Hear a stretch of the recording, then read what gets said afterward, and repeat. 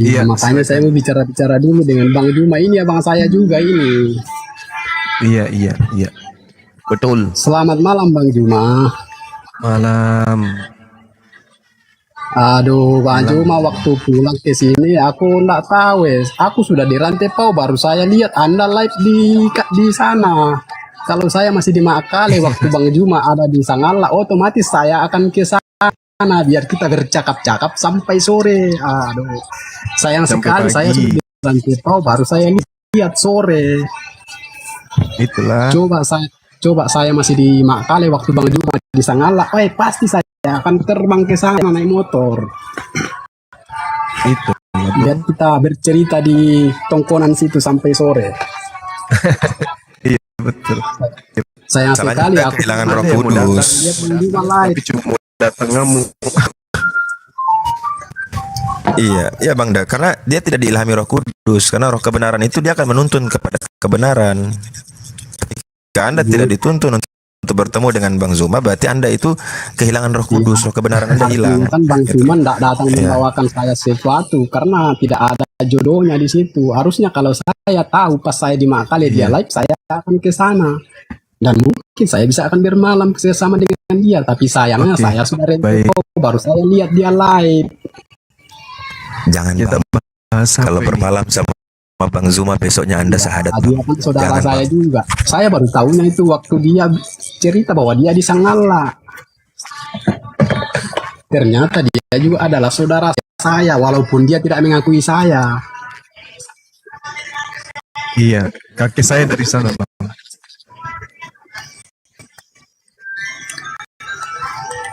Iya, Mantap Bang Zuma. Pembahasan Yesus bukan Tuhan sama orang ini.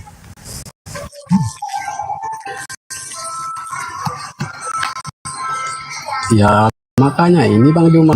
Nah, ini orang-orang yang menuliskan ini bahwa Yesus itu bukan Tuhan. Berdasarkan apa mereka mengatakan itu? Kalau berdasarkan Al-Quran, ya iya. Bahwa dikatakan bahwa Yesus itu bukan Tuhan. Walaupun kenyataannya yang dimaksudkan Isa itu bukan Tuhan ya di dalam Al-Quran. Tapi kan di dalam Alkitab itu Yesus itu adalah Tuhan. Itu yang saya tanyakan. Atas dasar apa orang-orang menuliskan bahwa Yesus itu bukan Tuhan? Dijelaskan Pak Juma. Apa yang membuat dasarnya orang-orang ini? Assalamualaikum Bunda. Baik. Insyaallah. Waalaikumsalam warahmatullahi wabarakatuh. Baru siap sholat isya. Maghrib. Sebelumnya, kalau Tuhan itu apa? Definisi Tuhan itu apa dulu? Kita sepakat dulu Tuhan ini. Tuhan itu apa? Jangan sampai pengertian Tuhan bagi kita itu berbeda. Coba Ya, dulu, kalau apa saya- dulu? Kalau kita berbicara Tuhan itu kata Tuhan itu, kalau kita lihat berdasarkan makna bahasa, otomatis pasti akan berbeda-beda. Karena yang saya pahami kalau Tuhan itu artinya gelar Iya. sang yang maha kuasa, gelar yang maha kuasa yang bisa disebutkan oleh umum Iya. ketika dikatakan Tuhan. Karena itu kata-kata umum yang disebutkan oleh Ya, semua artinya orang-orang Tuhan itu yang beragama.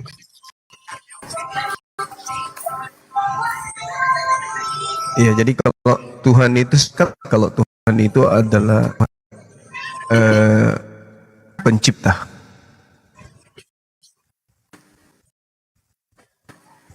Kita sepakat dulu di situ. Karena kalau berbicara mengenai Tuhan, terus definisinya yang kuasa, yang perkasa, kan banyak yang kuasa itu banyak. Lain cerita kalau Tuhan Anda definisi sebagai yang maha kuasa, itu beda. Nah sekarang kalau Tuhan itu yang maha kuasa, artinya maha itu di atas daripada cakupan makhluk.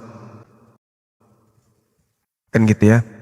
Maha perkasa berarti dia di atas perkasa. Maha suci berarti dia di atas suci. Ya. Maha tinggi berarti dia di atas tinggi. Maha esa berarti dia di atas esa.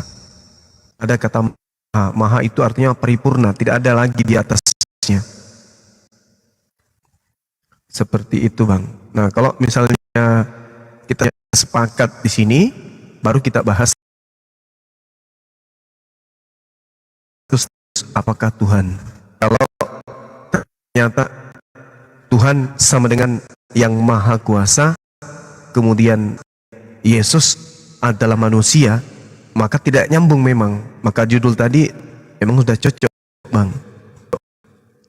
Kan Yesus manusia tuh, tidak ada sedikit pun manusia di atas muka bumi ini yang bisa membuktikan bahwa Yesus itu bukan manusia. Semakin Yesus dibuktikan dia adalah Tuhan yang muncul kemudian di permukaan, justru semakin Yesus itu manusia.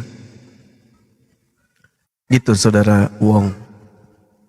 Betul, Bang. Kan Yesus sendiri Coba aja dari aspek mananya Yesus. manusia, bahwa dia itu memang anak manusia. Ya, berarti dia bukan Tuhan kan? Karena dia mengaku sebagai anak manusia. Tidak ada juga Emang yang nggak di situ? menjelaskan bahwa dia bukan Tuhan. Karena ada perkataan Dia dia anak yang manusia, Bang. menunjukkan kepada ketika manusia itu mengatakan bahwa akulah Alfa dan Omega, otomatis itu sama halnya dia mengatakan bahwa akulah Tuhan atau akulah yang awal dan yang akhir. Karena awal dan yang akhir itu hanya diucapkan oleh Tuhan di dalam perjanjian lama. Begitu Bang Juma. Oke, Contohnya dia juga mengatakan bahwa Oke, aku baik. akan memberikan hidup Baik, yang kekal. Nah, kita tahu di dalam perjanjian lama bahwa hanya Tuhanlah yang bisa memberikan hidup yang kekal itu. Nah, ketika Yesus mengatakan Oke. itu, otomatis dia Allah itu sendiri karena dia mengulangi perkataannya di dalam perjanjian lama, di dalam perjanjian baru. Itu Bang. baik. Nah, oke. Kalau pada level itu saya maklum. Nah, sekarang coba kita buka mindset kita ya. Cara berpikir kita kemudian menelaah pengakuan Yesus. Aku tidak berkata-kata dari diriku sendiri. Ini maksudnya apa menurut saudara saya nih? Wong Solo. Kalau Yesus mengatakan, aku tidak berkata-kata dari diriku sendiri. Pada saat Yesus berkata, itu perkataannya atau perkataan oknum yang memerintahkan untuk berkata demikian. Contoh, dia berkata, akulah Alfa dan Omega. Perkataan Yesus, akulah Alfa dan Omega, akulah A dan O ini, apakah itu berasal dari dirinya sendiri atau ada unsur di belakang dia yang memerintahkan dirinya untuk menyampaikan perkataan itu? Coba mindsetnya coba dibuka. Oke, baik. Oke, kalau kita menelaah perkataan-perkataan Yesus, dia selalu merujuk kepada sosok yang tidak pernah dilihat oleh manusia dan tidak pernah didengar oleh manusia. Tapi kan Yesus sendiri yang mengatakan bahwa apa yang aku ucapkan adalah, apa yang kau sampaikan itu adalah dari yang mengutus aku. Nah, kan Yesus sendiri sudah memverifikasi bahwa Oke. ada di dalam dia ada di dalam aku. Dia itu merujuk kepada Sang Bapa atau Sang Firman atau Roh yang tidak pernah kelihatan. Nah, yang kelihatan ini yang mengatakan bahwa aku ada di dalam Bapa atau hal yang tidak kelihatan mengucapkan perkataan atau apa yang ada di dalam tidak kelihatan itu. Oke, berarti sepakat Makanya kita saya ya katakan bahwa Yesus tidak bisa Yesus berkata-kata. adalah Allah itu sendiri ketika dia mengatakan perkataan-perkataan yang dia ucapkan. Contohnya ketika dia mengatakan bahwa aku akan memberikan hidup yang kekal. Barang siapa percaya kepadaku, ia akan beroleh, dia akan Iya. Itu selamat. perkataan. Oke, Perkataan Yesus. baik. Sekarang gini. Iya. Itu Yesus berkata sendiri atau dari Bapa?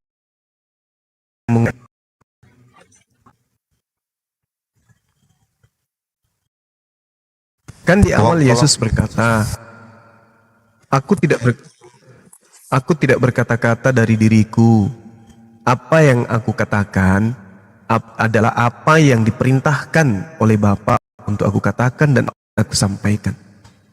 Jadi ketika Yesus misalnya berkata, akulah Tuhan, tidak ada Tuhan selain aku. Pertanyaan saya, Apakah Yesus yang Tuhan di situ? Silakan, Bang Wong.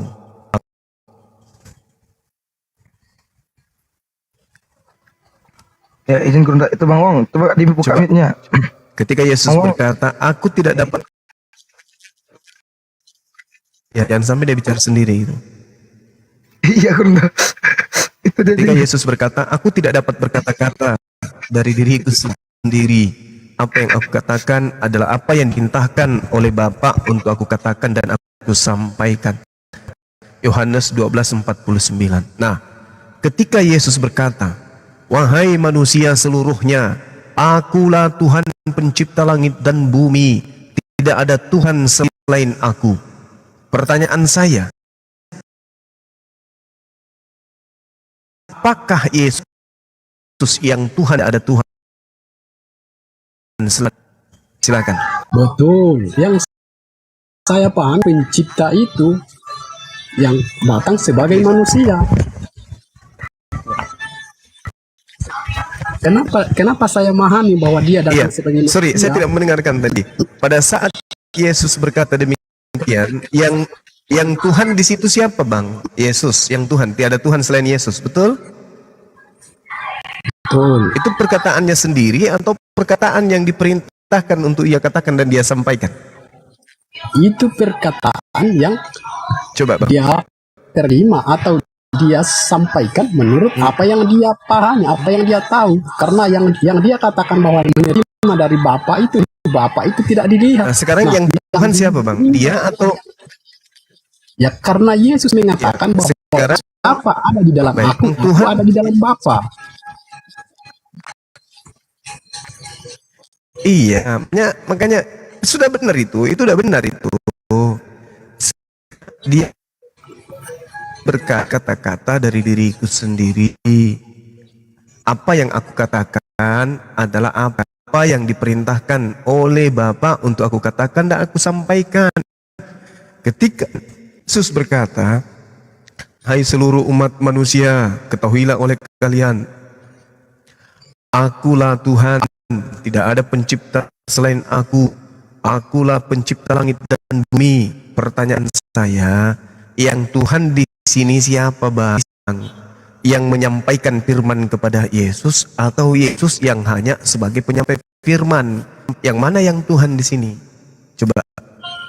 Ya karena yang menyampaikan sendiri mengatakan bahwa aku ada di dalam dia ada di dalam aku, maka otomatis dia adalah sang pencipta itu sendiri yang datang sebagai manusia, tetapi dia mengucapkan perkataan-perkataannya yang sudah diucapkan jauh sebelum dia datang sebagai manusia. Contohnya di Yesaya 43, dia sendiri sudah berfirman di situ bahwa aku adalah aku tetap dia. Aku tetap dia di situ, dia merujuk kepada sang Mesias yang akan datang. Ya. Kemudian di ayat 12, hanya akulah juru selamat, tidak ada juru selamat selain daripada aku. Nah, itu kan merujuk kepada Yesus ketika Yesus langsung menyampaikan kepada manusia. Nah, sekarang kalau itu abang tahu kalau tidak ada Tuhan selain Elohim. Terus kenapa jadi Yesus yang hanya perantara penyampai firman yang kemudian menjadi Elohim? Kan dia hanya penyampai firman. Aku tidak berkata-kata dari diriku sendiri. Apa yang aku katakan adalah apa yang diperintahkan. Nah, yang Tuhan, yang satu-satunya tidak ada Tuhan selain dirinya ini, menyampaikan firman kepada Yesus agar Yesus sampaikan firman itu kepada Bani Israel. Terus kenapa ya jadi Yesus yang Tuhan di situ, Bang? Bukankah tadi saudara saya mengambil data di Yesaya 43 nomor 11? Kenapa sekarang jadi berubah Yesus yang jadi Tuhan? Yesaya 43 nomor 11 itu kan jelas sekali dikatakan apa di sana? Akulah Tuhan, tidak ada Tuhan selain aku. Nah, kenapa kemudian ketika ada manusia bernama Yesus diberi tugas untuk menyampaikan firman, kok jadi Yesusnya Tuhan? Kok bisa kayak gitu, Bang? Ya kan di Misalnya nih, ayat 10 Presiden itu dia sudah Presiden berfirman Jokowi bahwa aku ya, lah tetap berkata, dia, tidak ada selain daripada aku yang dahulu, aku yang kemudian nah, di itu situ tahu. adalah ketika dia datang sebagai Mesias. Itu tahu. Nah, itu tahu. Abang Kan tahu. sudah jelas bahwa Akulah yang akulah dia. awal, akulah yang kemudian. Terus apa bisa berubah menjadi Maria? Itu abang tahu. Kenapa bisa berubah? Apanya berubah? Kok tiba-tiba berubah dia? Itu Padahal abang sendiri di yang membacakan. Akulah Loh, kan Tuhan. Kan dia sudah mengatakan. Dia kan sudah mengatakan. Akulah Tuhan. Tidak ada juru selamat selain daripada aku. Nah ini. Kenapa berubah ada juru selamat baru bernama Yesus? Kalau memang tidak ada juru selamat selain dia. Loh, karena kan itu sudah diucapkan di dalam yang misalnya ketika dia datang kepada manusia langsung menyampaikan sesuai dengan apa yang dia firmankan di Yesaya 12 tadi, yang 43 ayat 12 tadi, bahwa aku sendiri yang akan memberitahu, menyelamatkan dan mengabarkan. Artinya dia sendiri yang akan datang memberitahukan, menyelamatkan dan mengabarkan. Dan itu dipenuhi ketika kalau dia sendiri ke tengah-tengah manusia. Itu sesuai dengan nubuatannya di Yesaya 7 ayat 14. Bahwa Allah kalau itu dia ada di sendiri, antara kita. lantas kenapa dia mengatakan aku tidak berkata-kata? Kenapa dia mengatakan aku tidak bisa berkata-kata dari diriku sendiri? Sebab aku berkata-kata bukan dari diriku sendiri, tetapi dari Bapa yang mengutus aku. Dialah yang memerintah aku katakan dan aku sampaikan. Ini sudah sangat jelas kok. Pengakuan Yesus loh. Dialah Itu jelas Bapa sekali yang itu. memerintahkan Kenapa dia aku. berkata Jadi Yesus begitu? ini Karena dia hanya sebagai manusia. kurir. Ya jelas ini. Nah, pintar abang. Dia sebagai manusia. Sebagai manusia berarti dia bukan Tuhan yang pada mulanya adalah Tuhan itu sendiri. Kamu inilah saksi-saksiku, demikian firman Tuhan dan hambaku yang telah kupilih, supaya kamu tahu dan percaya, mengerti bahwa aku tetap dia. Tidak pernah berubah menjadi anak Maria. Aku tetap dia. Sebelum aku tidak ada Tuhan yang dibentuk, dan setelahku tidak Tuhan yang dibentuk. Kok bisa-bisanya ada lagi Tuhan yang dibentuk dalam rupa manusia? Ini gimana ceritanya, Bang? Justru itulah yang dimaksudkan Tuhan. di situ, bahwa Tidak aku ada tetap juru dia. selamat. Yang merujuk aku tetap dia, itulah ketika dia datang aku tetap sebagai dia. Mesias. Karena tentang Mesias kan dia sudah menjanjikan kepada orang Israel bahwa akan ada Mesias. Oke. Makanya dia sudah menepati janjinya. Aku tetap dia. Aku tetap dia. Mengaku enggak Yesus? Ya kan Yesus sudah memverifikasi juga ketika orang-orang Yahudi pada katanya waktu itu aku tetap dia. bahwa akulah dia. Aku tetap dia. Merujuk kepada Mesiasnya. Aku tetap dia katanya. Ya, Yesus Aku juga tetap dia. Aku tetap sebelum dia. aku. Ya, pada saat Yesus berkata, aku tidak dapat berkata dari diriku. Oke, apa aku di sini adalah dia yang Tuhan itu? Ya jelas, karena dia dilihat sebagai manusia, otomatis dia akan berkata begitu, karena tidak mungkin orang-orang Apa akan, yang jelas, Bang?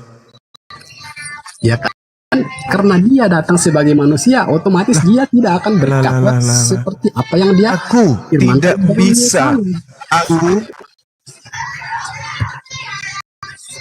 Oke, dia datang sebagai manusia. Berarti Tuhan dibentuk menjadi manusia, betul?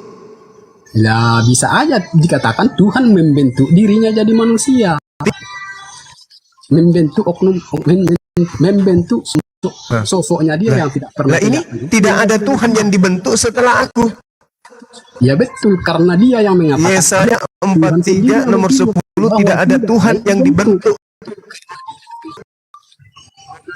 Makanya benar sudah ya tadi bahwa tidak ada Tuhan yang dibentuk setelah aku. Sebelum aku. Kenapa ada lagi Tuhan yang dibentuk dalam rupa manusia? Nah, setelah aku itu artinya di zamannya Yesus ketika dia datang sebagai Mesias. coba Bang, coba dipakai akalnya Bang. Ketika Tuhan berkata, tidak ada Tuhan yang dibentuk setelah aku. Sebelum aku, Kira-kira pada saat Yesaya menuliskan firman Tuhan ini, apakah iya, sebelum aku tidak ada Tuhan yang dibentuk, dan setelah aku tidak ada lagi Tuhan yang dibentuk, kan tidak gitu. akan ada Nah, lagi. sekarang permasalahannya, Dia sendirilah yang datang itu. tidak akan ada lagi. Setelah Berarti aku, tidak akan ada lagi, kan? Nah, Nah, setelah aku tidak akan ada lagi yang dibentuk, kan gitu. Nah, sekarang kedepannya, ketika Yesaya menuliskan surat ini, kedepannya adakah Tuhan yang dibentuk? ya karena ini kan bernubuatan tentang yang akan datang. Makanya dia Allah sendiri berfirman bahwa tidak akan ada lagi setelah aku. Artinya setelah dia datang otomatis tidak akan ada lagi wahyu-wahyu yang lain, karena ketika dia sudah datang langsung menjadi wahyu, maka otomatis tidak akan ada lagi wahyu. Bang Wong, Ketika tolong dia sudah itu di menjadi manusia. backsoundnya itu di apa? Dikecilin apa dimatiin? Soalnya noise. Ada bunyi-bunyi di belakang tuh. Ketika Tuhan berkata pada saat masa Yesaya, tidak ada Tuhan yang akan dibentuk setelah aku. Nah, pada masa besoknya atau 2 hari setelahnya atau 3 hari setelahnya atau sebulan atau setahun atau 100 tahun atau 1000 tahun ke depan, apakah akan ada Tuhan yang dibentuk menurut firman Tuhan ini? Ada atau tidak ada? Ada. Kan dikatakan Karena tidak dia ada lagi setelahku. Nah, pertanyaan saya, sehari 2 hari ke depan ada nggak Tuhan yang akan dibentuk? Lah itu kan firman Tuhan Coba, berlaku saya- ke depan. Ada. Artinya dia berkata di Ada situ atau bahwa tidak ada? tidak akan ada lagi sebelum aku dan setelah aku. Nah, sekarang saya tanya, ada atau tidak ada Tuhan yang akan dibentuk dalam bentukan baru, entah itu berbentuk pohon, entah itu berbentuk sapi, berbentuk manusia. Ada nggak setelah Yesaya menuliskan ini? Enggak Tuhan yang akan dibentuk setelah Yesaya menuliskan ini, sehari, 2 hari, 3 hari, setahun, 100 tahun, 1000 tahun ke depan, ada nggak? Ada nggak, Bang? Tidak ada. Kalau yang dibentuk itu kan tidak mungkin. Tidak ada. Karena di situ bahwa sebelum aku lain dan Tidak ada, setelah kan? aku tidak ada yang kan tidak akan ada lagi. Artinya di situ berlaku tentang 2 masa, yang awal dengan yang akhir. Artinya dialah yang awal dan dialah yang akhir. Itu yang maksud bahwa sebelum Berarti kan tidak ada Tuhan. memang tidak ada. Anda saudara saya mengatakan tidak ada lagi Tuhan yang dibentuk. Nah, sekarang tidak ada lagi Tuhan yang dibentuk sehari, 2 hari, 100 tahun, 2 tahun ke depan setelah Yesus menulis ini. Nah, yang menjadi daging ini, yang dibentuk menjadi daging ini, itu apa? Apa itu, Bang? Dalam Yohanes 1 nomor 14, yang dibentuk menjadi daging itu apa?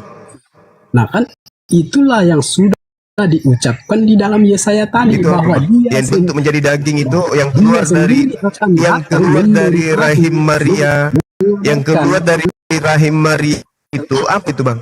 Bang, coba kita diskusinya yang keluar rahim Maria ini yang berbentuk daging ini apa? Nah kan itu Mesias yang sudah Apa, Bang? dijanjikan. Ular kobra Dia atau manusia? Ya kan Yang sudah jelas dijanjikan dia tidak ada sebagai Tuhan yang manusia. dibentuk. Kenapa tiba-tiba ada abang yang keluar terbentuk daging keluar yang berbentuk dari rahim Maria ini apa? Manusia, ular kobra atau Tuhan? Yang jelas manusia, karena itu kan sudah dia dikasih tahu Manusia. kepada para nabi terdahulu, sudah dinubuatkan Alhamdulillah. bahwa dia akan datang.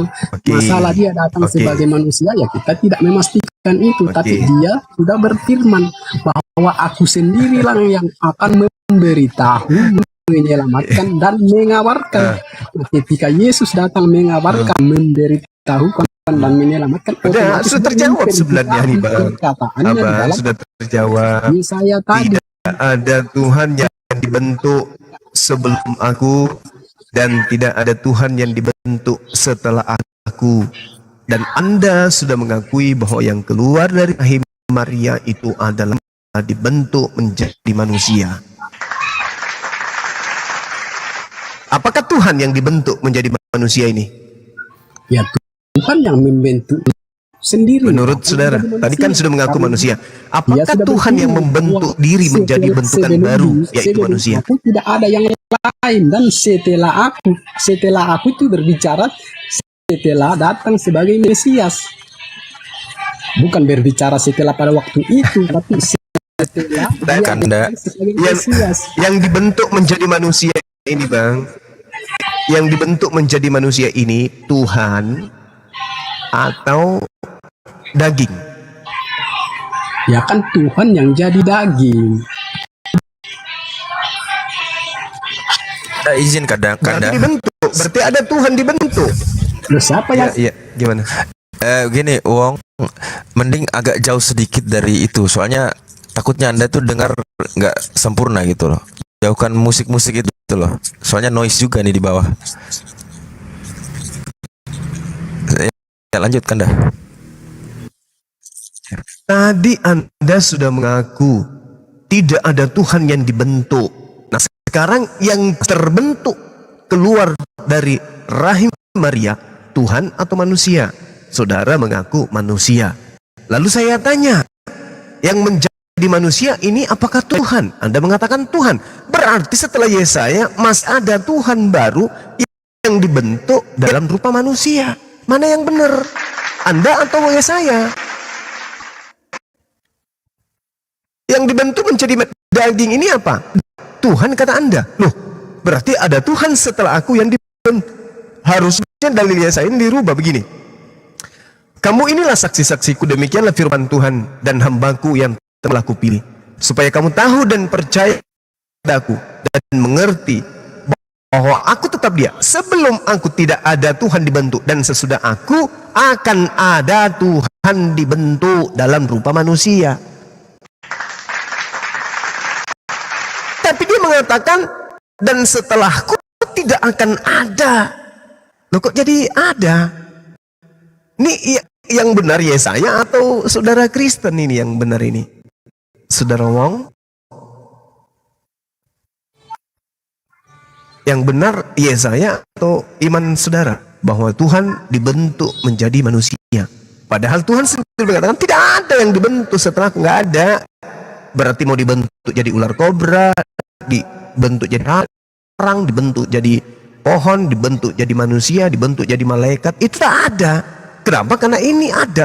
Engkaulah saksi-saksiku, supaya kamu tahu dan supaya kamu percaya dan supaya kamu mengerti bahwa tidak ada Tuhan yang dibentuk sebelum aku dan tidak akan ada Tuhan yang dibentuk setelahku. Kok Anda membentuk Tuhan lagi setelahnya?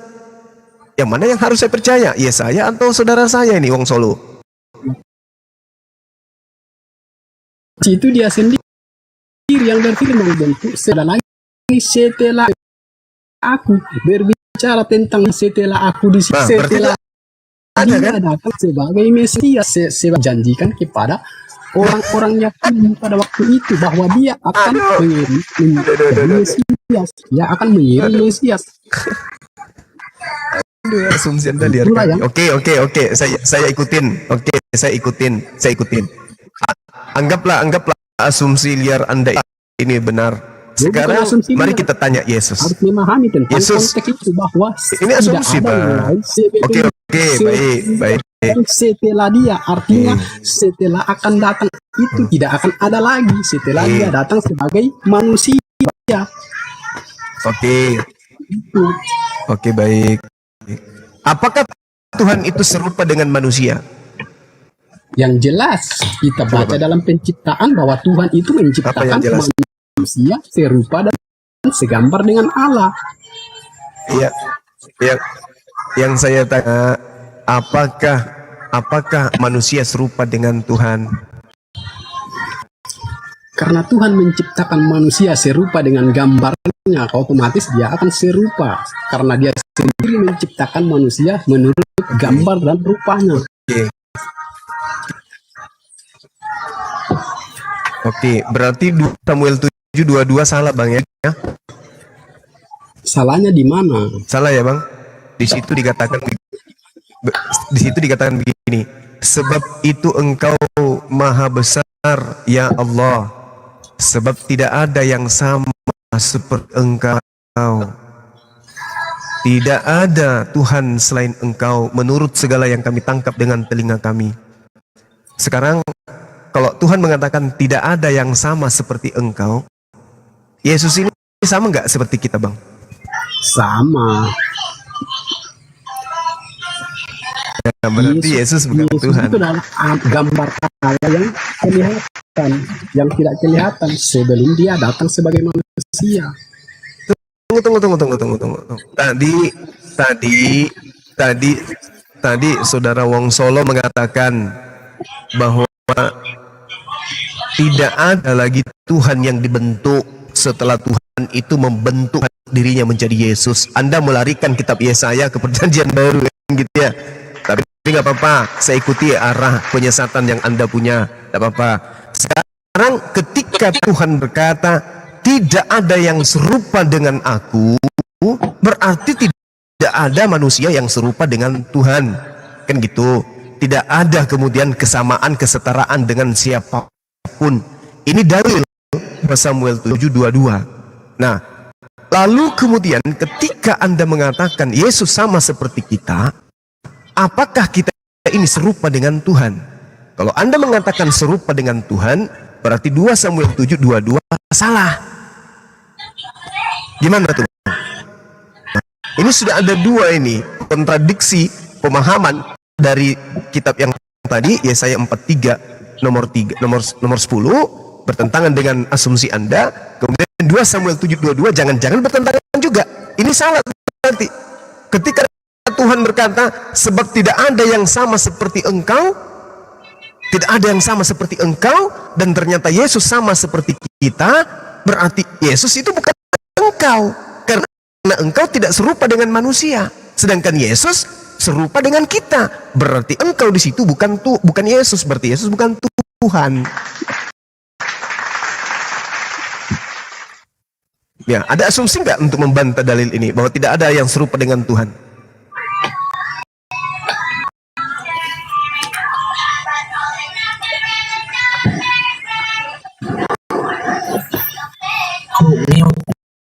Ayo Bang. Bang Solo, apa? Itu ada noise Bang Solo. Iya, Bang Solo itu musiknya tolong dikecilkan Bang, ya, backgroundnya. Ya, yang di mute musiknya, jangan otaknya ya, Wong Solo. Musiknya aja di Biar mute. Bunda nyaman. Ya. Otaknya jangan di mute. Bang Haji, ya boleh lanjutin apa enggak nih? Sebentar. Anda Ya, kasih mereka silakan. balok. Kalau Kasih balok, kasih balok. Kasih mereka balok. Bibel dan jalan kote.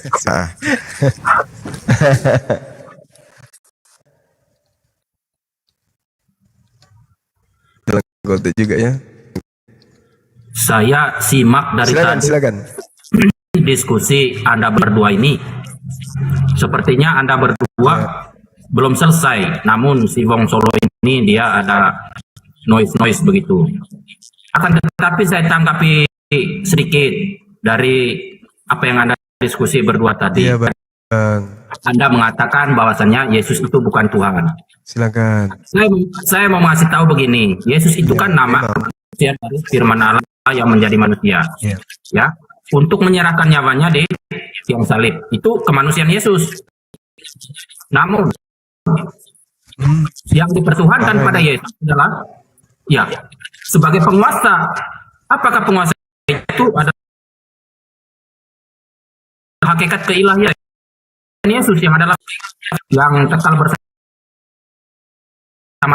firman, firman itu bersama-sama dengan Allah, dan firman itu adalah Allah. Mulut kemanusiaan tentang firman Oke, itu tadi penyampai. oke. Yesus Oke, adalah baik. tubuh kemanusiaan dari firman Allah yang turun menjadi manusia untuk menyerahkan nyawanya. Yesus turun Oke. tidak untuk mengaku diri sebagai Tuhan. Baik. Yesus turun untuk menyerahkan nyawanya di tiang salib. Oke, baik. Silakan. Oke.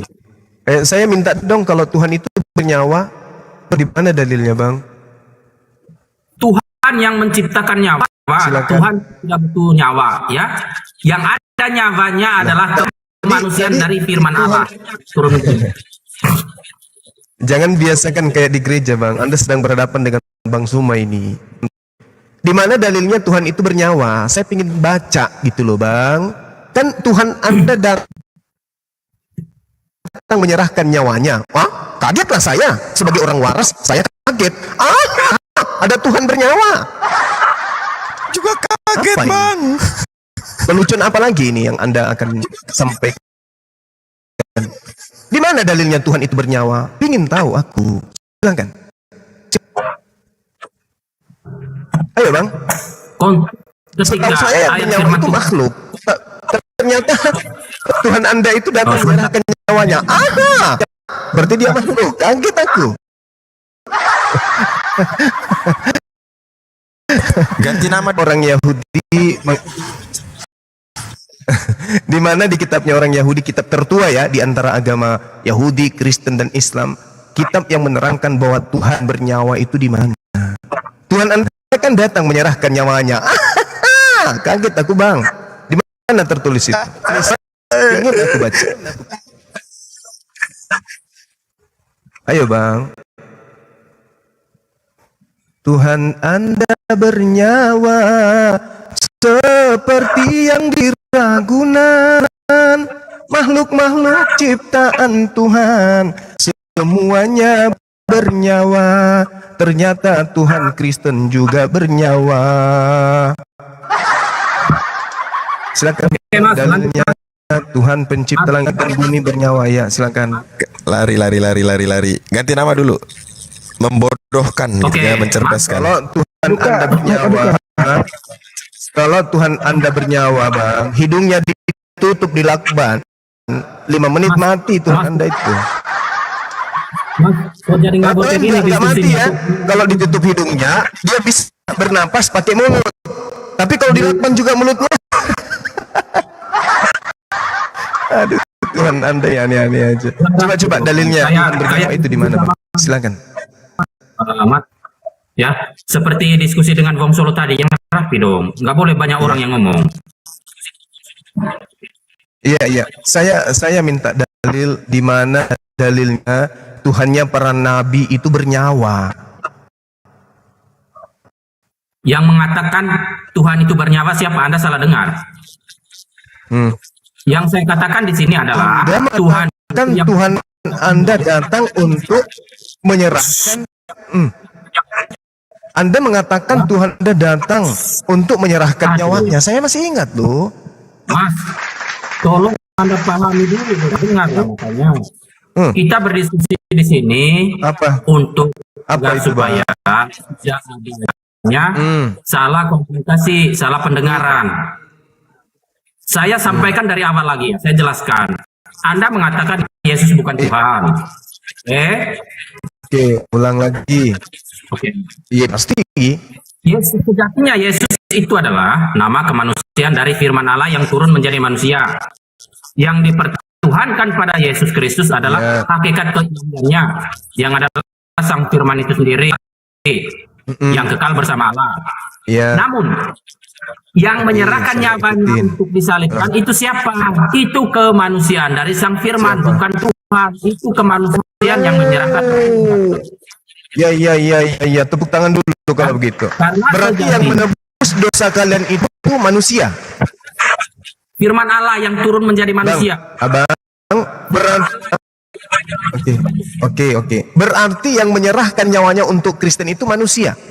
Yang menyerahkan nyawanya itu adalah firman Allah yang turun menjadi manusia yang bernama Yesus Kristus. Nah, yang disalibkan ini firman atau manusia? Yang disalibkan adalah kemanusiaan dari firman Allah yang menjadi tebusan bagi banyak orang. Iya, berarti yang mati di atas tiang salib manusia kan, Bang ya? Yang mati di tiang salib adalah kemanusiaan dari firman Allah itu sendiri. Oke, kemanusiaan. Oke, baik. Tepuk tangan dulu buat abangku yang ganteng ini. Nah, sekarang kalau ada tragedi membunuh manusia, itu dosa atau tidak, Bang? Yesus adalah firman Allah yang turun menjadi manusia untuk Jangan Yesus dikurbankan. dulu, jangan Yesus dulu.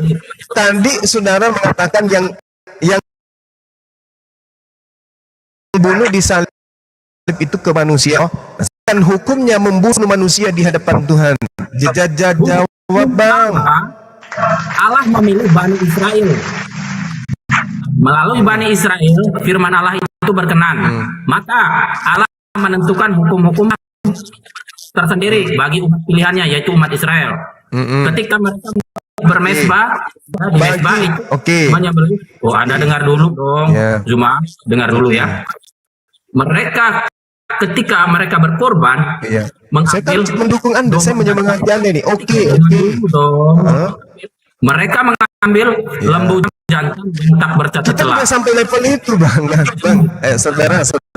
Saudara, kita sudah sampai level yang mati di atas tiang salib itu manusia. Udah selesai. Pertanyaannya adalah, apa hukumnya pembunuhan terhadap manusia di hadapan Tuhan? Jawab. Yang Kan di ada dalam manusia yang dibunuh tadi kan? yang di dalam konteks Yang mati di tiang salib di tadi luar manusia, kan? konteks Alkitab, Mas. Nah, Tuhan mengatakan di dalam Keluaran 23 nomor 7, jangan kau membunuh manusia yang tidak bersalah. Yesus ada salah enggak? Yesus tidak bersalah. Bang, Yesus tidak ada salah. Boleh enggak dibunuh Yesus yang tidak ada salah itu menurut Tuhan? Yesus datang untuk menyerahkan nyawanya tebusan bagi banyak orang. Pertanyaan saya, boleh tidak manusia Yesus yang benar ini dibunuh menurut Tuhan? Yesus datang untuk menjadi tebusan bagi banyak orang. Itu konsep gereja. Sekarang yang saya tanya, boleh tidak orang yang benar, ya, orang yang tidak bersalah, manusia yang benar, manusia yang suci, manusia yang tidak bersalah, dibunuh menurut hukuman Tuhan? Boleh tidak? Matius 20 ayat 28. Yang jujur aja, Pak. Sama seperti anak manusia, Ya. tidak untuk dilayani, melainkan untuk melayani dan untuk memberikan nyawanya menjadi tebusan bagi banyak. Oke, itu menurut Matius. Menurut Lukas juga ada kayak gitu. Saya tidak peduli dengan itu, Bang. Yang saya tanya, boleh tidak manusia suci, manusia yang tidak punya salah, manusia yang benar, menurut Tuhan boleh tidak dibunuh? Firman Allah mengatakan Matius 20:28, sama seperti anak manusia, Bunuhlah Yesus. tidak untuk dilayani, Saya tidak peduli dengan Matius, Bang. dan untuk Saya tidak peduli nyawanya dengan karangan-karangan menjadi Matius. tebusan bagi banyak orang. Saya tidak peduli. Itu bukan firman Tuhan dan itu bukan sabda Yesus. Itu karangan orang yang disebut Matius. Kemudian yang saya tanya, Yesus itu tidak bersalah, Yesus orang benar, Yesus orang kudus, Yesus orang suci. Menurut hukum Tuhan, bukan hukum Matius yang saya tanya, Bang ya. Hukum Tuhan, menurut hukum Tuhan, boleh tidak orang yang suci, orang yang benar, orang yang tidak bersalah itu dibunuh? Boleh tidak menurut hukum Tuhan? Saya bacakan Matius 20:28 ya, agar Anda paham ya. Sama seperti anak manusia. Saya tidak tanya hukum Matius, Abang. Saya tidak tanya hukumnya Matius. Saya tidak tanya itu, yang saya tanya hukum Tuhan. Sama seperti anak manusia. Abang, Keluaran 23, Bang. Keluaran 23. Abang, Dan untuk memberikan Abang nyawanya. tukang bakso. Dengarkan saya, Bang. Yang saya tanya hukum Tuhannya, bukan hukum Matius. Matius itu bukan murid Yesus. Penulis kitab Matius bukan murid Yesus. Kalau saudara mau belajar, tak ajarin 2 SKS. Tapi jangan itu dulu. Ini kita berbicara mengenai firman Tuhan. Boleh tidak orang yang suci, orang yang tidak bersalah dibunuh menurut hukum Tuhan? Tidak boleh. Tidak. Tidak. Jangankan hukum Tidak boleh. hukum manusia tidak boleh. Tidak boleh. Saya simpulkan, menurut hukum Tuhan, Keluaran 23 nomor 7, tidak boleh membunuh orang yang tidak bersalah. Pertanyaan saya ke abang, boleh tidak Yesus dibunuh, bang?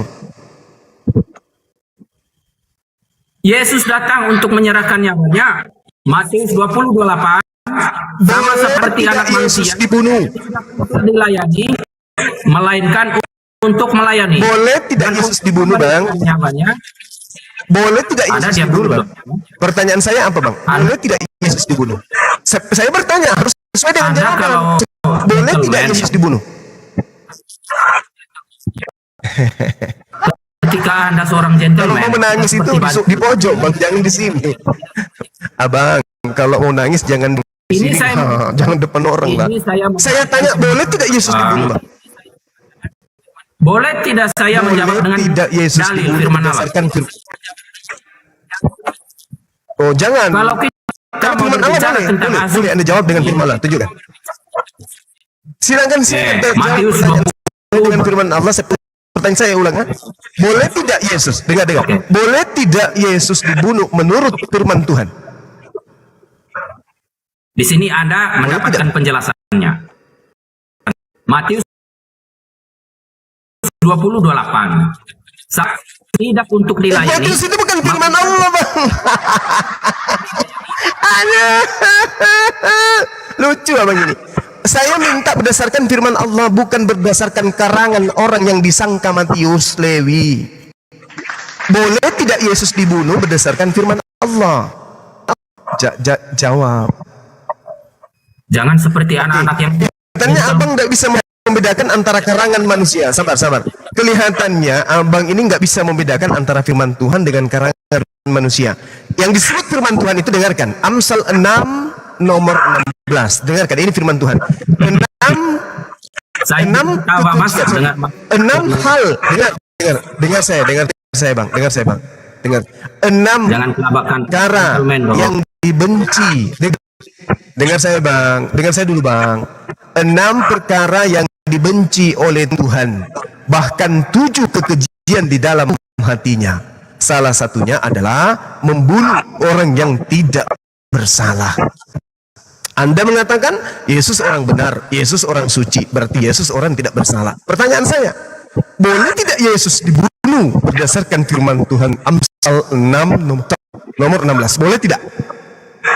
Oke, saya boleh menjawab. Boleh tidak?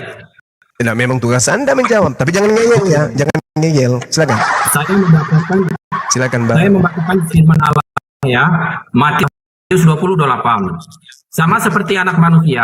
Saya tidak tanya untuk firman Allah Amsal, abang, Amsal, dengarkan, Amsal 6 nomor 16, ini firman Tuhan, boleh tidak Yesus dibunuh berdasarkan Amsal 16. Amsal 6 nomor 16. 6 perkara yang dibenci oleh Tuhan, bahkan 7 perkara yang merupakan kekejian di dalam hatinya. Salah satunya adalah menumpahkan, membunuh darah, nombak rusuh orang yang tidak bersalah. Pertanyaan saya, boleh tidak Yesus dibunuh berdasarkan Amsal 6 nomor 16? Jawab bang. Anda mau bertanya, Anda butuh penjelasan atau butuh apa ini? Anda bertanya, Saya tidak butuh asumsi gereja, oke? Yang saya tanya firman Tuhan yang datang kepada Bani Israel. Amsal 6 nomor 16, boleh tidak Yesus dibunuh menurut firman Tuhan Amsal 6 nomor 16? Jawab. oke, makanya banyak belajar ya. Bang, Matius 20:28. ya silakan. Sama seperti anak manusia, Saya tidak untuk tanya Amsal bang. Abang. Yang saya tanya Amsal bang. Amsal, bukan Matius. Yang saya tanya Amsal. Matius Begini itu saja bukan deh. firman Tuhan. Itu catatan-catatan. Dengar, Matius itu bukan firman Tuhan. Matius itu catatan-catatan yang dihasilkan dari cerita-cerita. Yang saya tanya firman Tuhannya, Bang.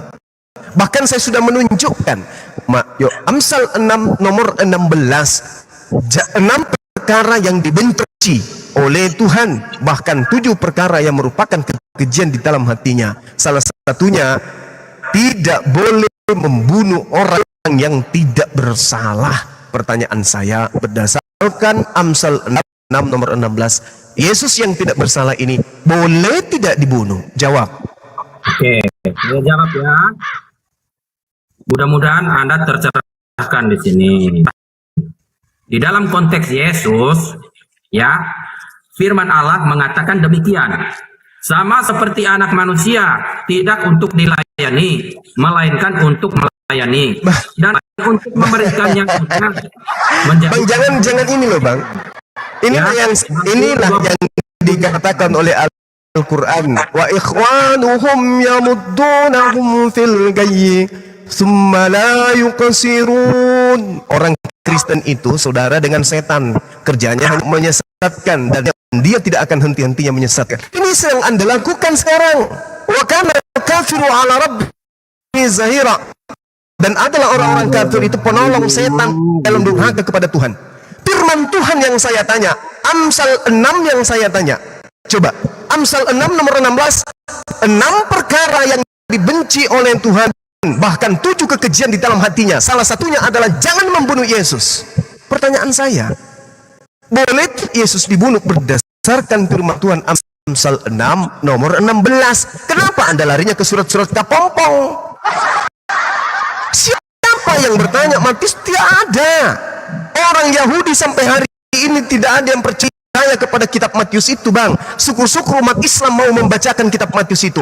Orang Yahudi tidak percaya. Itu adalah surat yang dihasilkan dari hasil penyelidikan. Peristiwa-peristiwa yang terjadi mereka tulis-tulis. Ngerti apa? Yang saya tanya, firman Tuhan Amsal 6 nomor 16, boleh tidak Yesus dibunuh? Jawab. Mas, oke. Saya ikutin saja alur pemikiran Anda sekarang ya, karena Anda kan tidak mau berdiskusi nih, takut berdiskusi dengan saya. Bagus, supaya Anda sehat. Gitu dong. Takut dari mana, bro? Otaknya Anda nggak nyampe. Otak Anda nggak nyampe. Itu. Udah minum belum? Minum balok.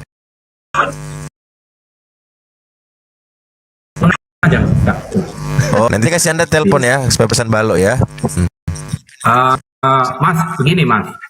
Dia bertanya, di dalam ketidaktahuannya dia bertanya kepada saya. Maka saya menjawab. Ketika saya menjawab, dia tidak mau jawaban dari saya. Pertanyaan saya, apakah dengar? Saya tidak tanya Matius loh. Yang saya tanya Amsal. Gimana kepala Anda ini bocah plus? Yang saya tanya Amsal 6 nomor 16, boleh Yesus dibunuh berdasarkan firman Tuhan Amsal 6 nomor 16? Itu pertanyaan saya. Oke, saya boleh menjawab. Kenapa Anda kayak setan di sini? Yang saya tanya Amsal 6 nomor 16, boleh tidak Yesus dibunuh? Jawab. Boleh tidak saya menjawab? Nah, memang tugas Anda. Oke. Tugas Anda memang menjawab. Oke. Boleh saya jawab? Anda bertanya, boleh tidak Yesus dibunuh? Maka saya menjawab. Matius 28. Berdasarkan Amsal 16. Matius 28. Allahu Akbar. Lama rupa. Yang saya tanya Amsal 6 nomor 16, boleh tidak Yesus anak Maria yang orang Yahudi itu dibunuh berdasarkan firman Tuhan Amsal 6 nomor 16? Jawaban Anda ke Matius. Itu namanya kucluk gimpeulu. Masolang generasi. Cobalah pakai akal sekali-sekali, jangan membenarkan Al-Quran dong. Wa kanal kafiru ala rabbihi zahira. Ini kata Al-Quran loh. Orang-orang kafir itu, orang Kristen itu adalah penolong setan di dalam durhaka kepada Tuhan. La haula wala quwata illa billah. Mas, Ya, gimana? Anda masih sehat? Lo kok panggil Mas pula sama aku? Iya, Mbak. Ya sehat lah, makanya Anda mau tidak bisa berdiskusi kalahkan. Masih sehat. lihat ini. Berani tidak? Yang saya tanya Amsal, bukan Matius. Yang saya tanya Amsal, jawab aja jujur. Boleh tidak Yesus, orang Yahudi, anak Maria, ponakan daripada Elisabet, sepupu dari Yahya ini dibunuh berdasarkan firman Tuhan yang ada di Amsal 6 nomor 16. Boleh atau tidak? Yang jadi Boleh. pertanyaan kamu itu gentleman apa tidak berdiskusi dengan saya? Jangan-jangan kamu setengah banci, setengah yang lain-lain begitu. Karena Yang tidak gentleman ini siapa? Pertanyaan saya, Amsal Anda bawa Matius. Matius ini apa menurut Anda? Kenapa susah kali? Saya tidak sedang tanya tentang Matius. Mau Matius itu pemungut cukai, mau Matius itu adalah rentenir, mau Matius itu anak sekolah minggu, mau Matius itu romo, mau Matius itu pararang. Saya nggak peduli. Yang saya tanya sekarang ini adalah Amsal. La haula wala quwata illa billah. Oke, saya boleh menjawab? Ini Boleh?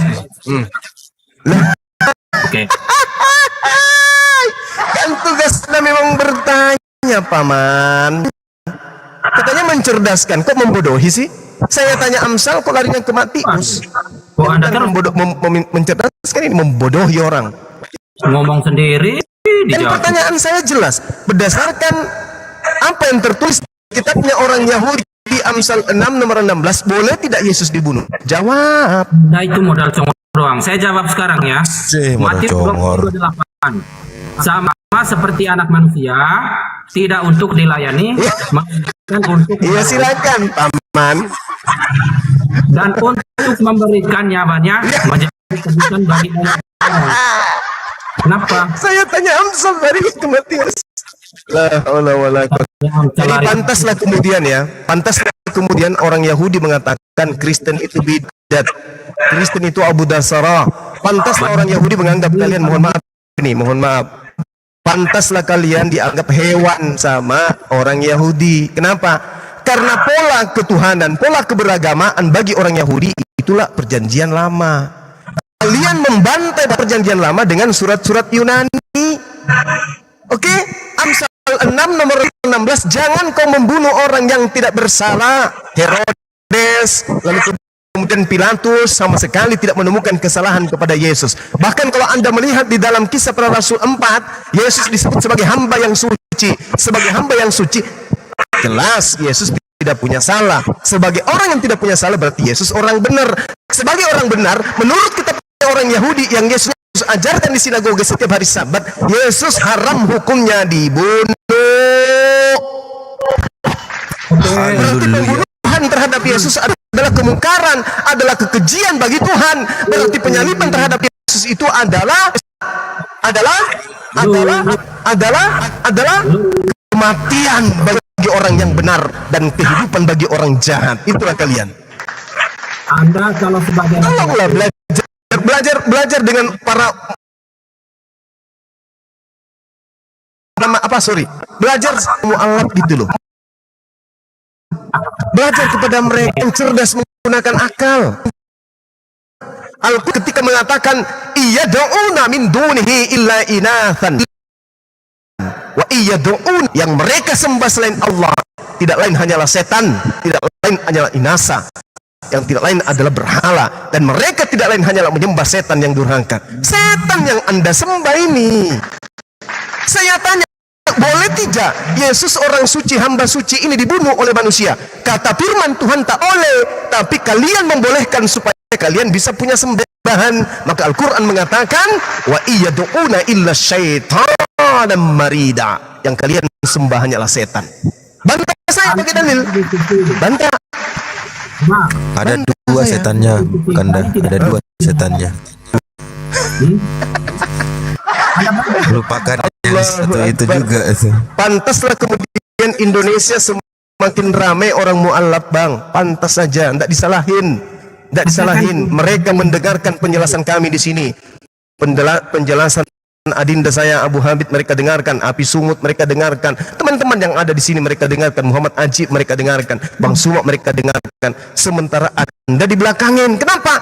Pola Itulah keagamaan Anda dari aspek ketuhanan saja ancur lebar. Ditanya tentang kitab yang Anda gunakan, Anda error. Menurut Amsal 6 nomor 16, boleh tidak Yesus dibunuh? Apa jawaban Anda? Di dalam Matius 20, pararang ular kobra. Udah, kalau nyerah aja, nggak usah sok tahu. Nyerah aja, Bang, nyerah. Ampun Bang Suma, aku dihabisin ular kobra. Bilang aja gitu, nggak usah baik kali. Bilang nggak? Boleh nggak aku menjawab? Bisa nggak aku menjawab? Apa jawaban Anda? Ditanya apa? Dijawab apa?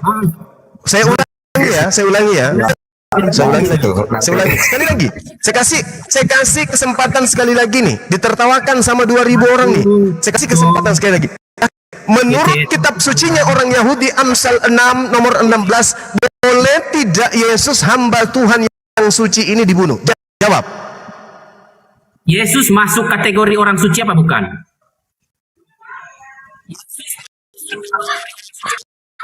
Masuk. Oke, berarti Yesus tidak layak di. Dalil? Berarti Tidak layak Yesus digantung. Yesus tidak layak di. Tidak layak dibunuh. Tidak Oke. layak dibunuh. Oke. Tidak layak difitnah sebagai manusia terkutuk di atas tiang salib. Tidak layak difitnah menjadi mayat. Tidak layak difitnah menjadi Tuhan. Oke. Bisa pakai timer. Mas, saya ajukan pakai timer bisa nggak? Timer pula dengan kamu. Ilmu nggak ada pakai timer. Mau dalil nggak Yesus itu adalah manusia suci? Mau dalil nggak? Anda modal congor doang, modal comot sana sini. Ketika ada Saya yang Astagfirullahaladzim. Allah Bang, kalau ketawa biar saya aja, Bang. Kanda. Kalau ketawa biar saya aja yang ketawa. Kanda nggak usah. suka yang lain, dia takut sama saya. Silakan. Gantian. Pusing pun ketawa, kepala saya pusing ketawa terus. Silakan. Takut malu dia. Salah sama saya. Silakan Abu. Bukan takut malu. Terlalu ketinggian. Jadi gadek saya ini. Banyak hibur diri. Iya, terlalu ketinggian, nggak bisa. Pertanyaan sederhana pun membuat Anda goyang. Goyang bukan goyang mabuk, tapi goyang kesurupan. Kanda dengar tadi ya. Yesus Bahkan disebut para dalam murid-murid itu masuk neraka. Mereka yang masuk surga. Karena para murid menganggap Yesus itu utusan, mereka Tuhan. Astagfirullahaladzim. Ada yang gentleman di sini mau berdiskusi dengan saya. Ada nggak? Mati meja. Ada. Mati meja. Oke. Yang saya apa tadi? Ada bertanya. Pertanyaan saya, mau tidak Anda saya sebutkan dalilnya di kitab saudara? Yesus disebut sebagai manusia suci, mau enggak?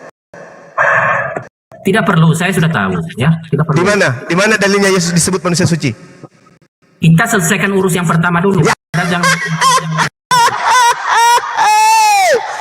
Kamu cari di dalam kitab saudara, Yesus disebut Pais Hagios. Bahkan dia disebut sebagai apa? Disebut apa dia? Pais Hagios itu artinya apa? Diskusi dengan Pais saya. Hagios itu artinya apa? Hamba yang suci, coy. Yesus disebut hamba yang suci. Oke, Pais Hagios, hamba yang suci. Itu terekam dalam kitab saudara. Sebagai hamba Allah yang suci, boleh enggak Yesus dibunuh? Tak boleh. Apa akibat kalau Yesus dibunuh? Dosa. Bukan malah menebus dosa, kucluk.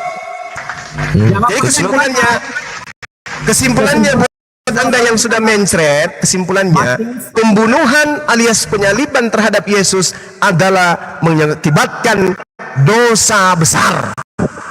Jawabannya Bukan adalah malah mengakibatkan penebusan dosa. Jadi penebusan dosa terhadap kematian Yesus itu adalah bullshit, tipuan iblis.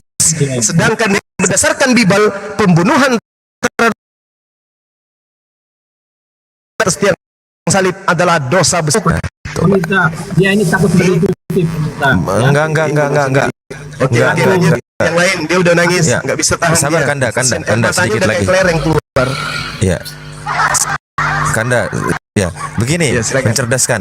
Dari awal penciptaan Adam, Cuma kamu diam ya. Bapa Allah itu sudah mempersiapkan manusia untuk mengelola bumi, bukan menjadi Tuhan. Ingat baik-baik. Allah Subhanahu wa taala menciptakan Adam untuk mengelola bumi dan turunannya. Ikan di laut, burung di darat, kambing di langit, itu tuh diolah. Bukan untuk manusia diciptakan, bukan untuk jadi Tuhan. Anda pahami itu dulu. Dari dasar udah salah. Bagaimana mau meneruskan? Kita berdiskusi. Ayo. Anda mau Diskusi apa? Dari tadi Anda membuat gairah diskusi saya itu turun. Makanya saya bilang ganti nama aja dulu. Gitu. Ganti nama dulu. Ganti nama. Baru naik lagi. Gitu. Membodohi, jangan mencerdaskan. Ya, membodohi. Baru naik lagi. Supaya kita tahu dari awal. Oh, ini dia ini suka pembodohi orang. Nah, jadi kita tahu. Gitu. Ya. pengecut. Gini bang, Anda malu harusnya bang. Tuhan itu suci. Orang tua saya aja duduk depan nggak pakai baju, saya marah, suruh masuk. Ya, Saya pakaikan dia baju. Ini Tuhan Anda bang, 2000 tahun lebih. Otak di mana? Di mana kesucian Tuhan? Di mana kemuliaan, ketinggian? Raja aja dia jalan membusungkan dada loh. Kami ngomong apa? Ngomong sama Anda. Ngomong apa? Gak sadar dia. Gak sadar. Ampun. Ini harus di GWD 40 otaknya ini, udah karatan otaknya nih. Assalamualaikum Bang Abu Adit. Waalaikumsalam warahmatullahi wabarakatuh. Ya. Harjaan saya itu kalau dibilang Kau gabung 10. harjaan saya penting. Dia mau mendengar penjelasan dari orang. Dari tadi didengarkan, begitu ditanya balik dari penjelasan kau yang bingung sendiri dengan pernyataan kau. Saya tidak pernah keluar Salahnya di Anda. tidak pernah Salahnya ada di Anda. yang mau menjelaskan. Tidak dikasih celah untuk menjelaskan apa yang dia Bang, tanya. coba ambil air minum dulu 1 gelas. Air biar sendok kasih dia. Ya, biar irama jantungnya itu kembali normal gitu loh. Ambillah. Jantung Anda iramanya nggak normal ini kayaknya. Ambil. Turun terus ini irama jantungnya. Jangan-jangan stroke.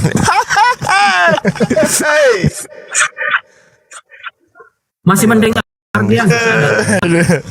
Sudah capek lah. Tanya sih kata orang Zuma ini itu bagus kalau diskusi mana? Iya nggak bagus, maaf.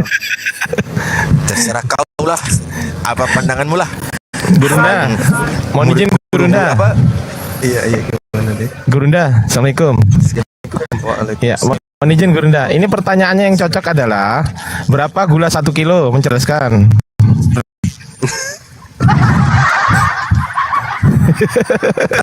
Bang, tergantung. Jawabannya tergantung. Gak cocok kalau dikasih itu.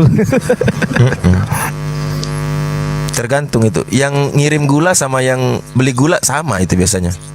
Yang mengutus membeli gula sama yang diutus membeli gula sama nggak? Mencerdaskan. Mulai jadi berhala ini udah. Aduh, pingsan udah. Nah, Black Sweet aja, Black Sweet. Halo Black Sweet. Udah. Ganti nama dulu, ganti nama. Turun.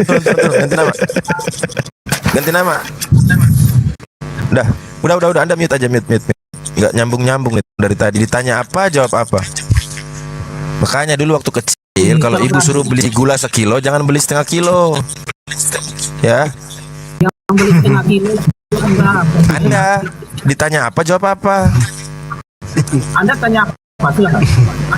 Bukan saya dari tadi Bang cuma nanyain kamu. Ini loh, mencerdaskan. Tadi udah dijelaskan sama Gurunda Zuma. Tadi udah dijelaskan, mencerdaskan. Jadi Yesus itu tidak layak. Woi, ngomong sendiri dia. Tidak ada kasih ruang untuk berbicara. Ngomong dewe. Susah ya. Yesus itu Kalau ngomong tidak berhak. Yesus itu tidak berhak dibunuh. Gitu loh. Jadi kenapa kok Yesus terus dibunuh terus kamu kok seneng bersukaria? Coba ketika Yesus dibunuh apa perasaanmu? Kamu bersukaria atau berduka cita? Yang mana? Coba, aku pengen tahu. Bang Ar, saya bicara dari tadi dia cuma tanya, Anda bicara sama siapa? Coba aku tanya ke mencerdaskan dong. Kalau pada saat Anda hidup di zamannya Yesus nih umpamanya ya. Terus kemudian Yesus dibunuh itu kira-kira perasaan Anda gimana? Atau berduka cita? Yang mana? Bersukaria. Menurut saya, Hah? Hanya bersukaria apa berduka cita kok Matius ini gimana? Penyakitnya kambuh lagi penyakitnya. Ambulans. Aduh. Aku ini tanya, kalau Yesus dibunuh, apa perasaanmu bersukaria atau berduka cita? Yang mana? jawaban saya adalah saya membaca firman Allah. Matius 20:28 sama seperti anak manusia tidak untuk Oh, yang dilayani. ditanya itu perasaanmu. Nggak bisa. Yang ditanya ini perasaanmu. Aku ini tanya perasaanmu. Black Sheep Emang aja, perasaanmu Black ada di kitab suci? Sheep. Udah. Karena Anda telah membuat malu Tuhan yang menciptakan Anda, maka aku akan mengirimkan Anda ke sekolah. Silakan pergi. Udah. Sama Black Sheep aja. Dia nggak bagus. Nggak bisa. Lanjut dia. Gurunda semua. Gurunda monitor. Lanjut Gurunda. Ya. Iya. Black Sweet. Wih, ganteng kali namanya. Hitam apa artinya ini? Otak Ular hitam. Ular hitam. Ular hitam. bukan narkoba. Suma, bro Suma. Iya, Kemarin lu yang naik di komarnya Yusuf. Lu yang naik di komarnya Yusuf. Iya, saya yang kemarin naik ke atas. Tapi suara lu tenggelam. Tapi suara lu kemarin tenggelam, nggak jelas itu. Gua pikir itu. Iya, karena ini jaringan gangguan. Gua Kemana pikir tuh? itu KW kemarin itu. Lu bisa omong baik-baik kan? Suma. Iya, saya yang masuk ke komal penakut-penakut itu, pengecut-pengecut itu, yang sudah tidak berdaya lagi, tidak ada upaya yang bisa mereka gunakan untuk mengalahkan argumentasi para apologet Islam, sampai mereka harus menggunakan cara-cara licik kayak gitu yang memalukan mereka sendiri gitu loh. Paulus kan gitu, Bang. Iya betul, itu kan cara Paulus. Oh, cara Paulus. Saya pikir Paulus itu. Iyalah. Saya pikir Paulus itu ada tertulis di dalam Al-Quran juga. Oh ada, masa? Oh, ada. Masa? Di mana Oh, itu nggak ada. tertulis? Dia pasti larinya ke Yasin. Yasin 14 itu larinya. Tafsiran Ibnu Katsir. Baca sampai habis, Bro. Istighfar. Saya nggak ini loh. Bukan pertanyaan itu loh. Saya pikir Paulus ada yang dinamanya Saulus itu di dalam Al-Quran. Saya pikir ada juga. Kalau korban Paulus ada, Bang. Kalau korban Paulus ada. Banyak. Allah. Kenapa suka numpang sih ini orang? Penumpang gelap memang. Namanya aja Blacky. Ini saya lihat ciri-cirinya lebih parah daripada mencerdaskan. Ini saya bukan lihat. Bang, Kanda, ini ciri-cirinya lebih parah ini. Blacky. Udah ada ciri-ciri nampak ini. Udah mulai berasa telinganya nih. Iya, udah. Jangan panggil Black Sweet Gurunda. Blacky. Oh Blacky. Black. Iya. Black. Menurut Amsal 6 nomor 16 boleh ndak Yesus dibunuh? Gurun, sabar dulu Gurun. Sabar. Tenang, istighfar dulu. Gurun. Kok Gurun langsung main-main tanya? Ya kan tadi sudah 2 teman kalian yang terkapar. Jangan sampai Oke. Sudah 2. Oke. Sudah 2 karena Bang Suma. Oke, sudah 2. Jadi Bang Suma, boleh tidak saya bertanya kepada Bang Suma? Boleh tidak? Boleh nggak apa-apa. Oke. Saya ikhlas. Menurut Bang Suma, oke. Hmm. Tuhannya Zakaria dan Allahnya Muhammad itu sama atau beda? Sama Nabi Zakaria kan? Iya. Tuhannya Zakaria Iya. itu dengan Yes. Allahnya Nabi Muhammad itu sama atau beda? Yes. Sama. Semua Oke. semua peran Nabi mengajarkan menyembah kepada hakikat pencipta, bukan ciptaan. Iya, Oke. iya, betul. Betul. Oke. Jadi begini pertanyaannya begini Bang Suma. Kenapa di surah Al Imran ayat 38 itu saya pernah membaca literatur itu Bang Suma. Di situ dikatakan Iya. Nabi Zakaria itu berdoa kepada Tuhan. Nah, di situ tidak ada kata Allah di situ. Kenapa harus tulis Tuhan di situ, bukan Allah? Oh. Jadi kalau umat Islam itu berbicara kalau umat Saya Islam udah bilang apa, berbicara kan? mengenai Tuhan, itu hanya merujuk kepada satu hakikat. Nah, Kalau di situ di permasalahannya. Al-Quran berbicara mengenai Tuhan, itu Jaringan, pasti merujuk Bang Suma. kepada siapa? Suaranya Kepada Allah. suaranya Bang Suma ini Iya. tenggelam hilang. Jaringan. Oke, baik. Jadi kalau Al-Quran menarasikan tentang Tuhan, maka pasti itu merujuk kepada hakikat yang satu, yang kami sebut Allah. Hunalika da'a Zakariyan rabbah. Jadi Zakaria kemudian berdoa, Nabi Zakaria berdoa. Apa kata beliau? Qala Rabbi, ya Tuhan tayyibah, dan yang baik, innaka sami'ul doa, karena sesungguhnya engkaulah yang maha mendengarkan doa. Apa yang jadi masalah? Zakaria menyembah kepada Tuhan pencipta langit dan bumi. Rabbus samawati wal ar adalah Allah Azza wa Jalla. Oke Bang Suma, permasalahannya kenapa di situ Nabi Zakaria dia mengatakan Tuhannya, Allah mengatakan Zakaria berdoa kepada Tuhannya. Nah, di situ berarti ada berapa Tuhan di situ? Kenapa Allah tidak dia berdoa Satu kepada Tuhan. Tuhan? Tetapi di situ Zakaria tetapi di situ Bang Suma Di Zakaria sanalah Zakaria berdoa kepada Tuhannya. Siapa Iya, Tuhan? Tuhannya. Tuhannya Zakaria siapa? Iya, nggak tahu Tuhannya siapa itu Bang Suma. Tuhannya Zakaria sama ketika saya berkata kepada orang lain nih, bercerita tentang anak saya berkata kepada saudara, ya, bahwa saya menyebut nama anak saya misalnya, namanya Ihsan misalnya. Ihsan berkata kepada ayahnya. Nah, ini saya ayahnya yang sedang berkata kepada Anda. Ihsan berkata kepada ayahnya, wahai ayahku, tahun ini aku pingin dibelikan mobil. Ini saya sedang bercerita nih tentang anak saya yang meminta kepada bapaknya yang adalah saya untuk dibelikan kendaraan. Sekarang pertanyaannya, ada berapa bapak anak saya?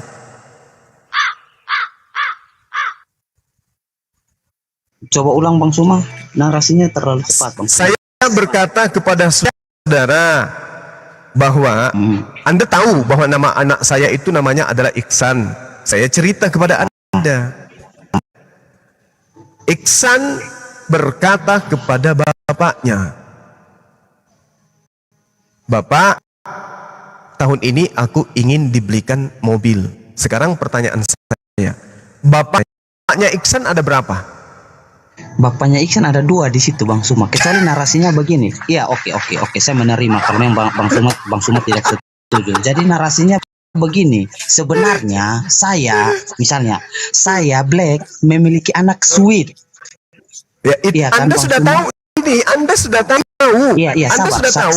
Ketika Anda Bang berbicara dengan saya, Anda sudah tahu bahwa saya sekarang ini sedang berbicara tentang diri saya dan terkait dengan anak saya. Anda sudah kenal saya. Anda sudah Iya. kenal saya. Saya Bang anak Suma saya, Black, yang punya anak yang bernama bernama Sweet. Iksan, dan saya sedang Iya. berbicara tentang anak saya itu. Lalu saya berkata kepada saudara, Bung Black, Iksan berkata kepada bapaknya, loh, dia mengatakan gini, Bapak, Iya.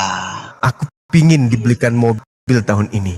Nah, Berarti sekarang itu sudah- Bapak itu- yang dimaksud di sini siapa? Iya, itu yang berbicara siapa? Bang Suma atau Saya orang bapaknya, lain? saya bapaknya.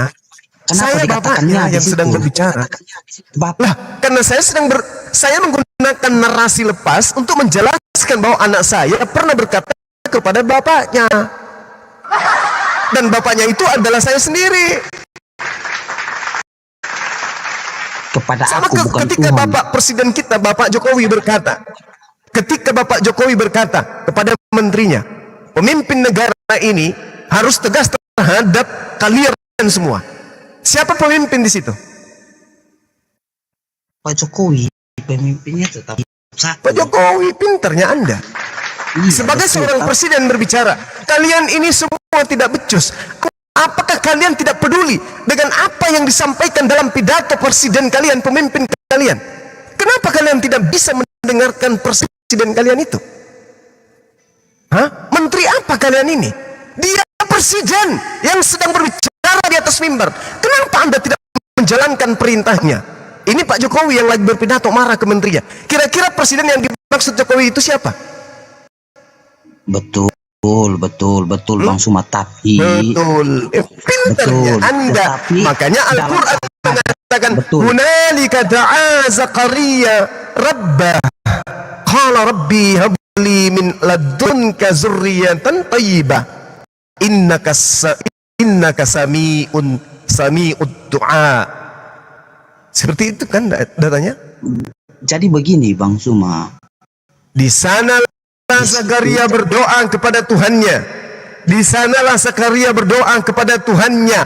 Menurut baginda Rasulullah Muhammad sallallahu alaihi wasallam, siapa Tuhan yang ada di situ?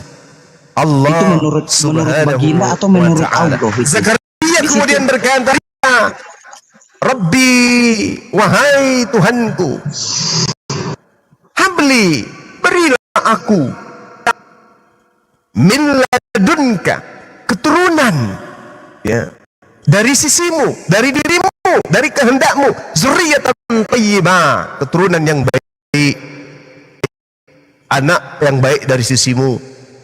Innaka sami'ud du'a, sesungguhnya engkau maha mendengar.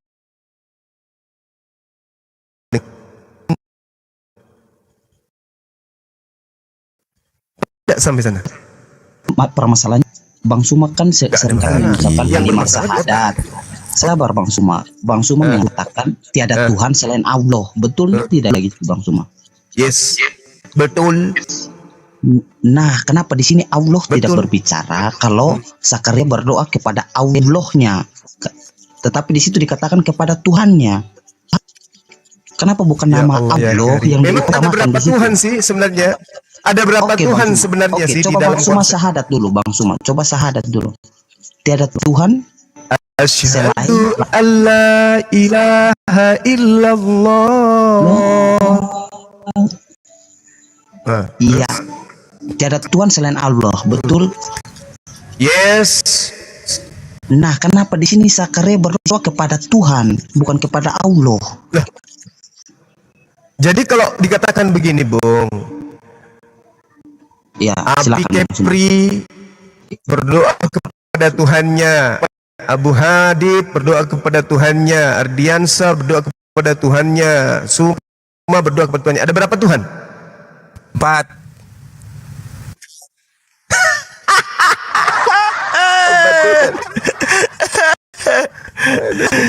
Betul. Tapi yang berbicara di situ Allah itu sendiri, Bang Suma. Dia beritakan firman itu kepada Nabi Muhammad. Betul. Yang berbicara di situ Allah. Iya. Nah, permasalahannya Zakaria berdoa kepada saya atau kepada aku di situ, bukan kepada Tuhannya. Bang Suma mengerti tidak? Oke. Sekarang saya sebagai pemimpin, berbicara kepada staf saya.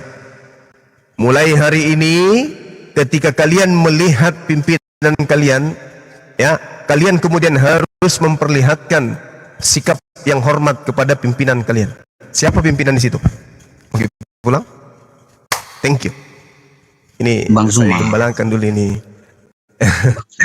Bang Suma, betul. Tapi ada Siap, berbicara Pak. di sini staff. Ya, makasih ya Dinda ya, thank you ya semua. Barakallah fi, hati-hati di jalan. Siap. Oke, lanjut.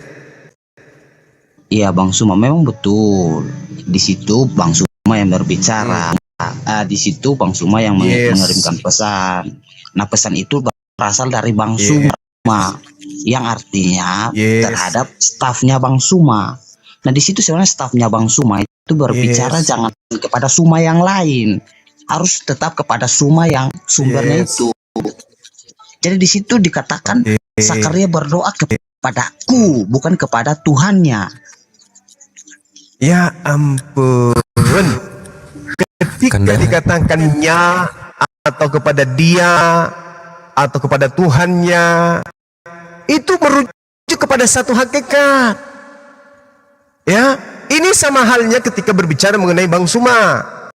Berbicara mengenai Bang Suma, berbicara mengenai sensei, berbicara mengenai Aba, berbicara mengenai pelatih, instruktur dan seterusnya. Itu merujuk kepada satu pribadi. Oke. Nah, kemudian ketika saya berkata kepada bawahan saya, kalian kalau bertemu dengan pimpinan kalian harus hormat kepadanya. Ucapan saya ini kemudian disampaikan oleh staf saya kepada staf yang lain yang tidak hadir bersama dengan saya pada saat itu. Apa yang mereka katakan? Pimpinan berkata atau firman Tuhan menyatakan bahwa Zakaria berdoa kepada Tuhannya, bahwa Bang Suma berkata kepada stafnya, kalian apabila bertemu dengan pimpinan kalian harus hormat kepadanya. Ini kata siapa? Kata Bang Suma. Sekarang pertanyaannya, ada berapa Bang Suma? Iya Bang Suma betul, tapi permasalahannya di sini di Al-Imran 38 itu seolah-olah menunjukkan kepada orang ketiga yang menyebut di sini Bang, orang ketiga yang berbicara di sini, bukan Allah itu sendiri. Saudaraku. Oke, dengarkan kalimat saya. Tenang ya, dengarkan kalimat saya. Saya berbicara kepada staf saya. Kalian apabila bertemu dengan pimpinan kalian di kantor ini, kalian harus hormat kepadanya. Kira-kira staf saya itu ngerti tidak? Mereka harus hormat kepada siapa? Ya pasti bingung, stafnya bingung. Kan Bang Suma yang berbicara, kalian harus berhormat. Nah, permasalahannya gini Bang Suma, ketika Bang Suma mengunjungi stafnya Bang Suma, kalian harus menghormatiku atau menghormatinya di situ Bang Suma menggunakan kalimat itu. Kalian Menghormatiku. mulai hari ini harus hormat kepada pimpinan kalian. Ya. Kalian harus menyapa pimpinan kalian. Kepada pimpinan kalianlah kalian harus hormat. Jadi kalau ketemu, kalian harus hormat kepadanya. Nya di sini siapa? Yaitu orang ketiga lagi itu Bang Suma. Lah, ada berapa pimpinan di kantor ini? Kecuali Bang Ardiansa yang hormat kepadanya. Saya sebagai Yaitu pimpinan berbicara. Saya di sini sebagai Bang pimpinan. Ada berapa pimpinannya? betul, Kalian harus hormat betul. kepada pimpinan kalian. Tetapi Kalian tidak punya attitude bekerja di kantor ini. Kira-kira pimpinan yang dimaksud di situ siapa? iya, itu Bang Ardiansa yang berbicara di situ baru pas Bang Suma. Kalau Bang Suma yang berbicara Berarti masalahnya ada di batok kepala Anda, berarti. bukan ada di batu kepala Abang. Si saya benar Ada berapa Anda. pimpinan di kantor? Pimpinan cuma satu. Ketika saya memberikan pengarahan di lapangan apel pagi, saya mengatakan, kalian semua mulai besok pagi apabila ketemu dengan pimpinan kalian, maka kalian harus menghormat kepadanya. Paham kalian? Paham Pak? Nah besok teman-teman yang ada di situ hormatnya kepada siapa? Security.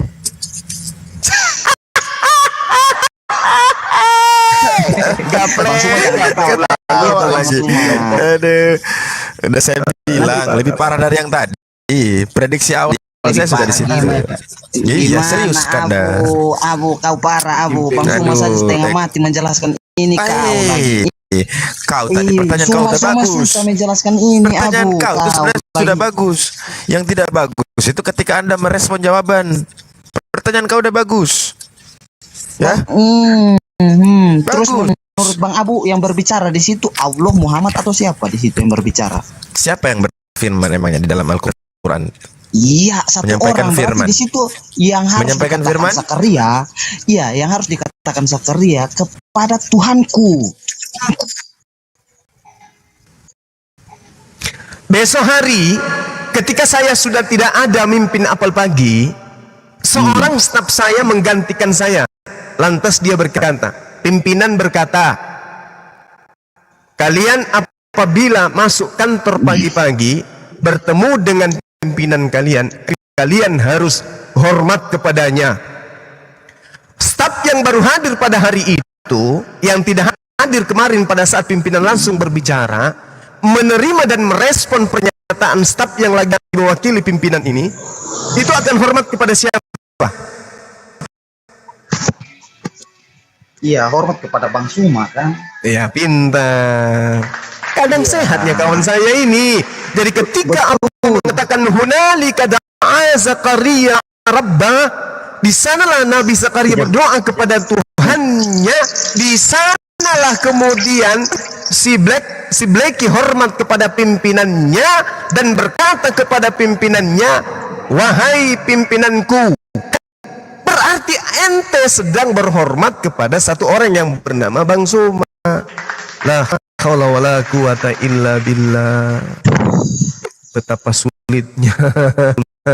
Bukan sulit, Ya Bang Allah, Suma, ya Bang Karim. Suma yang tidak mau menerima dengan ayat ini. Waalaikumsalam. Waalaikumsalam warahmatullahi wabarakatuh, Bang. Kemarin Ma, kemarin ada yang di terapi kayak gini, akhirnya ketemu juga akal sehatnya Gurunda. Tapi aduh, kenapa turun dia? mana Tapi dia memang benar malah ya. Ada satu ini ya, teori yang saya dapatkan bahwasanya begini, ketika orang itu termakan doktrin, maka akalnya dia tidak terlalu banyak memakai. Iya, betul. Sebab itu dalam Bible itu tertulis kami bodoh karena Kristus kan? Benar. Iya, betul. Jadi gini, orang-orang Kristen itu ya, orang-orang Kristen itu kan dikatakan Al-Quran bahwasanya mereka tidak akan henti-hentinya tsumma la yuqsirun, untuk menyesatkan, tak akan berhenti. Maka coba kita lihat, kita deteksi dengan akal kita atau insting kita, coba kita lihat. Orang-orang Kristen itu ketika berbicara mengenai Bible, akal tidak dipakai. Akal mereka nggak pakai. Ya, mereka pakai adalah iman. Iya. Adapun akal iman ikut kepada iman. Tapi ketika mereka membahas terjemahan Al-Quran, akal yang mereka pakai. Betul, memang Coba lihat benar. tadi ayatnya. Kayak begitu. Sebenarnya Kanda, saya tadi tuh Semua mau mereka. nambahin pertanyaan dia itu bagus. Kenapa? Karena ini bukti nyata bahwasanya nabi-nabi terdahulu menyembah Allah dan Allah tidak mempersalahkan soal nama. Karena Zakaria, Zakar artinya mengingat, Yah Tuhan, Yahweh. Dan Allah mengkonfirmasi itu ulang di dalam Al-Quran tanpa mengoreksi. Berarti Allah juga nggak bermasalah dengan kalimat itu. Jadi jangan bertanya lagi Tuhannya Israel dengan Tuhannya Islam sama atau tidak. Sama. Tuhannya Nabi sebenarnya sama. Itu aja. Baik, baik.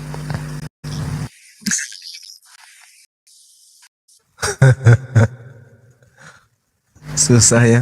Tapi kalau nggak ada mereka Membuat sepi juga kan. pura-pura tidur. Gurunda ini 490. Ini 490 ini Kristen Gurunda. Lanjut. Gurunda. Iya betul. Iya betul, lupa saya. Betul ada di samping saya ternyata. Kau mau sembunyi di mana kau? Lanjut Gunda. Tapi dia baik ini Gurunda. Baik ini. Sudah Jam 9 aku off ya. ya. Baik banget kan dia. 9 off dia kan. Baik banget dia. Lanjut Gurunda. Jam 9. Mandi soalnya. Oke. Oh iya. Alhamdulillahnya sudah tidak menuhankan Yesus kalau Bang 70 ini. Oh ya? Nggak nyembah lagi manusia, Bang? Bang 70 Iya, nggak nyembah udah. manusia lagi? Kalau dia belum 70 monitor, Nggak nyembah manusia lagi? Enggak nyembah manusia aku. Enggak Jadi nyembah Yesus manusia. bagi Anda itu apa? Iya, Yesus bagi Anda itu apa? Yesus bagiku ya firman ya firman Tuhan. Banyak perkataan. banyak sebenarnya benar Yesus ya, firman Tuhan, hakim. Banyak sebenarnya benar Yesus ya, firman Ya, Tuhan. jangan gelarnya dan jangan gelarnya. Sama aku. Jangan Ya, aku lihat dulu. Yesus coba cabut dulu baru keluar feedback soalnya. siapanya? Sebentar aku Bukan cabut dari dulu. Yesus. Ya coba turun dulu, turun baru naik lagi. Dulu feedback. Ya turun baru naik lagi. Di dianya feedback. Ya silakan keluar aja tapi jangan kabur ya. Ya, kalau belum berubah dia itu belum lama diskusi memang dia sudah mengatakan Yesus itu ya utusan Tuhan, memang bukan Tuhan yang sesungguhnya yang layak untuk disembah gitu kan. Oke, Makanya baik. kita bahas ke penyaliban tempoh hari. Lanjut turun dah. Baik dulu nih Bang Alip. Oke, Assalamualaikum. saudara 70. Waalaikumsalam warahmatullahi wabarakatuh. Waalaikumsalam.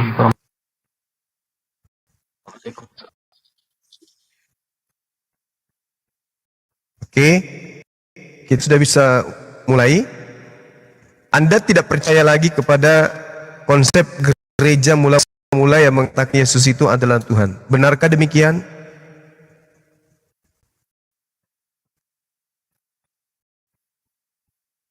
Bung? 70 monitor.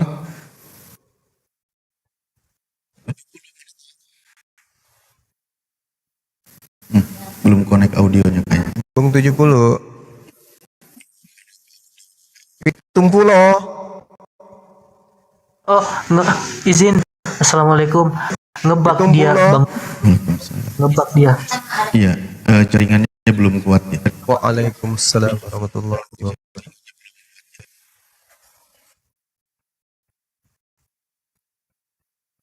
Untuk Bang 70 kali 7, silakan Lagi, request Bung. lagi ya. Ada satu resep. Ya.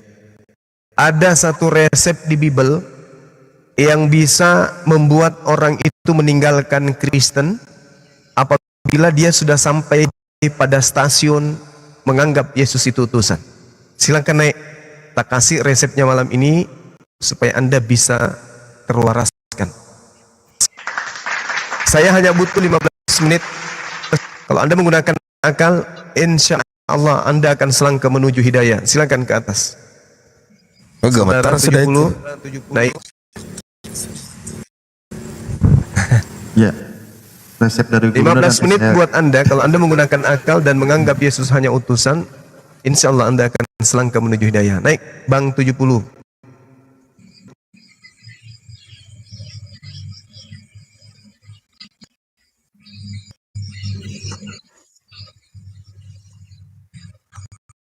Mantap. Saya ingin bertanya dulu, apakah menurut saudara Yesus itu bukan Tuhan? Apakah menurut saudara Yesus itu utusan Tuhan?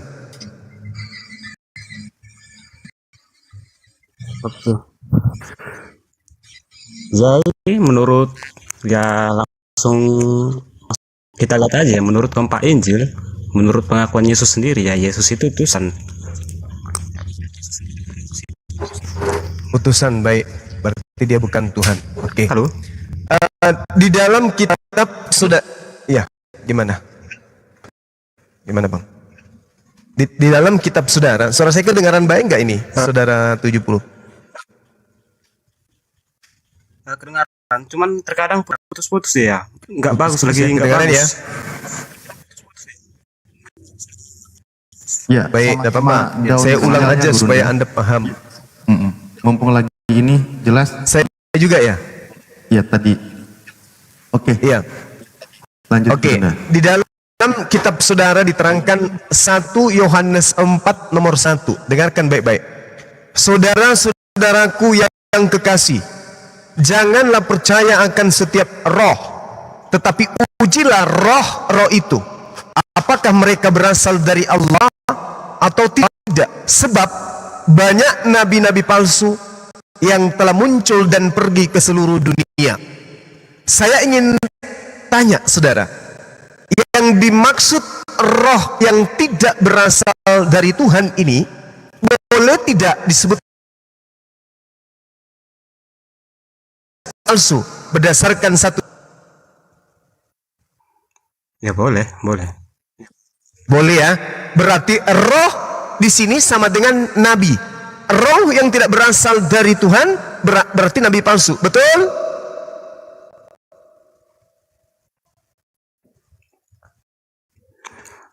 Pertama, tuh bagus atau enggak ini ya?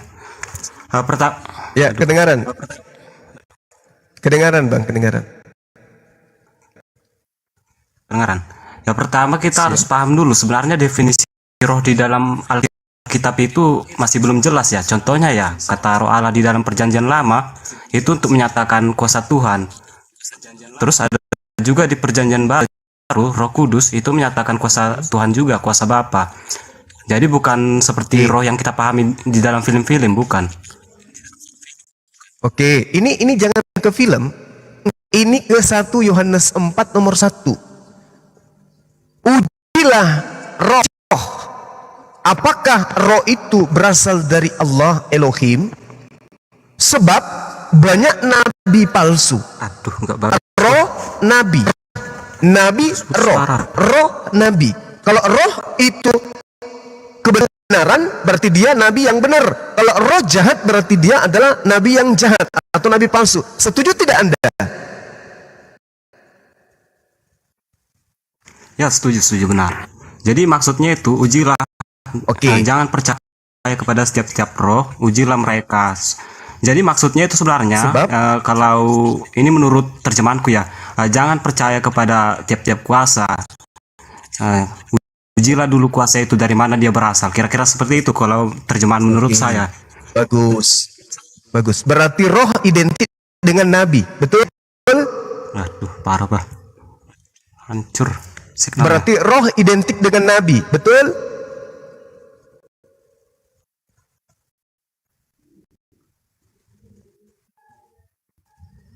Ya turun dulu.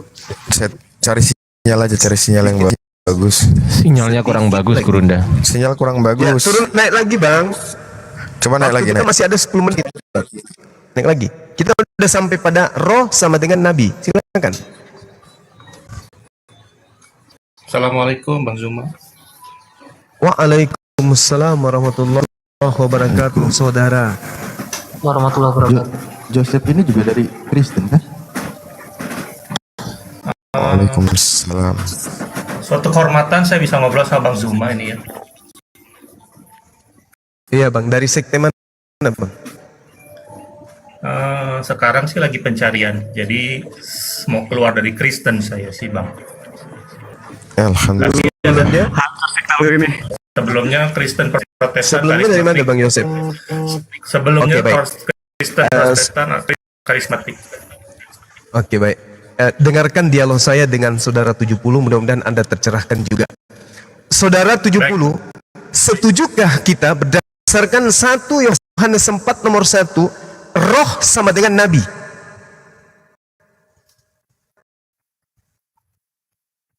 Ya enggak, definisi nabi dan roh itu berbeda. Bukan berbicara mengenai definisi. Kita berbicara mengenai 1 Yohanes 4 nomor 1. Saudara-saudaraku yang kekasih, janganlah percaya akan setiap roh. Jangan percaya kepada setiap roh. Emang roh bisa berbicara langsung ke kita? Tidak. Ternyata yang berbicara langsung ke kita itu adalah manusia. Manusia yang berbicara kepada kita berdasarkan kebenaran itu aspek rohnya. Kalau dia roh benar berarti dia adalah nabi yang benar. Kalau dia roh jahat berarti dia adalah nabi yang jahat. Kesimpulannya, setujukah kita? Sepakat kita berdasarkan 1 Yohanes 4 nomor 1, roh yang dimaksud di sini adalah nabi.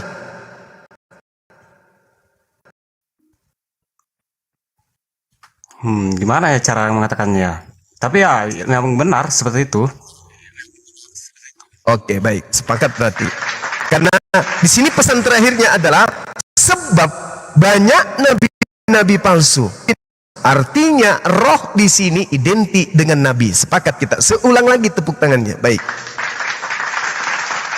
Sekarang Anda tidak percaya Yesus itu sebagai Tuhan, tetapi dia sebagai utusan.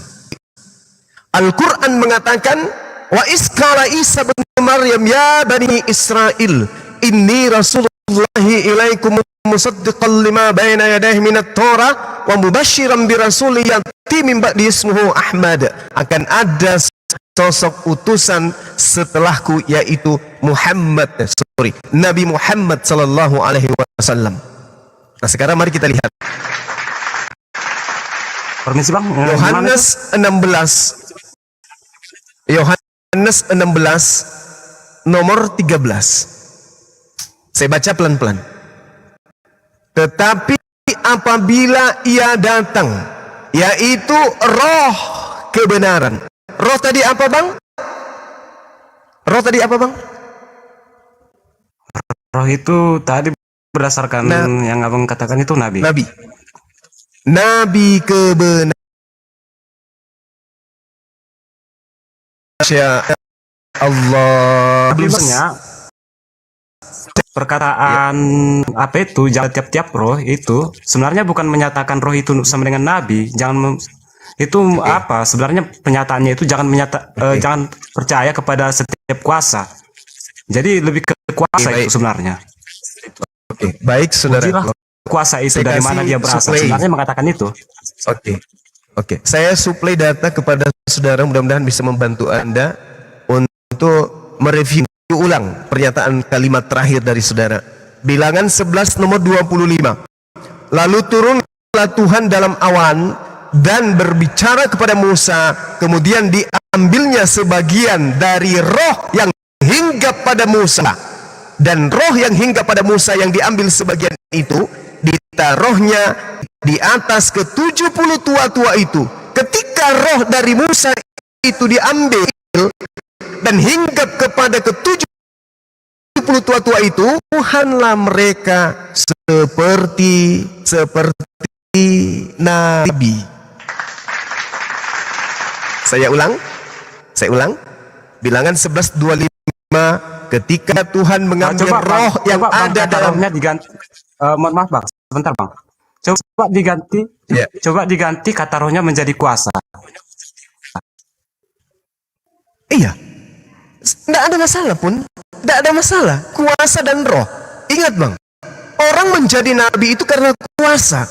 Yohanes 3 nomor 34. Apa yang dikatakan Tuhan di sana? Ketika berbicara mengenai data yang mana kitab itu adalah kitab saudara sendiri. Apa kata Tuhan? Sebab siapa yang diutus oleh Allah, dialah yang menyampaikan firman Allah, karena Allah mengaruniakan rohnya dengan tidak terbatas. Kita mau lari kemana sekarang? Roh itu adalah nabi. Roh yang diberikan oleh Allah kepada para nabi. Spesial roh Allah datang kepada mereka. Kenapa? Karena mereka tidak boleh berbohong, mereka tidak boleh berdusta, mereka tidak boleh ingkar. Mereka harus menyampaikan apa yang menjadi titah Tuhan, yang wajib hukumnya mereka sampaikan kepada umat di mana mereka diutus. Sebab siapa yang diutus oleh Allah, dialah yang menyampaikan firman Allah. Kenapa demikian? Karena Allah mengaruniakan rohnya dengan tidak terbatas kepadanya. Subhanallah. Jadi kalau Anda menggunakan kekuasaan, kekuatan, kemuliaan pun tidak apa-apa. Tapi rujukan kita kemudian adalah nabi-nabi palsu. 1 Yohanes 4 nomor 1. Rujukan kita adalah nabi-nabi palsu. Kita tidak sedang berbicara mengenai kekuasaan Tuhan, tapi kita sedang berbicara nabi-nabi palsu. Nah sekarang kita uji aja langsung bagaimana kuasanya. Oke, baik. Saya ulang lagi Pak ya. Bang, tadi nggak jelas soalnya. Oke, baik. Sebab siapa yang diutus oleh Allah, dialah yang menyampaikan firman Allah. Kenapa demikian? Kenapa dia yang diutus ini menyampaikan firman Allah? Kenapa? Jawabannya ada di Yohanes 3 nomor 34. Sebab pada diri mereka Allah mengaruniakan rohnya dengan tidak terbatas. Berarti nabi yang menjadi tugas mereka menyampaikan firman, pada diri mereka ada roh Tuhan. Masuk lagi kita ke dalam Yohanes 16 nomor 13. Tetapi apabila ia datang, yaitu roh kebenaran. Ini roh kebenaran menurut pernyataan-pernyataan kita di awal, bahwa kita sepakat roh itu sama dengan nabi. Roh kebenaran ini nabi atau Tuhan? Izin. Mana orang tadi? Bang, Nabi. mohon request Sebentar lagi. Silakan. izin. Gimana? Kepental dia. Izin jawab. Oke. Sambil dengar di bawah ya. Izin jawab. Iya, silakan. Izin jawab. Roh kebenaran itu dari Silakan, Bang Yosef. sudut pandang kami ya Roh Kudus itu, Bang. Yang bentuknya lidah-lidah api dari zaman Pentakosta, tiba-tiba bahasa daerah lain, itu tuh yang disebut roh kebenaran. Begitu, Bang Zuma. Ya, kita lari ke oke. Itu perspektif iman saudara. Yang kita bahas ini berdasarkan dalil.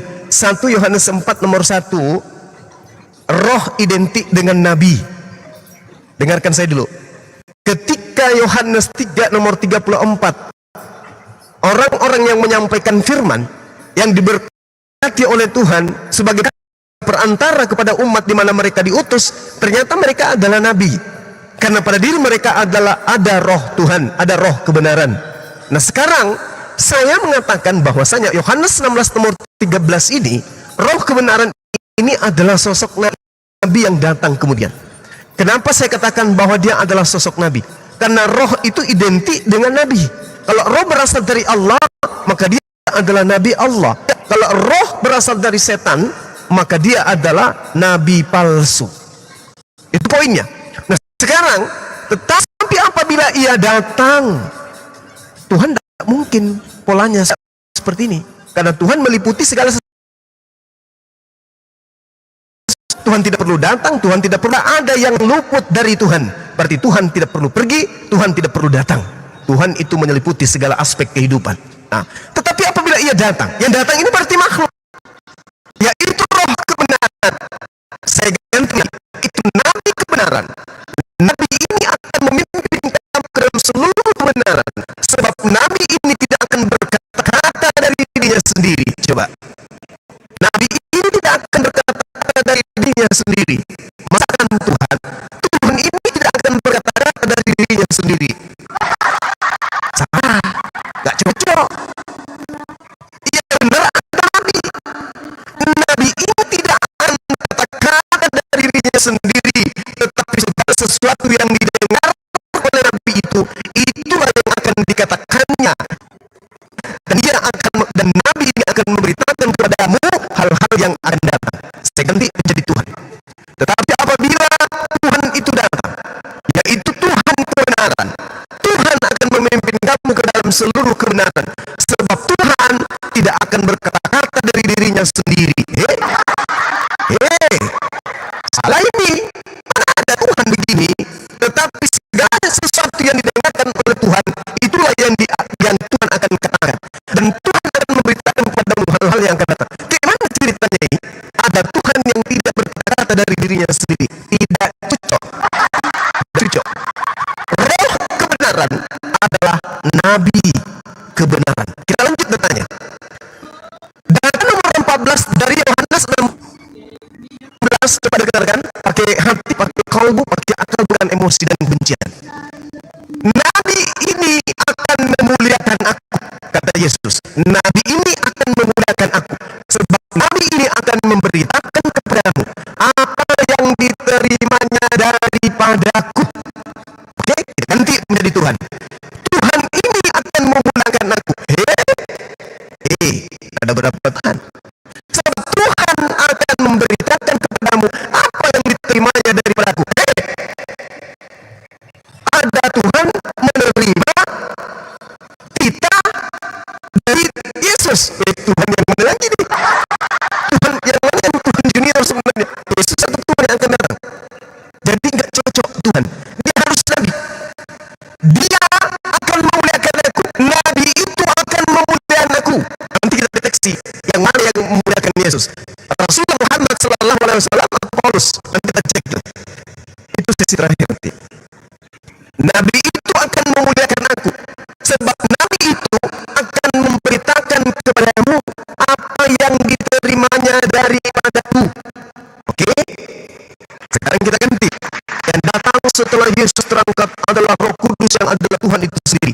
Ke nomor 14-nya. Tuhan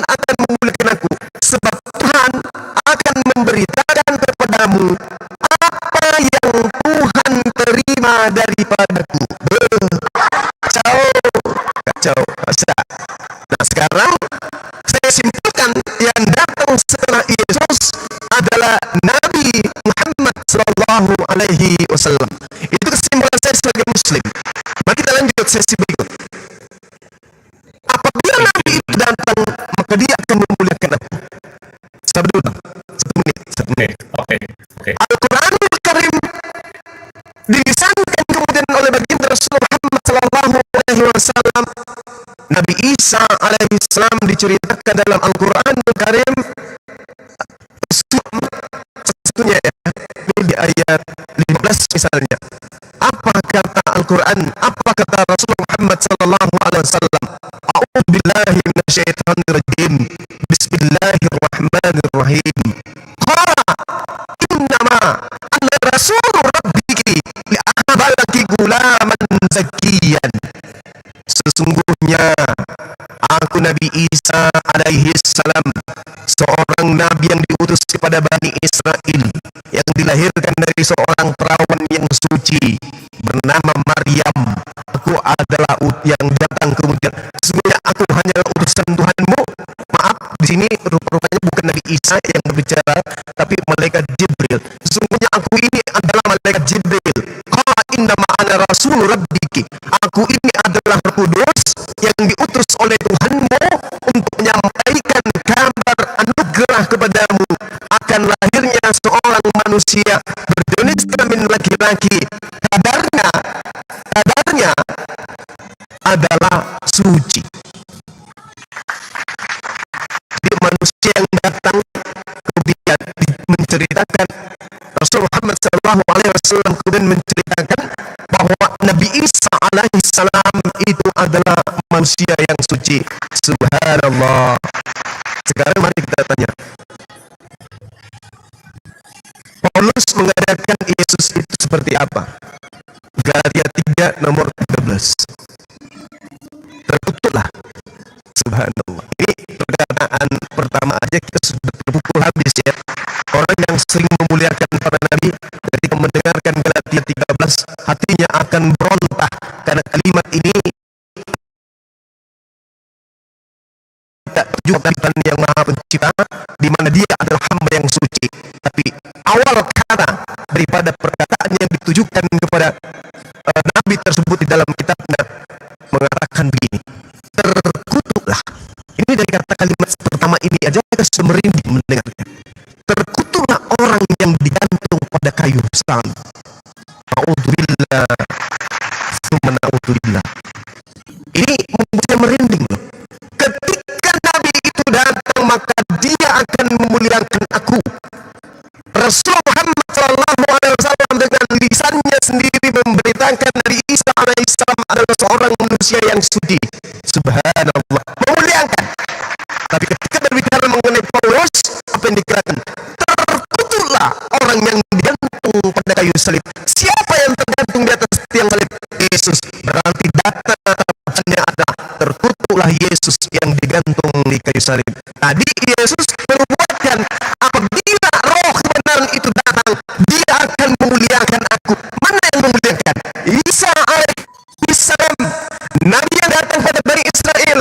Yeshua HaMasiah, Isa al-Masih yang datang kepada Bani Israel adalah laki-laki yang suci. Bandingkan dengan Yesus, dengan Paulus Kristen, Yesus yang datang lahir di kandang domba itu adalah manusia terkutuk di atas tiang salib. Kira-kira yang memuliakan ini siapa? Maka muncul kemudian paradigma berpikir yang didasarkan asas bisikan setan. Bang Suma, itu bukan Nabi. Yang datang setelah Yesus itu adalah Roh Kudus. Oh gitu ya? Yes, baik. Kita ikutin. Sekarang, siapa yang membimbing Paulus mengatakan terkutuklah orang yang digantung pada kayu salib? Siapa yang membimbing mengatakan ini? Ya Roh Kudus dong. Berarti Roh Kudus itu ikutan menghujat Yesus. Katanya memuliakan. Kau mengatakan terkutuk. Tadi katanya Roh Kudus. Yes, tapi kan itu maksudnya terkutuk itu ya apa? Ya dende Sabar. Ya apa? Ya apa? Terkutuk itu maksudnya ya apa? Oh, maksudnya terkutuk itu adalah dosa persinahan, dosa pencabulan, dosa pembunuhan, dosa pemerkosaan, dosa durhaka kepada orang tua, dosa durhaka kepada Tuhan pencipta langit dan bumi, dosa-dosa manusia kepada Tuhan, semuanya dilimpahkan kepada Yesus. Maka Yesus pantas terkutuk. Oh, jadi begitu. Jadi ini kemuliaan bagi Yesus. Jadi seluruh dosa pencabulan, seluruh dosa pemerkosaan, seluruh dosa pencurian, perampokan, pembunuhan dan seterusnya, itu mulia ketika semua dosa ini dipikul oleh Yesus. Yesus jadi mulia. Wah, hebat kali. Ternyata ketika manusia keluar dosa, maka manusia itu sangat-sangat mulia. Itu namanya gepeng, Bang. Sekarang giliran Anda membuktikan bahwa ada sosok yang memuliakan Yesus selain daripada baginda Rasul Muhammad sallallahu alaihi wasallam. Silakan. Saya mau coba baca ini ya di Galatia 3 ayat 10. Karena semua orang yang hidup dari pekerjaan hukum Taurat berada di bawah kutuk. Sebab ada tertulis, terkutuklah orang yang tidak setia melakukan segala sesuatu yang tertulis dalam kitab hukum Taurat. Dan bahwa tidak ada orang yang dibenarkan di hadapan Allah karena melakukan hukum Taurat. Adalah jelas karena orang yang benar yang hidup oleh iman, tetapi dasar hukum Taurat bukanlah iman. Siapa yang melakukannya akan hidup karenanya. Kristus telah menebus kita dari kutuk hukum Taurat dengan jalan menjadi kutuk karena kita, sebab ada tertulis terkutuklah orang yang digantung pada kayu salib. Kalau dari perspektif saya, Bang, Kristus itu tidak menebus. Iya. Menebus kitanya itu dari kutuknya gitu, Bang. Makanya dia jadi rela dikutuk. Supaya yang dikutuk hukum Taurat adalah Yesus. Gitu, Bang. Oke, Kalau baik. mengenai roh kebenaran itu, tadi kan saya sempat dalilnya adalah lidah api. Baik. Bentar, Bang. Bentar. Sekarang Tadi sedikit lagi, Bang. Hanya dua kok. Hanya dua. Ya. Kisah para Rasul 2 Ya, silakan. ayat 1. Ketika tiba hari Pentakosta. Pentakosta adalah 10 hari setelah kenaikan Yesus. Semua orang percaya berkumpul di satu tempat. Tiba-tiba turunlah dari langit suatu bunyi seperti tiupan angin keras yang memenuhi seluruh rumah di mana mereka duduk. Dan tampaklah kepada mereka lidah-lidah sepertinya api yang bertebaran dan hinggap pada mereka masing-masing. Maka penuhlah mereka dengan Roh Kudus. Lalu mereka mulai berkata-kata dalam bahasa lain seperti yang diberikan oleh Roh itu kepada mereka untuk mengatakannya. Dari sini kita bisa tahu arahnya kepada yang bahasa lidah seperti itu. Nah, Oke, baik. Tolong setelah itu baru. Oke, enggak. Sebelum Anda lanjut, saya mau tanya. Tolong tunjukkan orang-orang yang kepenuhan lidah-lidah api memuliakan Yesus itu seperti apa? ada di ayat 2:14. Maka bangkitlah Petrus berdiri dengan ke-11 rasul itu dan dengan suara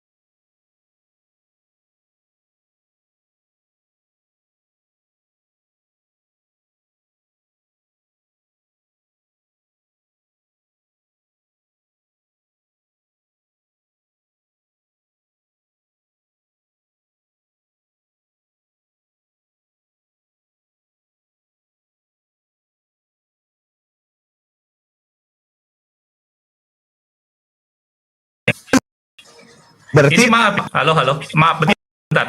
Ini Iya. maaf, ini dari Iya, iya. Alkitab TB yang saya baca, doktrin yang saya terima sejak Oke. kecil seperti ini gitu Pak. Oke. Pak Juma ya, Bang Juma, tolong pahami dulu. Oke, baik.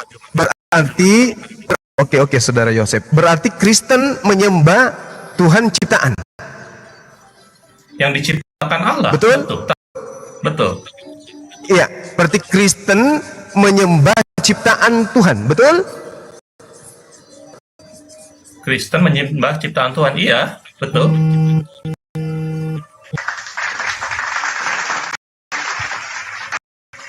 Benar enggak itu di hadapan Tuhan ketika manusia menyembah ciptaannya?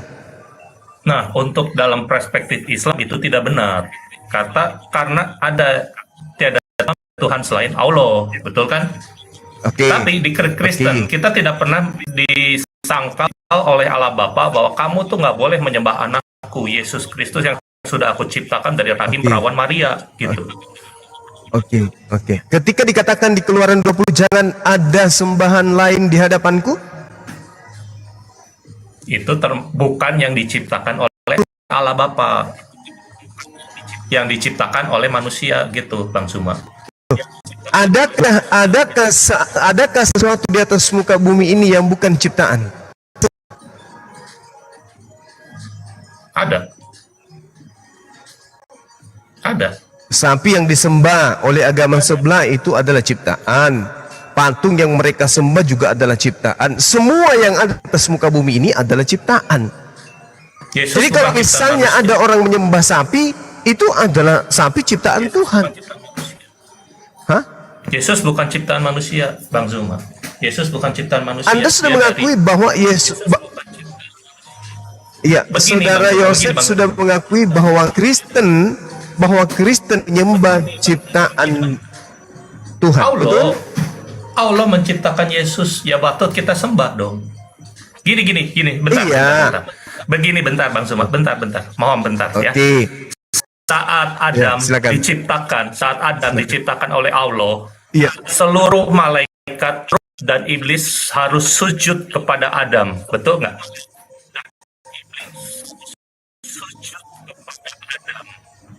Betul tidak? Betul. Apakah Allah boleh menciptakan Adam kedua, yaitu pribadi Yesus Kristus yang adalah manusia dan dituhankan setelah bangkit? Kita boleh nggak menyembahnya? Kalau ini kehendak Allah Bapa itu gimana?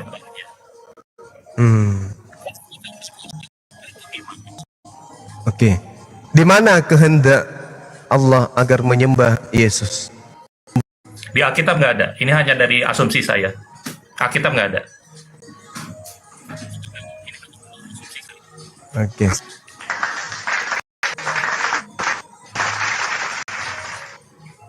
Berarti itu asumsi Anda sudah akui. Oke. Nah, Iya, sekarang betul. Itu asumsi. Amsal 5 nomor 3 harus berpegang kepada firman Tuhan. Tidak boleh berpegang kepada pemikiran manusia. Itu firman Tuhan yang akan seperti itu. Bahwa kita manusia yang beragama ini, menurut Amsal 5 nomor 3, harus berpegang pada firman. Tidak boleh berpegang pada pernyataan. Lanjutkan Juma, lanjutkan pernyataan manusia. terus Juma. Amsal 3 nomor 5. Oke. Ya, memang Tapi kayak kan gitu. yang Manusia emang tidak yang- boleh berpegang kepada asumsi. Menurut Amsal Betul. 3 nomor 5, harus berpegang kepada firman Tuhan. Percayalah Oke, kepada oke. Tuhan dengan segenap hatimu dan janganlah bersandar kepada pengertianmu sendiri. Sedangkan saudara Yosef berpegang kepada pengertiannya sendiri. Tapi Bang Suma, yang menulis kitab Amsal juga Salomo, Bang Suma, manusia juga, sama seperti Petrus yang mengatakan hal ini di Kisah Para Rasul 2 ayat 36, bahwa Allah telah menjadikan dia yang kamu salib itu menjadi Tuhan dan Kristus. Oke, berarti ada Bagaimana? pertentangan antara Amsal Salomo Dan dengan Kisah Para Rasul. penulis Kisah kitab Para Rasul. Kisah Para Rasul Lukas, 2 ayat 36. Iya. Oke. Apakah Amsal menuliskan suratnya Dari hasil penyelidikan. Dari hikmat mungkin. Nah, sedangkan Amsal penulisnya mengatakan aku bersama dengan Allah, ya, ketika kemudian langit dan bumi hendak diciptakan oleh Allah. Nah, itu kan bukan Salomo yang ada. Bukan Salomo dong. Lalu? Kalau gitu berarti Salomo siapa? Tuhan dong. Roh. Kenapa bisa? Roh. Iya. Oke, baik. Roh yang ada di kepala Salomo. Oke. Saya ingin data dari saudara. Tadi kan Salomo mengatakan berpeganglah tekunlah kepada firman Tuhan, jangan berpegang kepada asumsi pribadi. Itu kata Salomo. Nah, sekarang perkataan Salomo sama dengan perkataan Lukas yang ada di Kisah Para Rasul 2. Baik.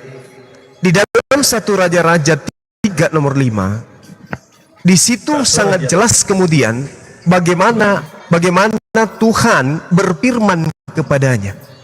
Jadi Tuhan datang menampakkan diri kepada Salomo, lalu Tuhan berfirman kepada Salomo. 1 Raja-Raja 3 nomor 5. Tolong Anda tunjukkan di mana Tuhan pernah berfirman kepada Lukas. Kok Lukas? Kisah Para Rasul Pak Petrus? Penulis Kisah Para Rasul. Penulis kitab Kisah Para Rasul siapa? Ya, itu saya nggak tahu. Nggak tahu. Jujur saya nggak tahu. Anggaplah dia Lukas, anggaplah dia Yohanes, anggaplah dia Markus, anggaplah dia Paulus. Tolong tunjukkan datanya Tuhan berfirman kepada mereka. Itu tertulis di mana? Sebagaimana Tuhan berfirman. Tuhan menampakkan diri kepada Salomo dan Tuhan kemudian berfirman kepadanya. 1 Raja-Raja 3 nomor 5.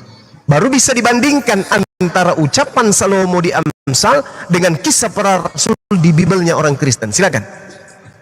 1 Raja-Raja 3 ayat 5. Di Gibeon itu Tuhan menampakkan diri kepada Salomo dalam mimpi pada waktu malam. Berfirmanlah Allah atau Allah, mintalah apa yang hendak aku berikan kepadamu. Oke. Ayat ini menyatakan bahwa Tuhan bertemu dengan Salomo. Betul kan, Bang Zuma? Yes. Saya membawa data dari kejadian Paulus yang melihat Yesus. Apakah tahu, Bang Zuma? Atau saya perlu cari dulu? Saya lupa ayatnya di mana, Bang. Iya, Kisah 22 nomor 8 atau Kisah 9 nomor 6. Kisah 22. Paulus berkata kepada Yesus, "Siapakah engkau Tuhan?" Ya. Yesus menjawab, "Akulah manusia dari Nazareos." Betul. Tuhan atau manusia menurut Yesus ketika dia menjawab? Dia merendahkan diri sebagai manusia. Berarti yang berfirman kepada Paulus manusia atau Tuhan? Saat itu Tuhan. Ya, dia sendiri mengatakan aku manusia dari Nazareos. Kok Anda mengatakan dia Tuhan? Aku manusia dari kota Nazaret. Iya, jadi Yesus duduk di sebelah kanan Allah itu sebagai manusia. Betul.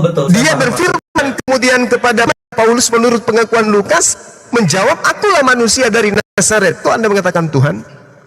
Karena dari perspektif Saulus saat itu dia melihat suatu yang agung, suatu sinar yang mulia, duduk di sebelah suatu Allah Bapa yang lebih mulia lagi, dia mengatakan bahwa itu Tuhan.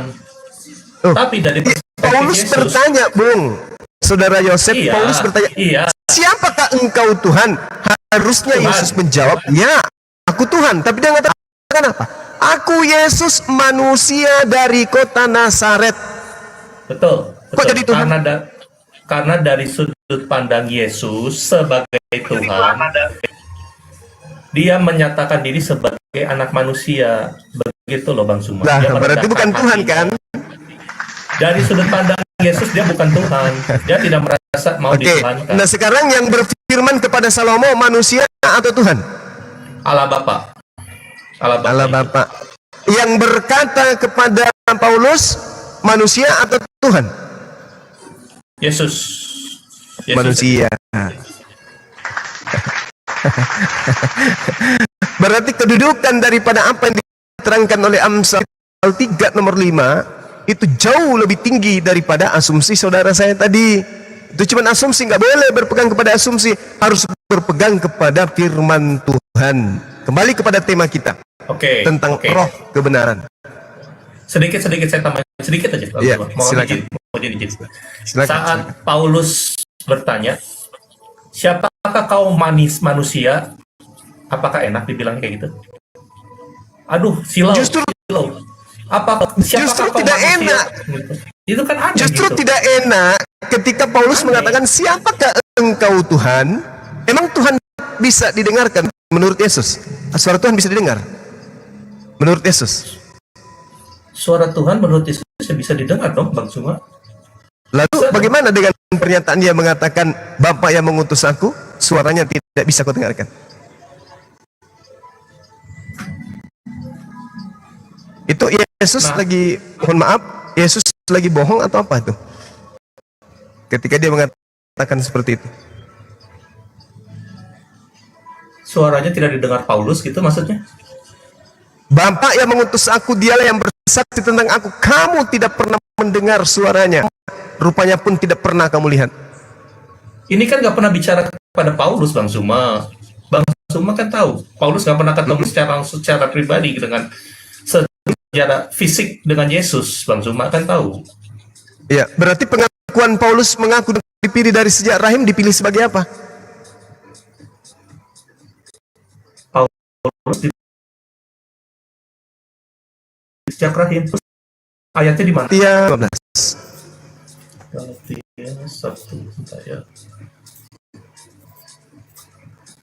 Saya bacain. Silakan.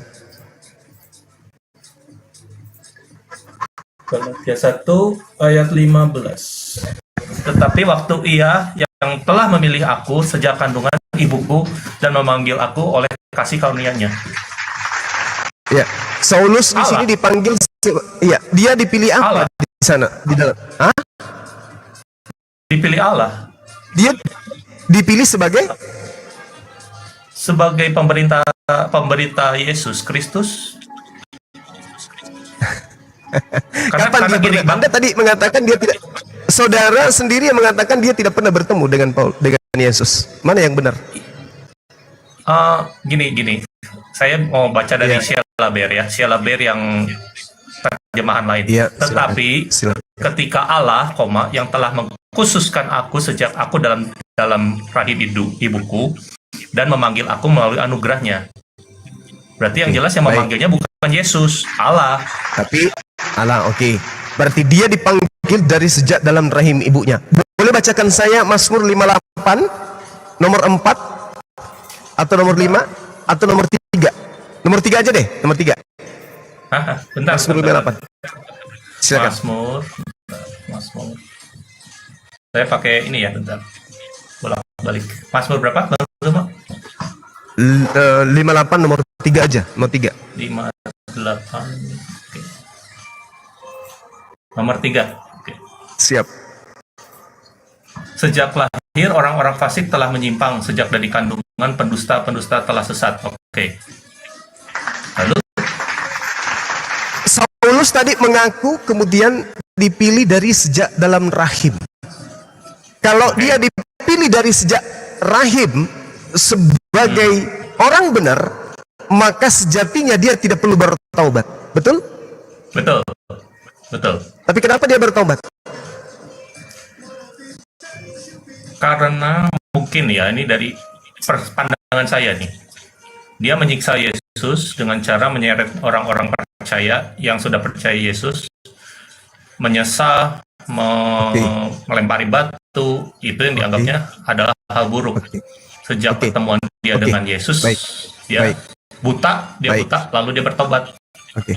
Oke. Kalau itu yang menjadi perilaku Saulus, dia ini sebenarnya dipilih dari sejak dalam rahim sebagai penyesat, sebagai orang-orang yang menyimpang, sebagai pendusta-pendusta, atau dipilih sebagai rasul?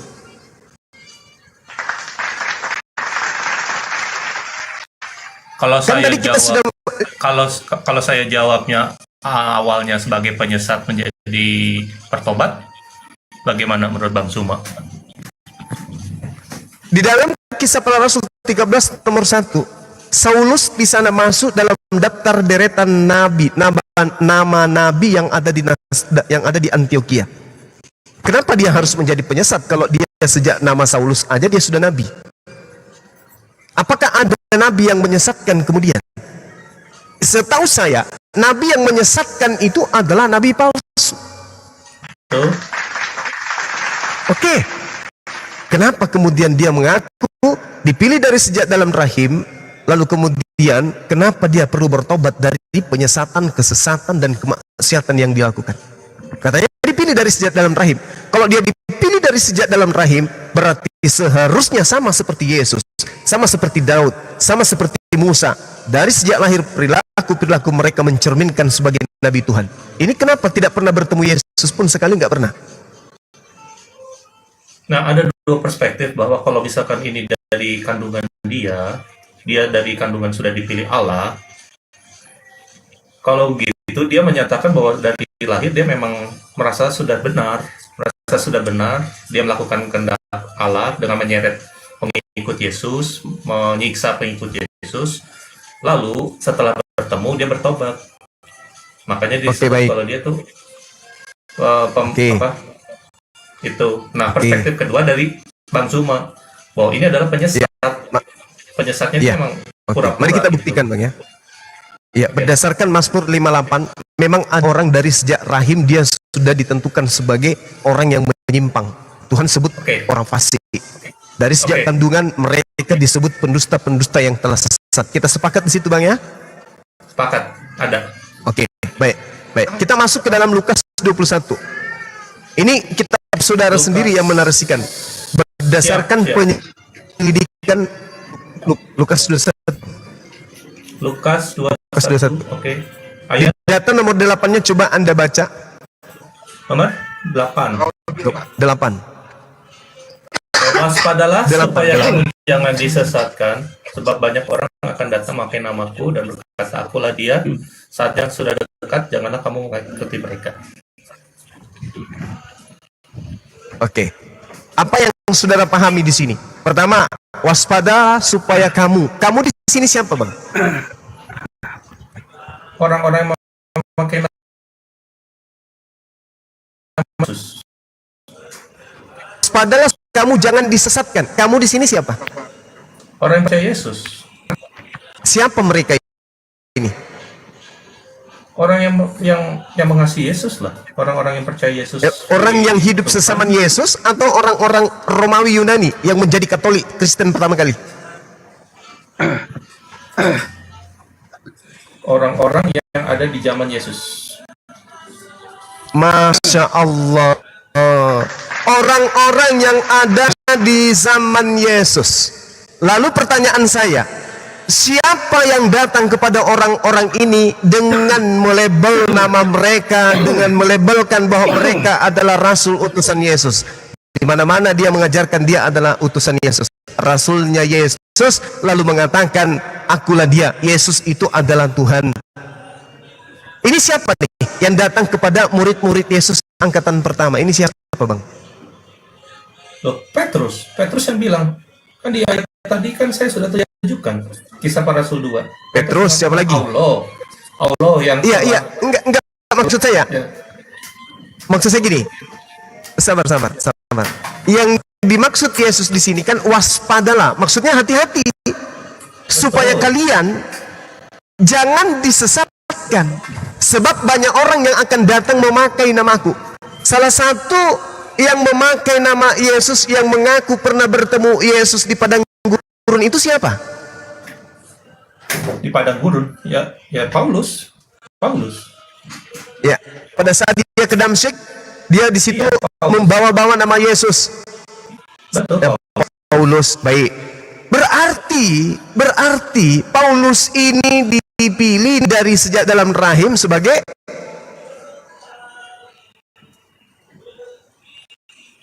Tunggu. Maksudnya dia jadi penyesat gitu kan, maksud Bang Zuma? Mazmur 58 nomor 3. Sejak lahir orang-orang fasik telah menyimpang sejak dari kandungan pendusta-pendusta telah sesat. Sesat, kata Yesus, waspadalah kepada penyesat yang sesat. Yang sesat itu pasti penyesat, yang menjadi penyesat itu pasti orang sesat. Yang datang kemudian adalah orang yang sudah dipilih dari sejak dalam rahim untuk menyesatkan murid-murid Yesus. Oke. Sekarang kita lihat nomor 12-nya. Boleh bacakan saya nomor 12-nya, Bang, di Lukas 21? Bentar, Lukas 21 ayat 12. 12. Tetapi sebelum semuanya itu, kamu akan ditangkap dan dianiaya, kamu akan diserahkan ke rumah-rumah ibadat dan penjara-penjara, dan kamu akan diserahkan kepada raja penguasa oleh karena namaku. Lalu? Ya, siapa yang melakukan itu, Bang? Yang melakukan ini ya orang-orang Farisi, orang-orang imam ahli Taurat, termasuk Paulus. Oke. Termasuk Paulus. Termasuk Lagi-lagi Paulus masuk. Iya, lagi-lagi nama Paulus masuk. Pertanyaan saya ulang lagi. Paulus ini dipilih menjadi rasul atau dipilih menjadi penyesat? Awalnya jadi penyesat, jadi akhirnya jadi pengikut. Gimana? Bagaimana mungkin? Oke, baik. Saya hargai. Jadi Paulus itu awalnya penyesat, kemudian dia menjadi pengikut. Betul? Betul. Betul, Bang? Seperti itu. Oke. Ketika Yesus mengatakan waspadalah kepada serigala yang nyamar seperti domba. Kalau Saulus ini adalah serigala, orang sesat, bagaimana caranya kemudian dia menyamar seperti domba? Ya, dia pura-pura ikut Yesus, begitu. Masya Allah. Terjawab bukan? Iya, oke. Siapa yang berpura-pura? Siapa yang berpura-pura? Bagaimana yang dikatakan Petrus, dia ada Allah sendiri yang membuat Yesus kamu salibkan menjadi Tuhan dan Kristus. Itu keperkataan Petrus bohong atau gimana gitu? Siapa yang mengatakan itu adalah Petrus yang berkata demikian? Petrus menulis itu di mana? Di kitab Kisah Para Rasul, kata Petrus. Kisah Para Rasul itu tulisan Lukas. Coba ininya dalilnya di mana? Ini tulisan Lukas, saya mau lihat. Oke, baik ya Bang ya. Kita lihat di dalam Yohanes 14 nomor 3 coba. Yohanes 14. Sorry, bukan di Yohanes. Maaf, saya hilap. Kisah 14 nomor 3 coba. Kisah Tablik. La khala wala quwata illa. Saya lupa dalilnya. Oke. Kisah Para Rasul, sabar ya. Oke, gak apa-apa, santai Bang. Iya. Kisah Para Rasul 13 14 nomor 3 mungkin ya. Coba bantu saya teman-teman, di mana Petrus di sana disebut sebagai orang idiot itu tertulis di mana ya? Saya kok jadi blank. Wow. Oke. Apa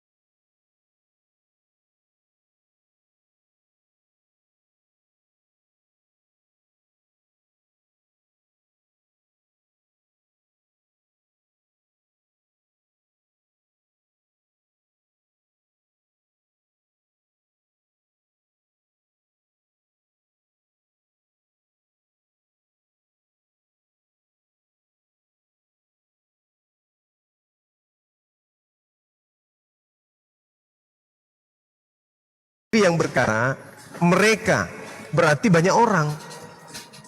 Mereka kata Yesus apabila datang. Di situ dikatakan ya jamak Lukas 21. Waspadalah supaya kamu jangan disesatkan sebab banyak orang yang akan datang dengan memakai namaku. Nah, yang paling terpenting kemudian ketika dikatakan oleh Paulus sendiri di dalam 1 Timotius 4 nomor berapa itu ya? Nomor 14 kali ya. Di situ dia mengatakan bahwasanya hanya ada Lukas yang tinggal dengan aku. Maka jemputlah Markus dan bawalah ia kemari. Berarti Paulus dengan lantang mengakui bahwa Lukas itu adalah muridnya, Markus juga adalah muridnya, kan gitu Bang. Mereka satu komplotan yang kemudian menuliskan sebuah pemberitaan. Apalagi tadi? Pertanyaan kalau misalkan Lukas dan Markus ini murid Paulus penyesat, berarti Injil yang masih bisa dipegang yang mana Bang? Yohanes, Matius?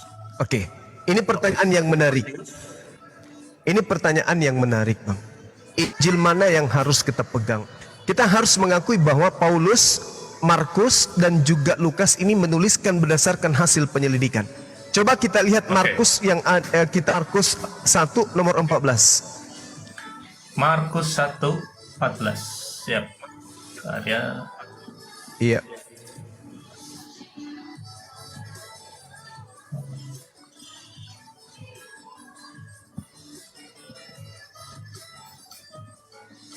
Dari TBK mulai masuk. Sesudah Yohanes ditangkap, datanglah Yesus ke Galilea memberitakan Injil Allah.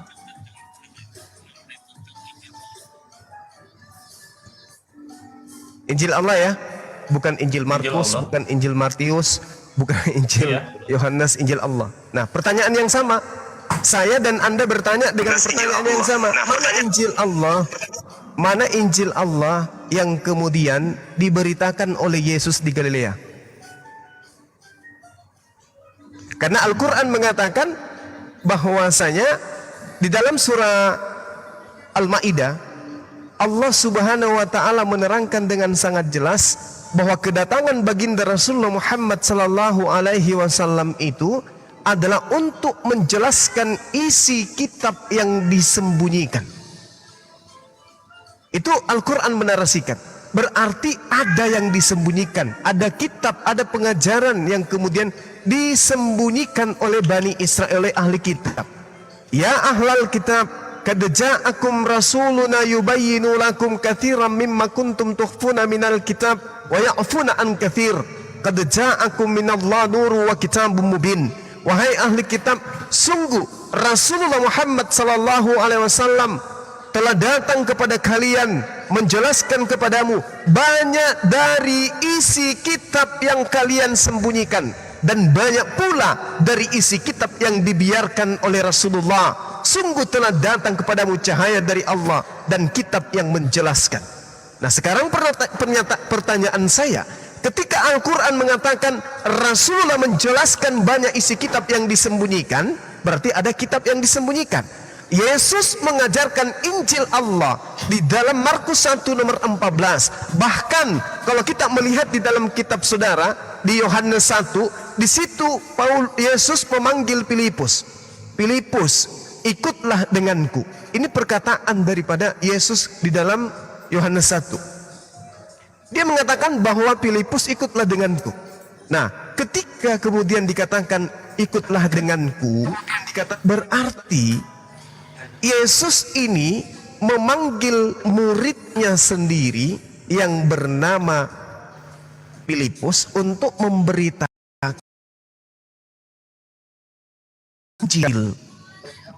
Ya, Yesus memanggil Filipus dan berkata kepada Filipus, Filipus, ikutlah denganku. Berarti yang mendapatkan legitimasi, legalitas untuk menjadi pengikut pada saat itu dan memberitakan Injil kerajaan Allah oleh Yesus adalah Filipus.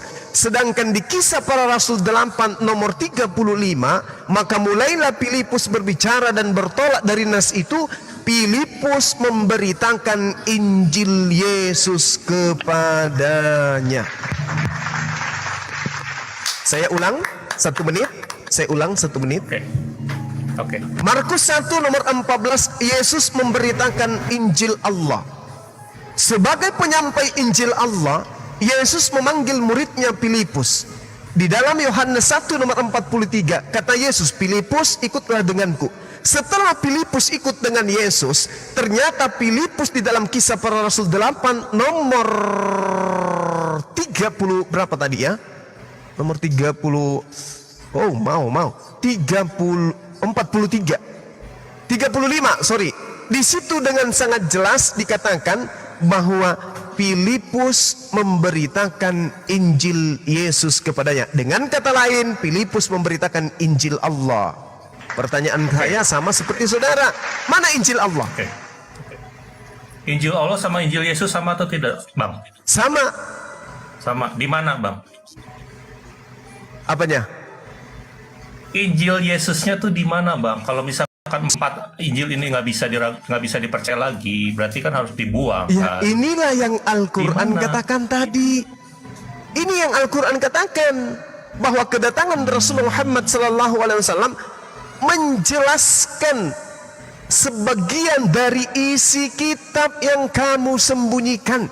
Berarti menurut Rasulullah, menurut Al-Quran ada kitab yang disembunyikan. Mari kita lihat di dalam Bible.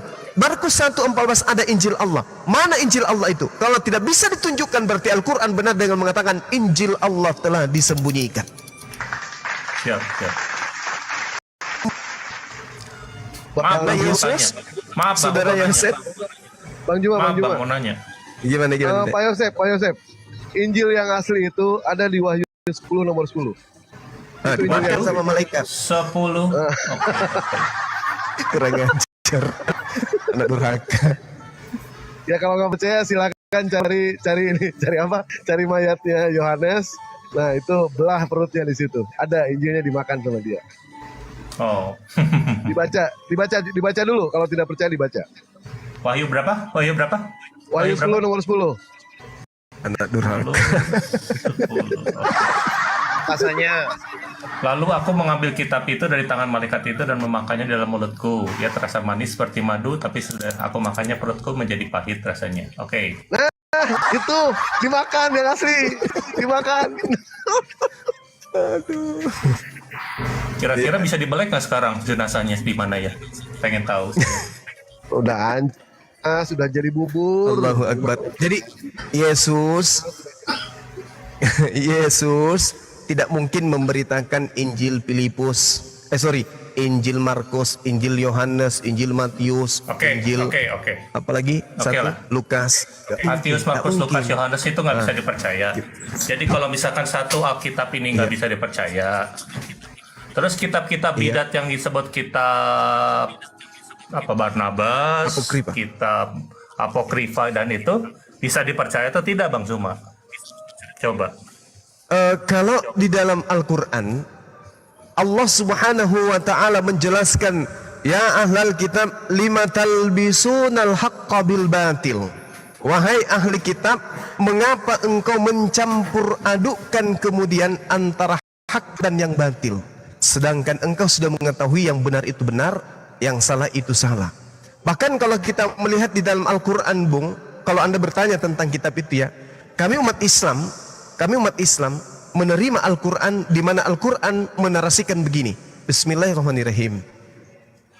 Wa minhum ummiyuna la ya'lamuna al-kitab illa amaniya wa inhum illa yazunnun.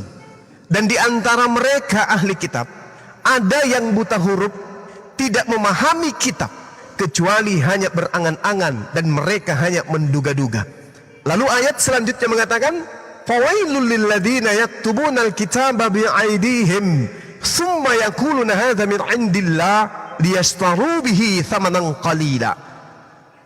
Maka celakalah orang-orang yang menulis buku dengan tangan mereka sendiri, kemudian berkata buku ini dari Allah dengan maksud untuk menjualnya dengan harga murah. Maka celakalah mereka karena tulisan tangan mereka sendiri, dan celakalah mereka karena apa yang mereka perbuat. Coba kita lihat, semua penulis buku yang diimani oleh orang Kristen sebagai firman Tuhan yang disebut perjanjian baru, tak ada satupun dari mereka yang tidak mati dalam keadaan mengenaskan. Celaka, kata Allah, fawailul lil ladzina yaktubuna al-kitab, celakalah orang yang menulis buku dengan tangan mereka sendiri, berkata hadza min indillah, buku ini berasal dari Allah, liyashtaru bihi thamanan qalila, padahal mereka hanya menjualnya dengan harga sedikit. Apa harga sedikit itu? Hanya ingin mendapatkan label naba rasul toh. Yang mereka dapatkan apa? Ada titel rasul, cuman itu. Yes, Rasul Paulus, Rasul Lukas, Rasul, cuman label rasul aja yang mereka idam-idamkan. Tapi kecelakaan yang datang kepada mereka, mati secara mengenaskan, kemudian mereka menjadi penghuni neraka yang kekal, khalidina fiha abada, mereka kekal di neraka. Ini Al-Quran yang menarasikan Al-Quran, dan kami beriman kepada Quran. Kami bertambah imannya kepada Al-Quran karena kami membaca, menelaah, mentadabburi, mengkaji, menelusuri apa yang termaktub di dalam kitabnya orang Kristen, dan ternyata Al-Quran itu benar. Ini hanya catatan-catatan Paulus sendiri. Bahkan Paulus mengukuhkan apa yang dikatakan di dalam kitabnya dia, di dalam Korintus berapa itu ya? Korintus 11 nomor 17 dikatakan bahwasanya apa yang aku katakan, aku tidak mengatakannya berdasarkan firman Tuhan, melainkan sebagai seorang bodoh yang berkeyakinan dan ingin dibilang, ingin bermegah. Apa yang aku katakan, aku mengatakannya bukan sebagai seorang yang berkata menurut firman, melainkan sebagai seorang yang bodoh yang berkeyakinan bahwa ia boleh bermegah. 2 Korintus 11 nomor 17. Al-Quran salah menarasikan itu? Tidak. Wawailul lil ladzina yaktubuna al-kitaba bi'aydihim. Kalau saya boleh menafsirkan, maka celakalah Paulus, Lukas, Markus, Matius, Yohanes yang menulis kitab dengan tangan mereka sendiri, lalu mereka berkata ini dari firman Tuhan, padahal mereka hanya menjualnya dengan harga sedikit. Mereka hanya ingin dikenal sebagai rasul, tetapi tidak memberikan faedah apapun. Apa buktinya tidak memberikan faedah apapun? Apa buktinya bahwa mereka hanya berangan-angan? Coba kita lihat, kita tanya teman Kristen, bahkan saudara Yosef, apakah Tuhan menciptakan Tuhan? Kata saudara Yosef, yes. Apakah orang Kristen menyembah ciptaan Tuhan? Kata saudara Yosef, yes. Inilah yang diterangkan Al-Quran. Wa minhum ummiyuna la ya'lamuna al-kitaba illa amaliya wa inhum illa yazunnan. Dan di antara mereka ada yang buta huruf yang tidak memahami firman Tuhan kecuali hanya berangan-angan dan mereka hanya menduga-duga. Saya yakin sekali ketika saudara mengatakan sekali saya mengajukan Amsal 3 nomor 5, harus berpegang kepada firman Tuhan, bukan kepada asumsi sendiri, pikiran sendiri, pendapat sendiri. Saudaraku membenarkan bahwa aku hanya berangan-angan, hanya asumsi saya sendiri. Na'udzubillah, 1400 tahun silam kalam Allah sudah datang kepada baginda Rasulullah Muhammad SAW menyatakan keadaan yang kita lihat hari ini. Wa minhum ummiyuna la ya'lamuna al-kitaba illa amaniya wa inhum illa yazunnun. Kata Yesus bahwa penyesat itu akan menyesatkan banyak orang. Kalau penyesat itu menyesatkan banyak orang, berarti sampai hari ini kita harus melihat orang-orang yang tersesat itu.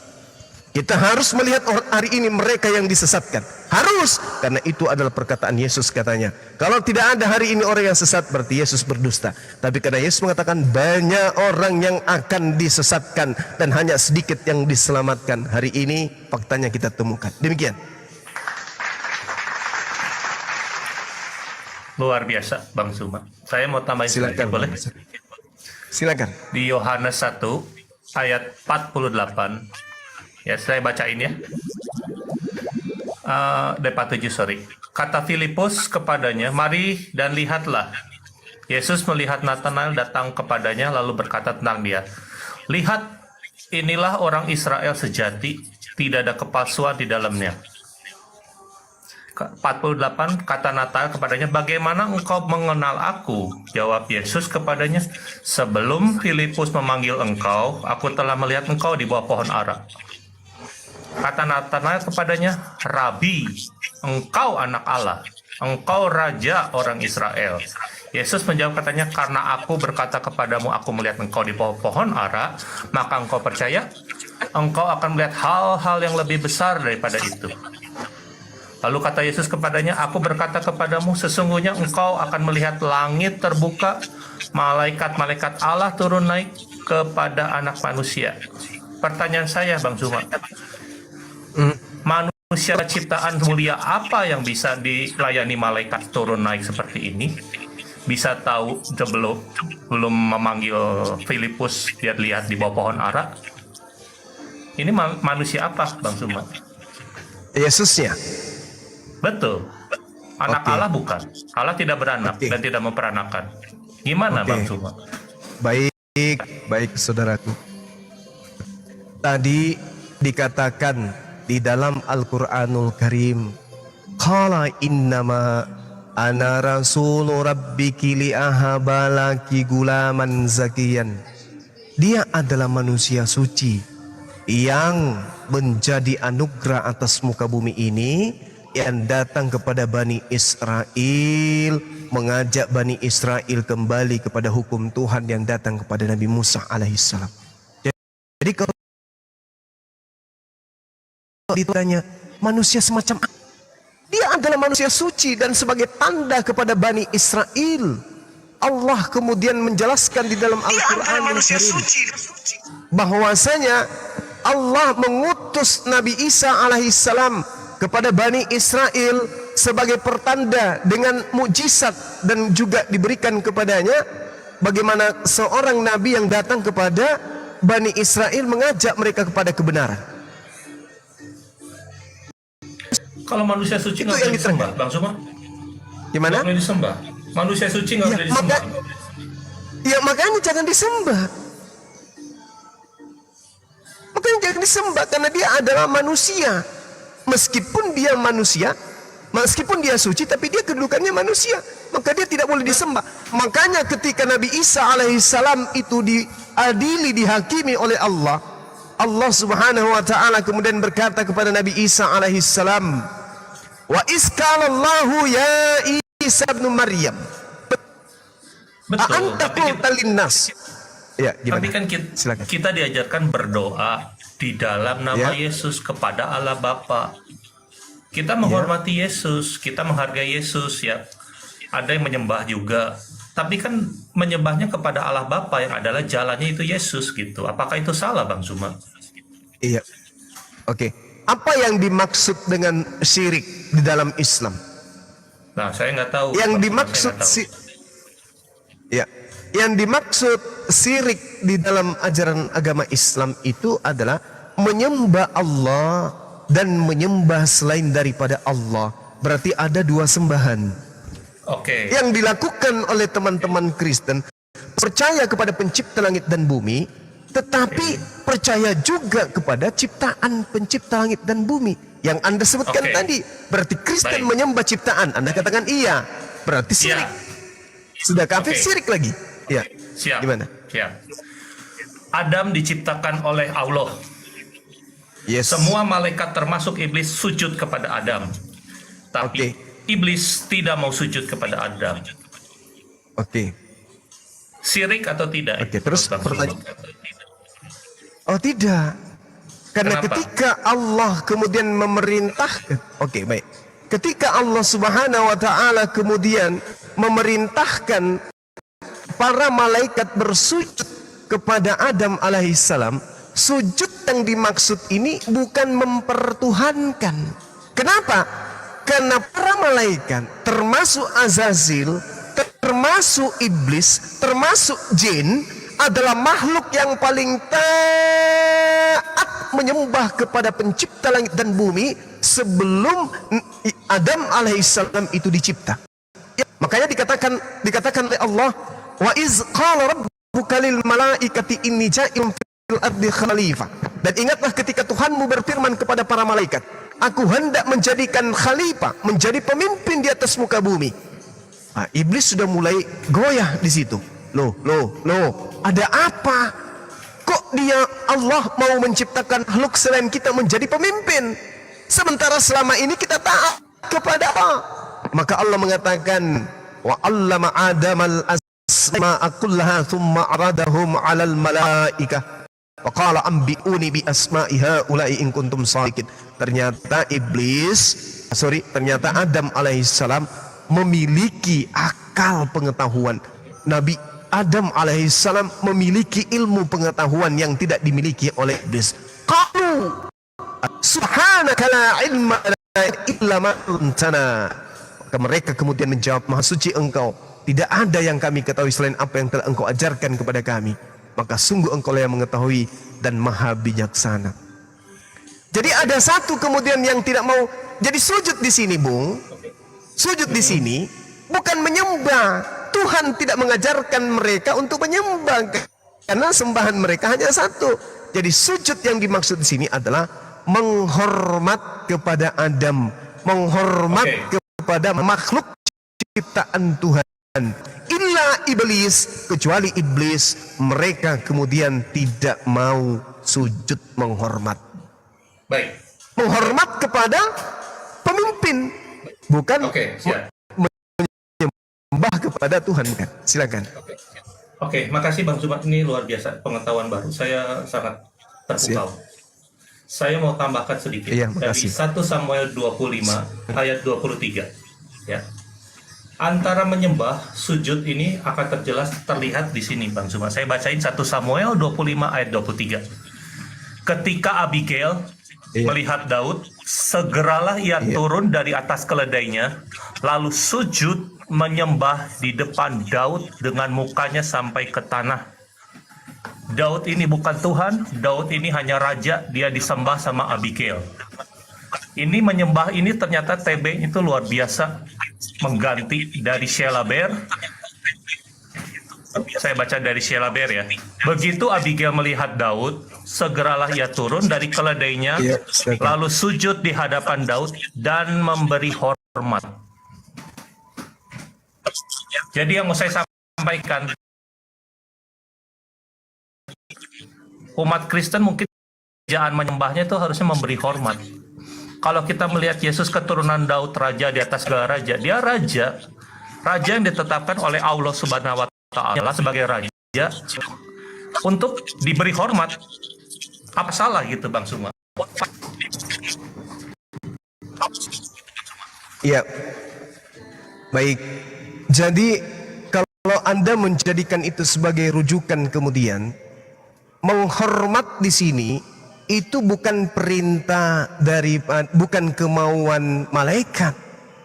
Menghormat kepada Adam itu adalah perintah Allah. Nah, kalau sujud menghormat itu adalah perintah Allah, mana kemudian perintah Allah untuk sujud menghormat kepada Yesus? Ada?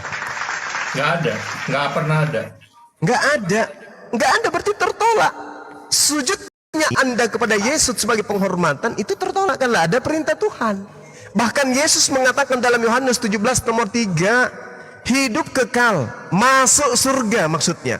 Hidup di dalam surga itu adalah kuncinya dua. Yang pertama, mengenal Allah sebagai satu-satunya Tuhan. Yang kedua, mengenal Yesus sebagai utusan Tuhan. Itu kuncinya menurut Yesus. Hidup kekal itu adalah mereka mengenal Engkau satu-satunya Tuhan yang benar dan mengenal Yesus yang Engkau utus. Itu kuncinya sudah jelas. Betul. Tapi sebagai raja, diutus sebagai raja, Bang Zuma. Tuan, bukan Tuhan, Tuan. Yesus Tuhan sebagai Lord, raja. Lord, bukan God. Beda. Saya baca dari KJV. Lord. Iya. Iya. Tapi sekarang mari kita jujur-jujuran. Miliaran manusia berlabelkan Kristen itu menyembah Yesus atau hanya hormat saja? Karena TB yang sudah menulis menyembah, yang menyembah, Bang Zuma. Menyembah. Karena TB kan yang iya. Makanya Allah bertanya kepada para iblis, qala ma mana'aka alla tasjuda iz amartuk. Apa kata mereka? Qala ana khairum minhu. Saya iblis jauh lebih baik daripada Adam alaihissalam. Kata iblis, khalaqtani min nar wa khalaqtahu min tin. Engkau Tuhan menciptakan aku dari api, sedangkan Adam engkau ciptakan dari tanah. Ini jawaban iblis nih. Nah sekarang kenapa penghormatan yang dimaksud di sini bukan menyembah? Kenapa? Karena iblis pun tahu kalau Adam itu adalah ciptaan. Jelas sekali dia mengatakan, khalaqtani, engkau menciptakan aku minar, dari api, sedangkan dia Adam engkau ciptakan dari tanah. Berarti iblis tahu dia tidak disuruh menyembah, dia disuruh hormat. Angkat tangan sebelah kanan di atas pelipis, hormat Adam. Tapi Adam tidak mau menghormat. Kenapa? Karena menurut iblis, khalaqtani minnar, aku lebih tinggi derajatnya, aku dari api, dia dari tanah. Itu alasannya. Jadi ini tidak bisa dijadikan pembenaran. Oh, kami juga orang Kristen tidak menyembah, tapi hanya menghormat. Oh tidak, Anda sendiri mengakui Kristen menyembah Yesus. Dalilnya saya bisa beri, Bang Zuma. Dalilnya bisa saya beri, Bang Zuma. Silakan, saudara. Lukas 8 ayat 41 di TB, ya saya baca. Lukas 8:41, maka datanglah seorang bernama Yairus. Ia adalah kepala rumah ibadat. Ya, kepala rumah ibadat. Saya ulangi lagi, ia Yairus, kepala rumah ibadat, sambil tersungkur di depan kaki Yesus memohon kepadanya supaya Yesus datang ke rumahnya. Kepala rumah ibadat. Oke. Kita lihat di terjemahan lain. Shelaber, lalu datanglah seorang laki-laki bernama Yairus, kepala rumah ibadat. Ia sujud di hadapan Isa dan meminta dengan sangat supaya Isa mau datang ke rumahnya. Iya. Ada sujud kan di situ ya? Iya, ada kata menyembah. Bentar, saya cari. Iya. Apa kata memohon atau menyembah di situ itu bahasa Yunani-nya apa, Bang? Bentar, di AYT 2018 di situ ada seorang bernama Yairus, datang kepadanya. Ia adalah seorang kepala sinagoge, sambil sujud menyembah di kaki Yesus. Yairus memohon supaya ia datang ke rumahnya. Ini dari AYT menyembah sambil sujud menyembah. Itu nomornya 4098 Pipto. Gimana, Bang? Pipto. Iya, Pipto. Apa tuh? Jatuh, tersungkur, jatuh, sujud, berjatuhan, runtuhlah, rubuh. Menyembahnya mana? Bahasa Yunaninya menyembah apa? Menyembah di mana? Di definisi ada menyembah, jatuh, tersungkur, jatuh, menyembah, ada. Iya. Ada menyembah. Oke, baik, saudaraku. Pelan-pelan kita. Dalam bahasa Yunani, menyembah itu apa? Gimana carinya? Bahasa Yunani, menyembah. Ke translate Google gitu. Latria. Nomor berapa? Latria. Nomor berapa? Nomor berapa? Menyembah itu dalam bahasa Yunani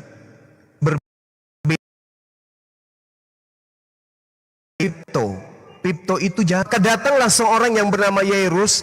Ia adalah kepala rumah ibadat. Sambil apa harusnya di situ? Sesuai dengan original teks. Sujud. Ya, sujud atau jatuh, tersungkur. Tidak menyembah kan? Iya, sama ayat. Tidak menyembah kan? Sama ayat Nah, disembah. terjemahannya salah. Karena tidak ada kemudian Pipto itu terjemahannya menyembah, nggak ada. Bahasa Yunani menyembah kalau kita lihat itu adalah latreia. Perstoneo juga bisa. Latreia juga itu menyembah.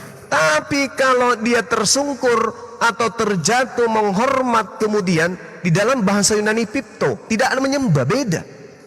Jadi jatuh dengan menyembah itu beda. Tapi lembaga kitab Anda mencoba untuk menuliskan menyembah supaya Yesus diajari, supaya orang Kristen diajari menyembah Yesus. Inilah Al-Quran katakan, inna syaitan lakum adu fattakhidhu aduwan. Sesungguhnya setan itu adalah musuhmu, maka perlakukanlah ia sebagaimana musuh. Tapi orang Kristen sudah tahu lembaga kitab Indonesia sering melakukan sesuatu yang tidak berkesesuaian dengan narasi original teksnya, tapi diikutin. Maka Al-Quran mengatakan wa kanal kafiru ala rabbihi zahira. Adalah orang-orang kafir itu penolong-penolong setan di dalam durhaka kepada Tuhan. Akibat daripada kata menyembah yang disisipkan di dalam kitab Lukas 8:41, maka orang Kristen menyembah kepada sesamanya manusia. Wa kanal kafiru ala rabbihi zahira. Ini yang Al-Quran katakan. Wa ikhwanuhum yamuddunahum fil gayyi thumma la yuqasirun. Saudara-saudara orang kafir itu adalah setan, mengajak setan untuk menyesatkan manusia, dan mereka tidak akan henti-hentinya menyesatkan. Jadi setan menyesatkan melalui ini juga, melalui Bible itu sendiri.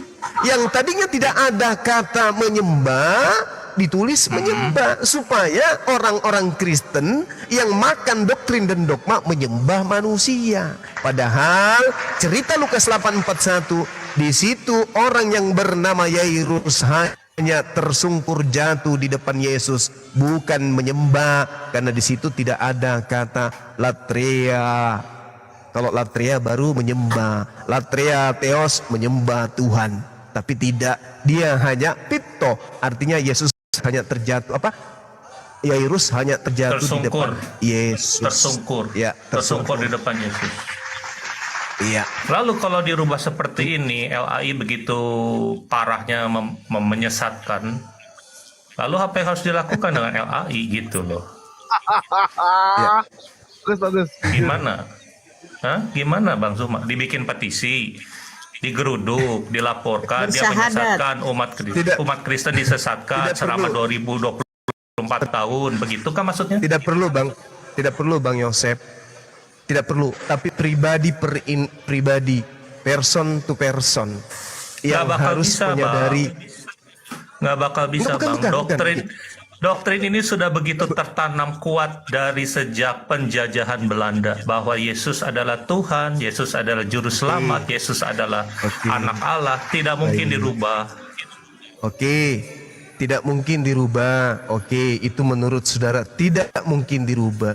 Tetapi kalau sudah diketahui bahwa ini adalah kesesatan, adalah sesuatu yang diterangkan Al-Quran, ulaika hum syarrul bariyah, orang-orang kafir itu adalah seburuk-buruknya makhluk. Kenapa?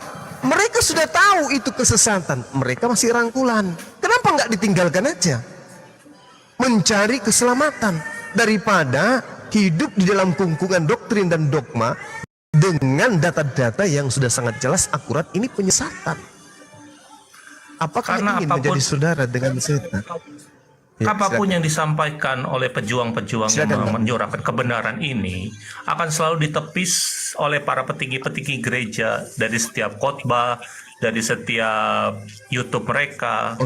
Mereka akan berusaha demikian rupa untuk menghancurkan karakter-karakter orang yang mengatasnamakan kebenaran ini, untuk diselewengkan bahwa kalianlah penyesat, kalianlah yang memberi kesesatan. Begitu Bang Sumar. Apakah saudara Yosef juga bagian dari mereka? Saya mencari kebenaran. Saat ini saya ada di persimpangan antara pindah ke Islam atau ke Buddha, Bang Zuma. Oke. Masya Allah. Oke, baik. Kalau demikian adanya, Anda sudah menyadari itu, bahwa mereka selalu menyesatkan manusia. Maka ada baiknya ikuti saya. Asyhadu alla ilaha illallah. Masya Allah. Wa asyhadu anna Isa Rasulullah. Wa asyhadu anna Muhammadar Rasulullah. Ada 3 agama. Yang pertama Yahudi, Islam, Kristen. Yahudi mengajarkan Yesus itu adalah anak haram, anak zina. Kristen mengajarkan Yesus itu adalah anak Tuhan. Dia ajarkan Isa alaihissalam adalah anak suci yang diberikan kemudian hikmat kenabian dan tanda-tanda mukjizat kepada Bani Israel. Tinggal Anda renungkan. Karena tidak mungkin ada kebenaran di luar daripada agama samawi. Agama samawi itu adalah agama para nabi. Nabi Ishak keturunannya mengajarkan agama Yahudi. Nabi Ismail keturunannya mengajarkan agama Islam. Entah keturunan siapa yang mengajarkan Kristen. Entah keturunan siapa yang mengajarkan Hindu Buddha. Entah keturunan siapa yang mengajarkan ateis dan seterusnya.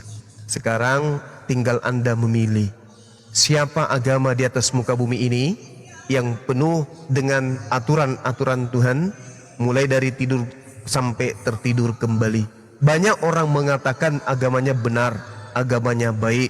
Mereka kemudian melakukan sesajen, mereka melakukan persembahan, mereka melakukan prosesi ibadah. Tanya kepada mereka, Anda melakukan ibadah-ibadah ini perintah siapa?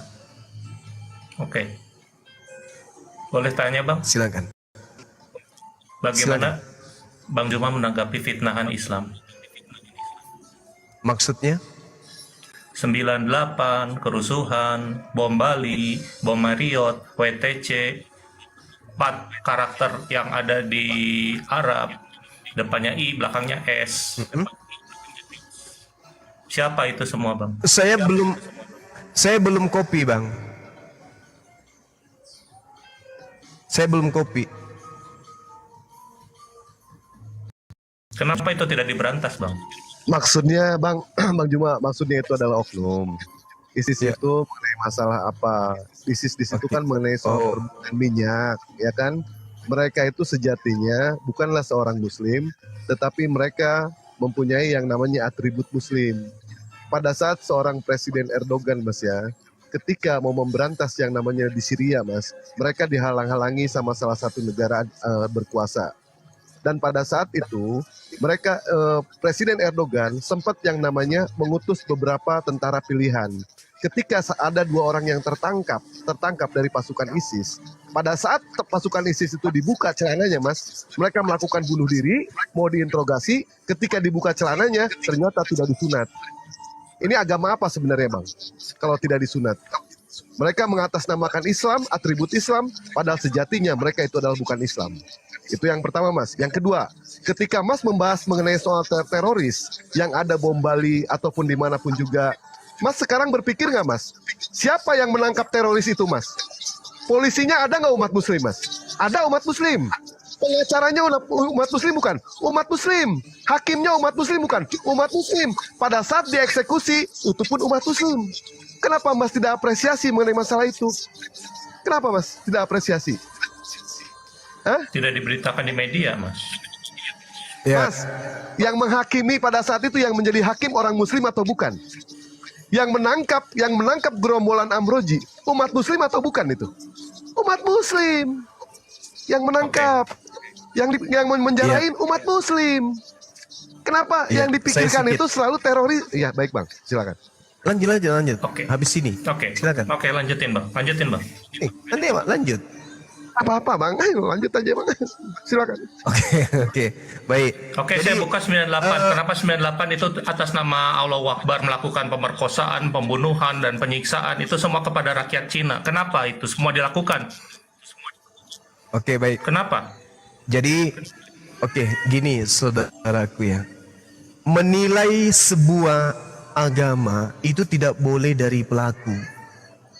Kalau Anda berbicara mengenai Islam, maka harus merujuk kepada kitab sucinya.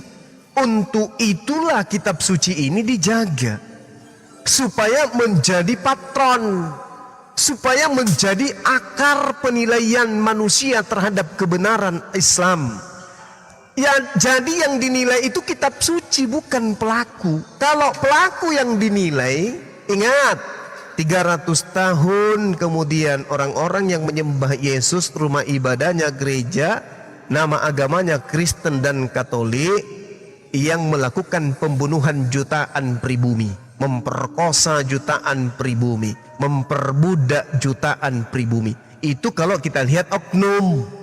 Sekarang kita lihat kitab sucinya. Apa kata Allah? Katabna ala bani Israel min ajli dzalik.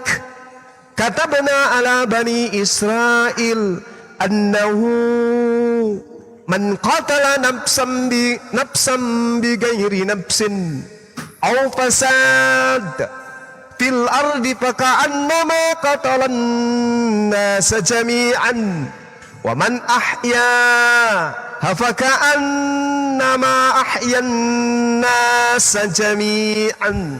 Apa kata Quran? Barang siapa yang membunuh satu manusia bukan karena orang itu membunuh orang lain atau bukan karena bumi ini, maka kata Allah, faka'annama qatalan nasa jami'an, maka dia seakan-akan telah membunuh semua manusia. Satu orang saja dibunuh, kata Al-Quran, dia sama halnya membunuh seluruh umat manusia di atas muka bumi. Sebaliknya kata Allah, wa man ahyaha faka'annama ahya nasa jami'an. Dan barang siapa memelihara kehidupan, mencintai, menjaga, mengayomi, melindungi, menyantuni, memelihara kehidupan satu manusia saja, maka dia seakan-akan telah memelihara kehidupan seluruh manusia di atas muka bumi. Ini ajaran Islam. Lihat kitab sucinya. Jadi kalau ada yang melanggar ini, mau dia berlabelkan ulama, berustaz, habaib, atau apapun titelnya, ISIS, ASUS, OSOS, SS, OSOS, kalau melanggar Quran itu bukan Islam. Dia mau sholat 5 kali sehari, dia mau puasa dan seterusnya, sholatnya hanya ingin disebut sebagai orang beriman, tapi sesungguhnya mereka munafik, sesungguhnya mereka itu pendosa. Kenapa? Melanggar Quran. Al-Quran yang mengatakan sangat jelas, man qatala nafsan bi ghairi nafsin aw fasadin fil ardi faka'annama qatalan nasi jami'a. Barang siapa yang membunuh satu manusia, sama halnya dia membunuh seluruh umat manusia seutuhnya. Apa akibat daripada membunuh?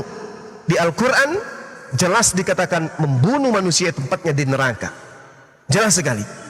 Jadi kalau dikatakan kenapa Islam, kenapa begini, nah ini ada kekuatan di luar Islam yang mau mematikan cahaya Islam, tapi tidak bisa.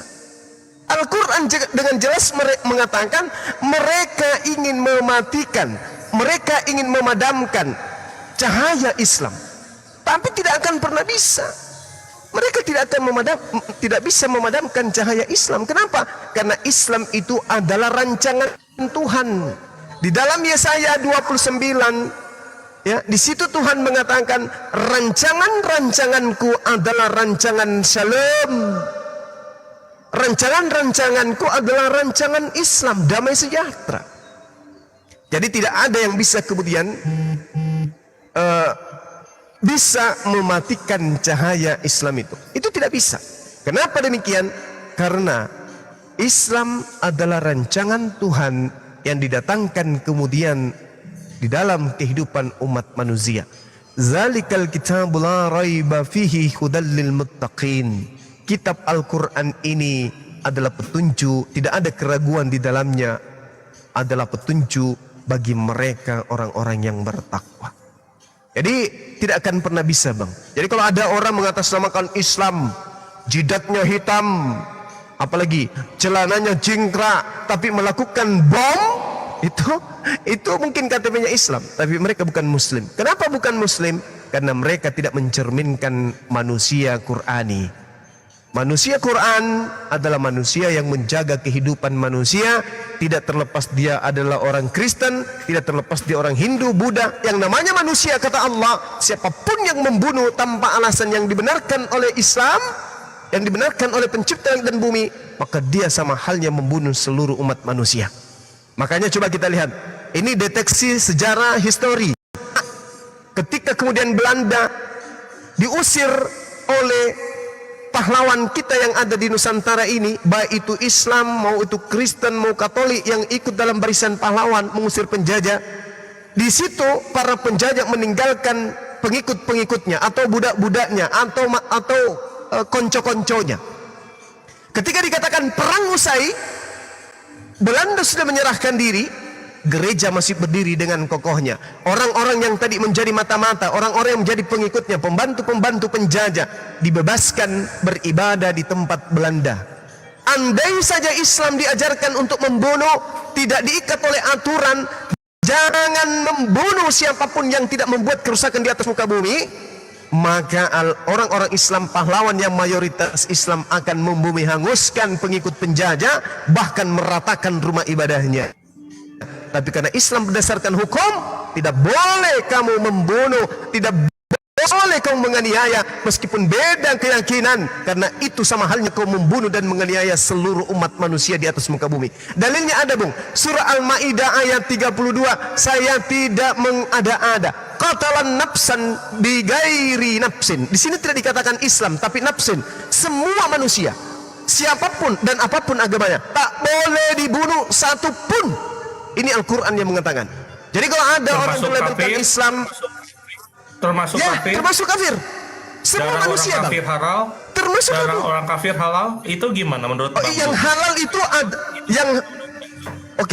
yang halal itu adalah orang, jangankan orang kafir, orang Islam sendiri yang menghujat, orang Islam sendiri yang memerangi Islam, wajib hukumnya kemudian dia dibasmi, halal darahnya. Apalagi orang kafir. Orang kafir yang dimaksud adalah orang kafir yang memerangi Islam, yang mengusir umat Islam dari tempatnya, yang membunuh kemudian umat Islam, yang mengusir umat Islam dan mengambil hak-hak umat Islam. Itu yang wajib dibantai. Dan semua agama mengajarkan itu. Semua agama. Nah, sekarang ketika dikatakan annahu man katala nafsan, nafsan ini adalah seluruh umat manusia, tidak pandang dia kafir, tidak pandang dia Yahudi, dia pandang dia Hindu, Buddha, semua manusia ini. Coba Anda lihat Al-Maidah ayat 32. Oke, Bang Zuma, ya, Anda mengatakan membunuh satu orang sama dengan membunuh seluruh umat manusia, tapi terkecuali penista Islam dan orang kafir. Begitu kah Bang Zuma? Orang yang memerangi, Bang. Kalau orang yang menistakan, itu ada hukumnya sendiri, dinasehati, diingatkan. Kalau mereka tidak mau mendengarkan nasihat itu, tinggalkan, kata Allah. Kalau kamu melihat ada orang yang mengolok-olok, menista Islam, maka tinggalkan sampai mereka tidak mengolok-olok lagi, baru kalian kembali kepada mereka. Tapi kalau masih mengolok-olok, tinggalkan.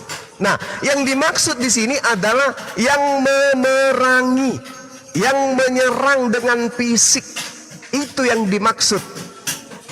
Itu yang dimaksud. Kalau kafir maksudnya orang-orang di luar Islam kan? Kafir itu adalah orang yang tidak menerima Allah, tidak menerima Allah, tidak menerima Rasulullah, tidak menerima Al-Quran, tidak menerima Islam. Itu orang kafir. Al-Quran menjelaskan apa yang dikatakan oleh Al-Quran, bahwasanya la ikraha fid din, tidak ada paksaan di dalam ajaran agama dalam ajaran agama Islam. Tidak ada paksaan. Jadi bagaimana mungkin kemudian kami umat Islam ingin membunuh orang yang ada di luar Islam, padahal tidak ada paksaan untuk masuk ke dalam ajaran agama Islam. Bahkan kalau Anda melihat Markus 16 nomor 15 sampai nomor 20, di situ tekanannya sangat jelas. Barang siapa yang kemudian percaya baptis, barang siapa yang tidak percaya, maka kemudian bunuh. Hukum. Coba Anda baca kitab saudara tuh. Di mana? Di mana? Markus 16 okay. nomor 16, coba Anda lihat.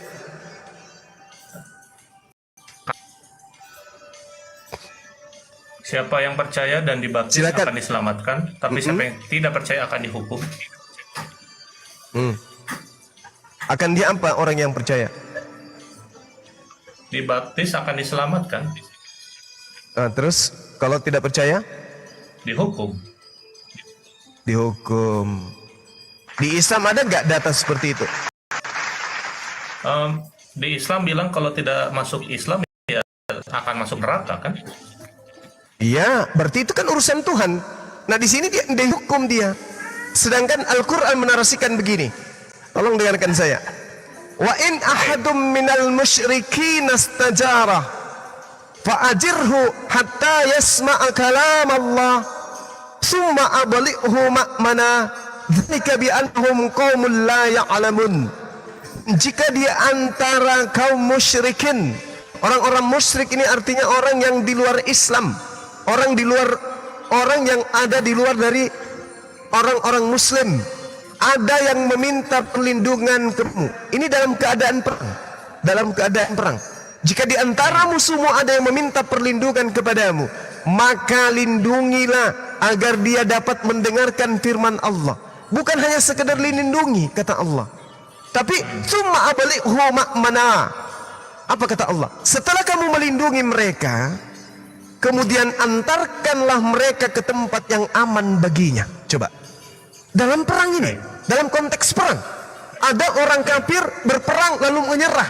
Apa kata Allah? Ampuni dia, antarkan mereka ke tempat yang aman. Ini data tidak ada di kitab agama lain. Kalau di agama lain, bunuhlah setiap apapun yang bernyawa di dalamnya. Jangan kau biarkan seorang pun hidup. Asyura ayat 40 bang, ayat 43 Al-Quran surah Asyura. Apa perintahnya? Maafkanlah orang-orang yang berbuat jahat kepadamu. Al-Araf ayat 119, wahai umat Islam, jadilah pemaaf. Maryam 96, Allah mengajarkan untuk menanamkan kasih sayang di dalam hati setiap umat Islam. Subhanallah. Jadi apa yang menjadi propaganda barat, orientalis barat kepada Islam? Mereka menguasai media, lalu menghujat Islam dengan mengatakan Islam teroris, mengatakan ini, mengatakan itu. Faktanya orang Kristen hidup damai sejahtera di Nusantara ini, padahal mereka menghadap kiri Islam, hadap kanan Islam, menghadap ke depan Islam, nengok ke belakang Islam, tapi hidupnya tenang. Mereka pun tenang di Indonesia ini. Agama tidak ada yang menjadi terpaksa disudutkan dan tidak ada. Kenapa demikian bang? Karena Al-Quran mengatakan dalam surah Al-Muntahana ayat 8, perintah Allah berlaku adil kepada semua manusia, bukan hanya kepada Islam, tapi kepada seluruh umat manusia. Al-Muntahana ayat 8. Oke. Bang Zuma, silakan. Bang Zuma. Siap. 86. Dua pertanyaan. Ya. Dua pertanyaan. Baik. Tolong tunjukkan ke saya. Siap. Maryam, ibunda Yesus. Iya. Anak Harun. Dari Harun. Dari Harun. Satu. Iya, baik. Nanti lanjut yang keduanya. Kita dulu. Oke, baik. Oke. Ketika Al-Quran menarasikan Maryam saudara Harun, ini sebenarnya kalau kita melihat ayat ini menampar Bible. Kok bisa kayak gitu? Yes, Anda coba baca kitab saudara di Matius 1, di situ sangat jelas Maria ingin diceraikan oleh seorang laki-laki yang bukan suaminya. Apa maksudnya? Apa maksudnya? Ya kan masih bertunangan. Dia ingin diceraikan oleh seorang laki-laki yang bukan suami. Nah, kenapa ingin diceraikan? Ada apa? Sedangkan Al-Quran mengatakan bahwasanya orang-orang Yahudi yang hidup di zaman Maryam alaihissalam memanggil Maryam itu dengan sebutan saudara Harun.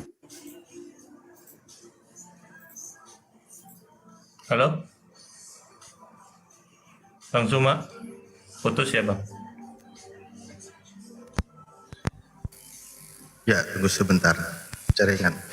Sorry, maaf terputus. Iya. Jadi Matius dikatakan berapa, Matius, di dalam Matius kitab berapa, surah Maryam. Matius berapa? Apanya? Tadi Matius berapa? Saya mau cek. Coba Anda baca di Matius 1. Matius 1. Ayat. Anda baca data mulai dari nomor 18 ya sampai selesai. Coba Anda baca. Mulai dari 18 sampai selesai. Kelahiran Yesus Kristus diceritakan di sana. Pada waktu ibu. Oke. Gimana? Mau saya aja yang baca? Oke. Saya aja yang baca. Silakan. Matius 1 ayat 18. Kelahiran Yesus Kristus adalah seperti berikut. Pada waktu Maria ibunya bertunangan dengan Yusuf, ternyata ia mengandung dari Roh Kudus sebelum mereka hidup sebagai suami istri. Lalu? Iya. Lalu? Iya. Baca aja terus. Baca terus. Atau saya baca dari Sela biar aja ya. Inilah riwayat kelahiran Isa Al-Masih. Ketika Maryam ibunya masih bertunangan dengan Yusuf, ternyata Maryam telah mengandung karena kuasa Ruh Allah, walaupun Maryam dan Yusuf belum melakukan hubungan sebagai suami istri. Ya, terus? Karena Yusuf tunangannya adalah seorang yang bertakwa dan berakhlak serta tak berniat mempermalukan Maryam, maka ia bermaksud memutuskan hubungannya dengan Maryam secara diam-diam. Oke. Lalu? Dia di situ dikatakan apa? Latrah. Latrah apa ini? Latrah itu menceraikan. Iya, dalam bahasa Yunani maksud saya, Bang. Oke. Iya. Oke. Dia ingin menceraikan diam-diam. Kok bisa diceraikan? Ini kan bukan istri. Oke. Nah, kembali. Artinya bahwasanya ketika Al-Quranul Karim orang-orang Yahudi menuduh Maryam ini diceritakan, wahai engkau saudara perempuan Harun. Artinya orang-orang Yahudi menuduh bahwa Maryam ini adalah wanita suci yang berasal dari keluarga Harun. Harun ini dikenal sebagai orang suci, orang benar, orang baik. Ya ukhta Harun, makana abukim ra'asauin wa makanat ummuki bagian. Wahai saudara perempuan Harun, ayahmu bukan seorang yang buruk peringai, buruk akhlak, ibumu bukan seorang perempuan pesina. Kenapa kamu hamil di luar nikah? Berarti Maryam oleh Al-Quran dijelaskan sebagai keturunan yang saleh, keturunan yang baik, keturunan yang terhindar dari keluarga pesina. Sedangkan orang Yahudi menuduh, sedangkan orang Yahudi menuduh kemudian Yesus itu sebagai hasil zina. Itu dari orang Yahudi. Nah sekarang kitabnya orang Kristen mengatakan bahwa Yesus dilahirkan, dikandung pada saat dia bertunangan ibunya dengan seorang laki-laki. Nah sekarang pembandingnya, ketika Maryam disebut saudara Harun dan Yesus disebut anak Daud, itu gimana cerita itu, Bang? Apakah betul Daud ini melahirkan Yesus? Daud tidak melahirkan Yesus, tapi Daud. Kenapa dia disebut sebagai anak Daud? Bagus. Keturunan namanya Yesus, ya. Terus kalau dikatakan Maryam saudara Harun, salah nggak? Oke, kalau dari referensi Bang Zuma Salah, maaf, saya Kenapa berkata bisa? salah. Maryam keturunan atau saudara Harun. Itu hanya asumsi Bang Zuma bahwa Maryam itu saleh, suci, dan tidak Jadi bercacat. maksudnya gitu, apa?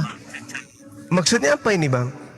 Salah Maksudnya tidak ketika kemudian Oke. Sebentar. Please, sebentar deh, Bang. Sebentar ya. Iya, Gantian, iya, bentar iya, ya. iya. Kita ajak sama-sama kita buka Iya. Lukas 1 Iya. ayat 5. Oke. Silakan, Bang. Sudah. Pada zaman Herodes, Raja Yudea, adalah seorang imam yang bernama Zakaria dari rombongan Abia. Istrinya juga berasal dari keturunan Harun. Iya. Namanya Elisabeth. Elisabeth. Keduanya terus? adalah benar di hadapan Allah. Sampai sini dulu. Iya. Elisabeth ini merupakan sepupunya dari Maria. Gitu. Iya. Nah, sekarang kalau Elisabeth sepupu Maria, salah nggak Dan kalau keturunan Maria ini adalah keturunan Harun? Ya, Elisabethnya asli Salah keturunan nggak? Harun. Kalau Maria? Betul. Marianya walaupun sepupu dari Elisabeth, masih ada yang menyangkal ayat ini dengan mengatakan, loh, kita mungkin sepupu, tapi kan garis keturunan bapaknya kan bisa aja beda gitu. Maksudnya kan Harunnya tuh Elisabeth. Iya. Marianya? Tapi punya ya dari saudara Elisabeth dari keturunan yang lain gitu, kawin campur. Oke. Maksudnya begitu. Baik. Nah, sekarang kalau disebut bahwa kitab ini hasil penyelidikan, bagaimana kalau penyelidikannya keliru, Bang? Ini kan Lukas kalau nomor 5. Iya, Lukas 1 nomor 5. Iya. Nah, oke, kita baca Lukas 1 nomor 1. Teopilus yang mulia, banyak orang yang telah berusaha menyusun suatu berita tentang peristiwa-peristiwa yang terjadi di antara kita, seperti yang disampaikan kepada kita oleh mereka yang dari semula adalah saksi mata dan pelayan firman. Karena itu, setelah aku menyelidiki segala peristiwa itu dengan seksama dari asal mulanya, aku Lukas mengambil keputusan untuk membukukannya dengan teratur bagimu. Ini hasil penyelidikan. Bagaimana kalau ini yang salah, Bang? Nah, bisa nggak dibuktikan kalau ini yang salah gitu? Ini hasil penyelidikan. Lukas bukan murid Yesus, dia murid Paulus. Tadi kita udah bahas. Betul. Bagaimana kalau ini salah sementara ini bukan firman Tuhan? Ya nggak bisa dipercaya dong berarti. Nggak bisa dipercaya. Bagus. Nah, sekarang terlepas daripada nggak bisa dipercaya atau bisa dipercaya, salah tidak ketika Yesus yang bukan anak Daud disebut sebagai anak Daud? Ya salah. Kenapa bisa? Loh, kan kita mengacukan dari kitab Lukas kan. Kitab Lukas mengatakan ada silsilah Yesus. Oke. Kalau dikatakan Yesus itu anak Daud, itu salah. Ya kalau kita mengacu Lukas ini tidak bisa dipercaya dan dari penyesat, ya nggak bisa dong. Nggak bisa. Oke. Kalau disebut Yesus ini anak Adam? Ya mungkin. Ya mungkin lah. Adam punya Benar. anak, punya anak, punya anak. Oke. Oke. Kalau orang-orang Yahudi disebut keturunan ular? Keturunan Yahudi, keturunan ular. Ya, ular beludak. Ya nggak tahu, saya nggak tahu hidup di zaman sana, nggak tahu ya. Tapi Yesus memanggil mereka sebagai keturunan ular beludak. Iya, tahu karena mereka tuh ahli-ahli Taurat Berarti yang munafik. Yahudi ini keturunan ular. Ya nggak semua dong Bang Zuma. Orang-orang Yahudi kan ada yang bagus, ada yang Oke. katanya. Jadi pada kesimpulannya saudaraku, ketika Al-Quran mengatakan ya ukhta Harun, itu berarti Maryam ini keturunan orang baik-baik, di mana dia adalah keturunan dari Nabi Harun alaihissalam. Tapi di ayat Al-Quran, saudara Harun, saudara itu adalah ring pertama Bang Zuma, bukan keturunan. Kalau keturunan itu bisa saudara Harun Bang Zuma. Saudara Harun Iya, punya saudara. adik. Adiknya tuh Harun tuh Miriam.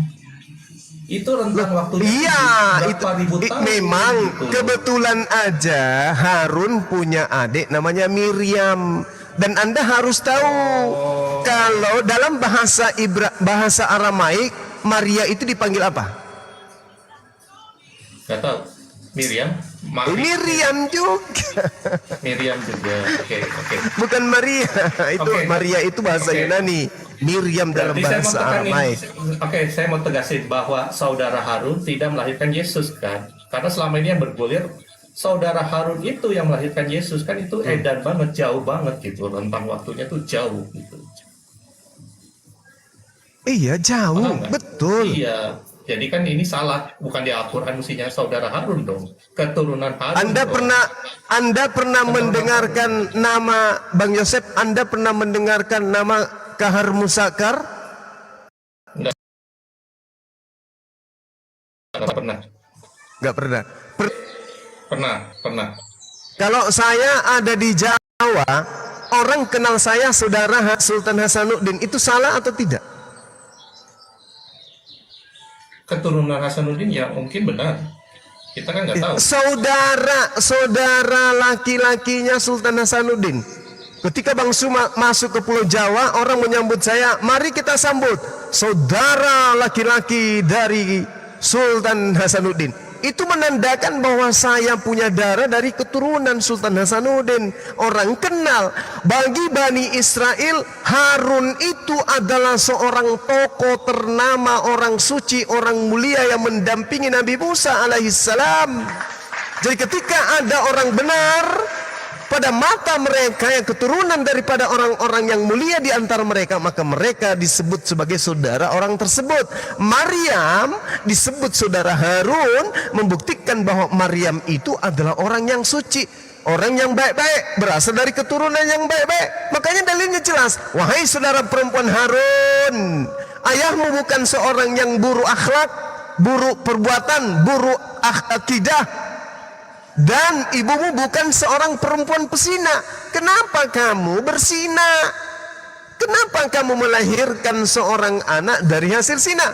Padahal kamu keturunan baik-baik. Kau ini saudara Harun.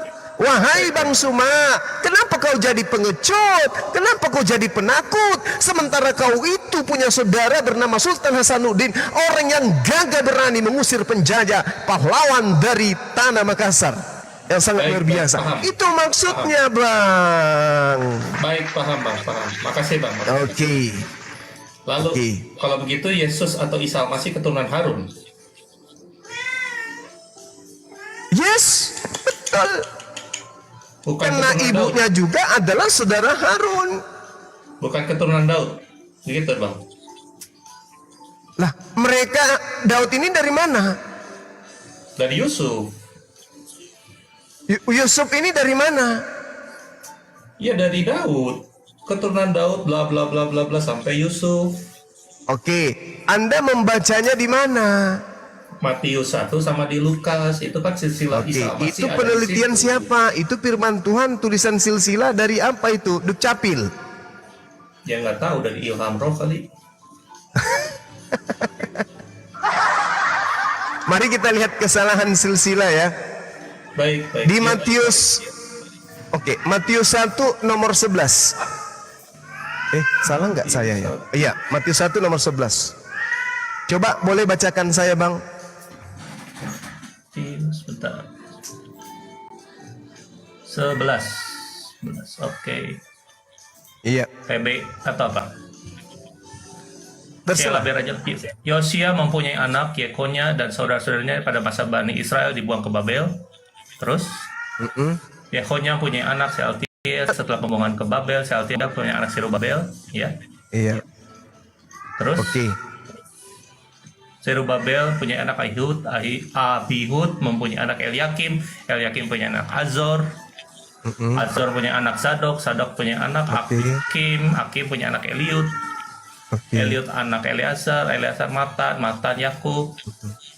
Yakub Yusuf. Yusuf suami Maryam. Maryam ya itulah lahir Isa sang Al-Masih. Iya. Lalu Bang? Iya. Baik ya. Ada nggak yang salah dari silsilah itu? Salah. Apa yang salah? Hitungannya.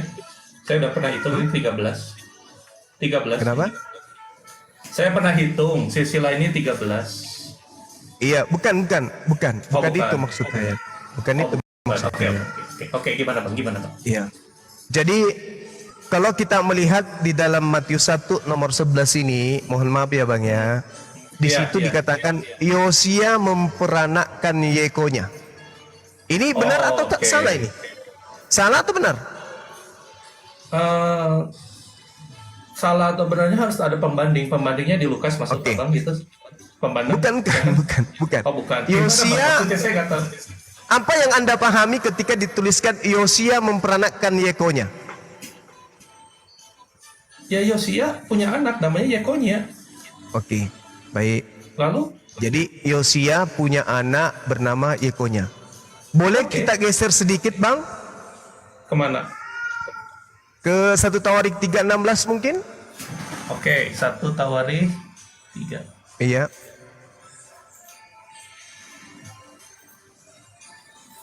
Tiga 16. Iya. Iya, coba Anda bacakan ke saya. Keturunan Yoyakim ialah Yekonya, anaknya itu, dan anak orang ini ialah Sedekia. Apa yang dikatakan di sana Bang? Ya, Sedekia. Yekonya Sedekia. Oke, baik. Jadi ke anak-anak Yosia, anak sulungnya adalah Yohanan, anak keduanya bernama siapa Bang? Yekonya. Yoyakim. Oh iya. Dua. Anak ketiga dari Matius. Anak ketiga siapa? 1 Tawarik 3:15 Bang. Bentar. Saya lihat yang tadi. Bentar, balik lagi. Iya. 1 Tawarik 3:15. Kan tadi anak-anak Yosia, anak-anak Yohanan, Yoyakim, Sedekia. 2 Sedekia. Anak keempat Salum. Salum. Kita masuk ke Matius tadi, Matius 1 Bang. Yosia memperanakkan siapa? Balik lagi ya, saya buka lagi. Iya. Di HP, bentar ya. Atau bacain aja. Memang Bang. berat. Oke. Saya lihat ya, saya bacakan ya, saya ingatkan ya. Oke. Matius 1 nomor 11, Yosia memperanakkan Yekonya.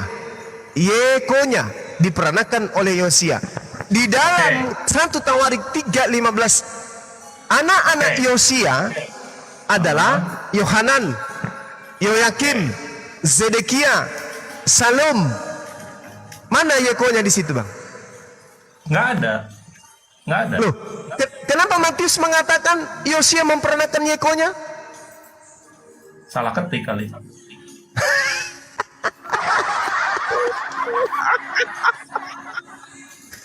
Berat ini. Makanya saya bilang wa kana kafiru ala rabbihi zahira, dan adalah orang-orang kafir itu penolong setan di dalam menyesatkan orang-orang kafir lainnya.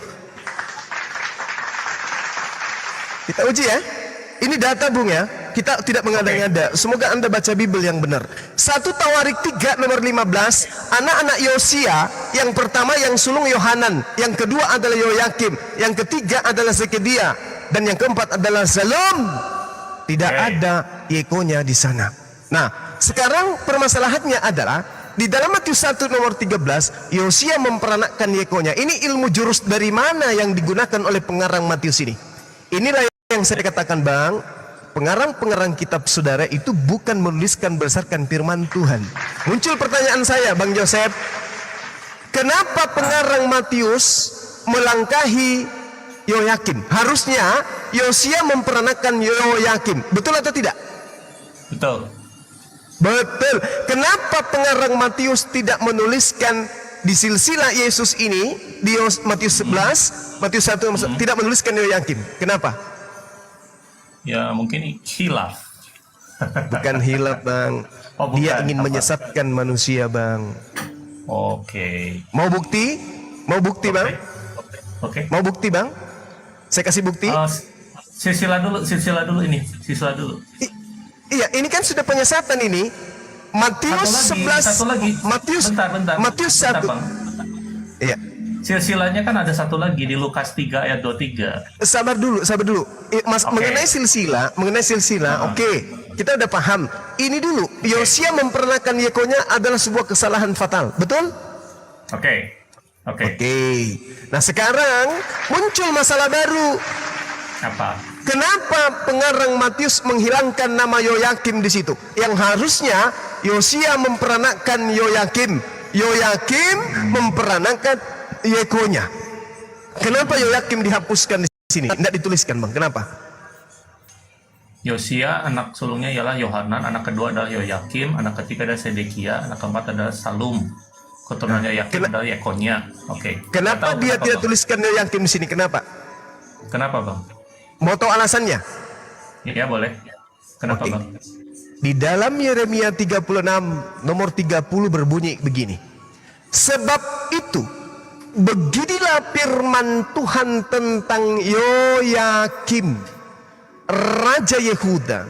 Yoyakim tidak akan mempunyai keturunan yang akan duduk di atas tahta Daud.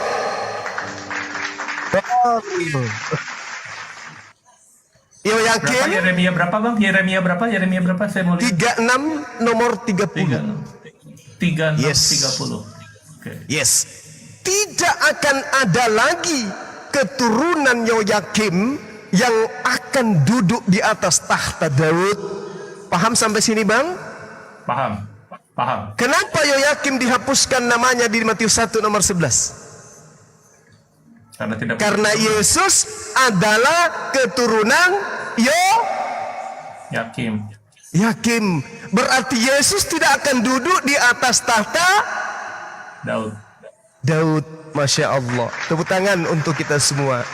Kita sampai pada pelajaran yang level 2. Kita belum sampai level 3, level 4, level 5, level 6. Kita baru level 2. Menguji kebenaran Bible dan perspektif iman Kristen yang mengatakan Yesus adalah raja yang duduk di atas tahta Daud.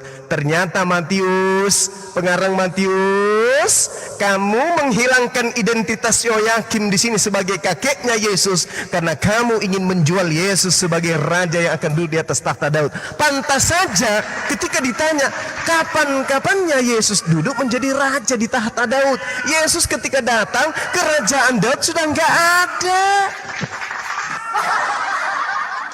Ternyata memang Tuhan sudah mengutuk Yoyakim. Wahai Yoyakim, Tuhan tentang Yoyakim tidak akan mempunyai keturunan yang akan duduk di atas tahta Daud, dan mayat Yoyakim akan tercampak sehingga kena panas di waktu siang dan kena dingin di waktu malam. Ternyata nama Yoyakim dihapuskan oleh pengarang Matius karena pengarang Matius adalah orang Farisi, tahu persis bahwa keturunan Yoyakim tidak akan ada lagi yang duduk di atas tahta Daud. Dan ternyata Yesus ini berasal dari keturunan Yoyakim. Alamak! Maka Yoyakim harus dihapuskan namanya di dalam silsilah Yesus agar Yesus bisa dijual sebagai anak domba yang duduk di atas tahta Daud. Tepuk tangan untuk kita semua. Jadi gimana ini kalau sudah kayak begini ceritanya? Sejarahnya salah, silsilahnya salah, konsepnya keliru, rajanya raja palsu, ajarannya juga amburadul kayak begini. Solusinya hanya la ilaha illallah Muhammadar Rasulullah. Wa man azzama mimman iftara 'ala Allahil kadhiba wa huwa yud'a ilal Islam wallahu la yahdi qaumaz zalimin. Kata Allah, siapakah mereka yang mengada-adakan kebohongan setelah datang ajaran agama Islam kepada mereka? Mereka lah yang selalu mengadakan kebohongan tentang Allah, dan Allah tidak memberi petunjuk kepada orang yang zalim. Kalau saudara tidak menerima petunjuk ini, berarti Anda masuk dalam kategori orang-orang yang zalim. Sangat disayangkan. Saya kira begitu saudara-saudara saya yang ada di sini. Tempat Satu saya lagi sudah boleh Bang Zuma? boleh. Siap. Saya pengen Silakan tahu. Bang, silakan. Cuman kopi Silsilah saya Yesus. sampai masakonya nggak ada ini. Gimana nih teman-teman? Lanjut. Lagi lah. Satu lagi. Siap. Kalau emang silsilah ini saya tahu ini ngaco. Ada di perbandingan di Lukas juga ternyata beda. Dan 13 itu salah sebenarnya, 14 itu salah sebenarnya, 13 saya sudah hitung juga. Jadi mana silsilah Isa Al-Masih yang benar? Silsilah Isa Al-Masih yang benar yang mana? Lalu menunjukkan bahwa Isa Al-Masih atau Yesus Kristus punya istri dan punya anak. Itu aja. Iya. Jadi Al-Quranul Karim menerangkan tentang para nabi, ya, sebagai rasul yang datang kepada seluruh kepada manusia-manusia. Allah Subhanahu wa taala menerangkan rasul yang kami itu utus, sebagian kami ceritakan, sebagian tidak kami ceritakan, ya. Allah Subhanahu wa taala ketika Anda tanya seperti apa silsilah Nabi Isa alaihissalam, Al-Quran bukan buku biografi. Al-Quran adalah hukum-hukum Tuhan yang didatangkan kemudian oleh Allah untuk menjadi penjelas dan penuntun kepada kehidupan manusia dari sejak Rasulullah Muhammad SAW sampai kepada kiamat itu datang. Allah Subhanahu wa taala menjelaskan di dalam Al-Quranul Karim. Oke, baik. Allah Subhanahu wa taala menjelaskan dalam Al-Qur'anul Karim, "Walaqad arsalna rusulan min qablika minhum man qasasna 'alaik wa minhum man lam naqsus 'alaik." Dan sesungguhnya telah kami utus beberapa rasul sebelum kamu. Di antara mereka ada yang kami ceritakan kepadamu, dan di antara mereka ada pula yang tidak kami ceritakan kepadamu. Jadi ketika Al-Quran tidak menceritakan silsilah daripada Nabi Isa alaihissalam, itu terjawab oleh Al-Quran surah Al-Mu'min ayat 78. Seperti itu. Jadi Al-Quran didatangkan bil bayyinati waz zubur wa anzalna ilaika dzikr litubayyana lin-nasi ma nuzila ilaihim wa la'allahum yatafakkarun. Al-Quran kami wahyukan kepadamu wahai Nabi Muhammad agar engkau menjelaskan kepada manusia apa yang harus mereka lakukan di atas muka bumi ini. Jadi yang harus mereka lakukan bukan menghafal silsilah. Nah, dan ini bahaya nanti. Kalau kita ketemu orang Kristen, ditanya juga, silsilah Paulus siapa nama bapaknya? Kakeknya? Buyutnya? Nggak akan pernah ada yang bisa membaca, menemukan itu. Seperti itu, Bang. Silakan. Lalu kalau tidak ada silsilah, di mana kemesiasannya gitu? Kan satu-satunya juru selamat, satu-satunya yang dipercaya hanya menyelamatkan manusia kan dari Al-Masih ini, Bang. Itu yang saya nggak ngerti. Oke, baik. Jadi Nabi Isa alaihissalam kemudian dikatakan oleh Allah di dalam Al-Quran, tidak ada seorang ahli kitab pun, ya, yang ketika Nabi Isa alaihissalam datang untuk yang kedua kalinya, selain mereka akan beriman kepada Nabi Isa alaihissalam. Tidak ada ahli kitab yang tidak akan beriman kepada Nabi Isa alaihissalam. Selain mereka akan beriman setelah Nabi Isa itu datang untuk yang kedua kalinya. Jadi Mesias yang ditunggu sebenarnya oleh orang Yahudi itu adalah Nabi Isa alaihissalam.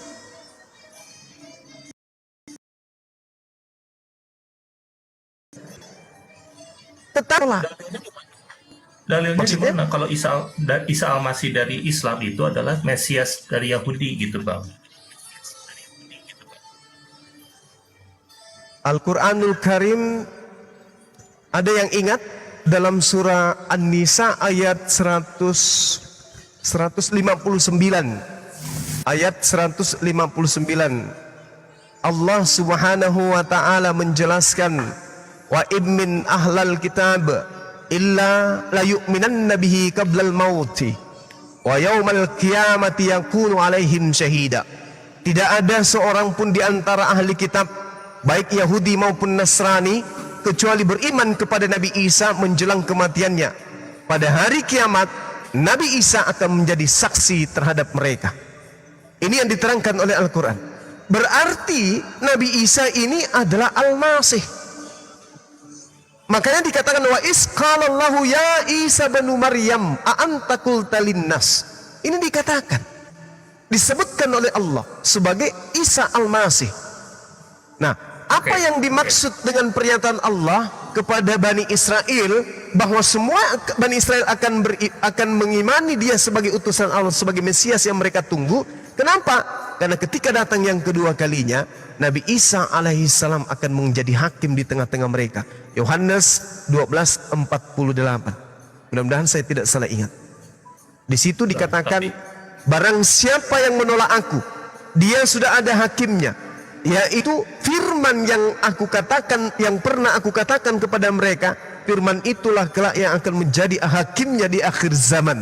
Nabi Isa alaihissalam ketika datang yang kedua kalinya, kata Allah, wa in min ahlal kitabi illa la yu'minanna bihi qablal mauti.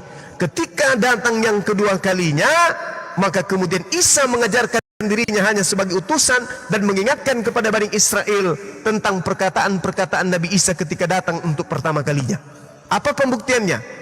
Saya sebagai seorang muslim menasihatkan saudara baca Yohanes 12:48. Apa kata Yesus? Barang siapa yang menolak aku, dia sudah ada hakimnya, yaitu firman yang pernah aku katakan kepada mereka. Firman itulah yang kelak akan menjadi hakimnya di akhir zaman. Ini Al-Quran surah An-Nisa ayat 159 berbicara mengenai akhir zaman.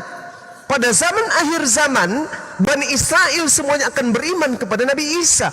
Oh, ternyata benar Islam itu yang telah mengajarkan bahwa yang datang kepada kita ini, yang datang dulu kita tolak, yang dulu kita hampir bunuh, itu adalah Nabi Isa yang umat Islam imani. Datang untuk yang kedua kalinya untuk menghakimi kita yang telah menolak dia, bahwa dia itu adalah yang diselamatkan. Justru yang kita tuhankan yang dibunuh, yang menggantikan dirinya. Ini yang diterangkan oleh Al-Quran dan juga diterangkan oleh Yohanes 12:48. Jelas itu, Bang? Bang Zuma, kalau penghakiman itu hak Tuhan atau hak manusia, Bang? Hak Tuhan. Berarti yang datang nanti Tuhan. Berarti yang datang itu Tuhan. Bukan. Boleh saya dibantu Yohanes 5 nomor 27. Boleh nggak bantu saya, Bang? Yohanes 5. Iya. Bantu saya. 27. Siap 86,7, geser sedikit, kopi campur masako. Silakan. Dan ia telah memberikan kuasa kepadanya untuk menghakimi karena ia adalah anak manusia. Oke. Pertanyaan saudara, yang menghakimi ini Tuhan atau manusia? Jawaban saya, Tuhan. Loh, kok Yesus? Karena dia diberi kuasa untuk menghakimi. Mari kita baca Yohanes 8. Boleh bacakan saya Yohanes 8, Bang? Yohanes 8 ayat nomor coba nomor 16 atau nomor 15 deh. 15 sampai nomor 18. Bantu saya, Bang. Saya udah lelah ini. Suara saya udah mulai. Dek, Om, bisa minta air minum nggak?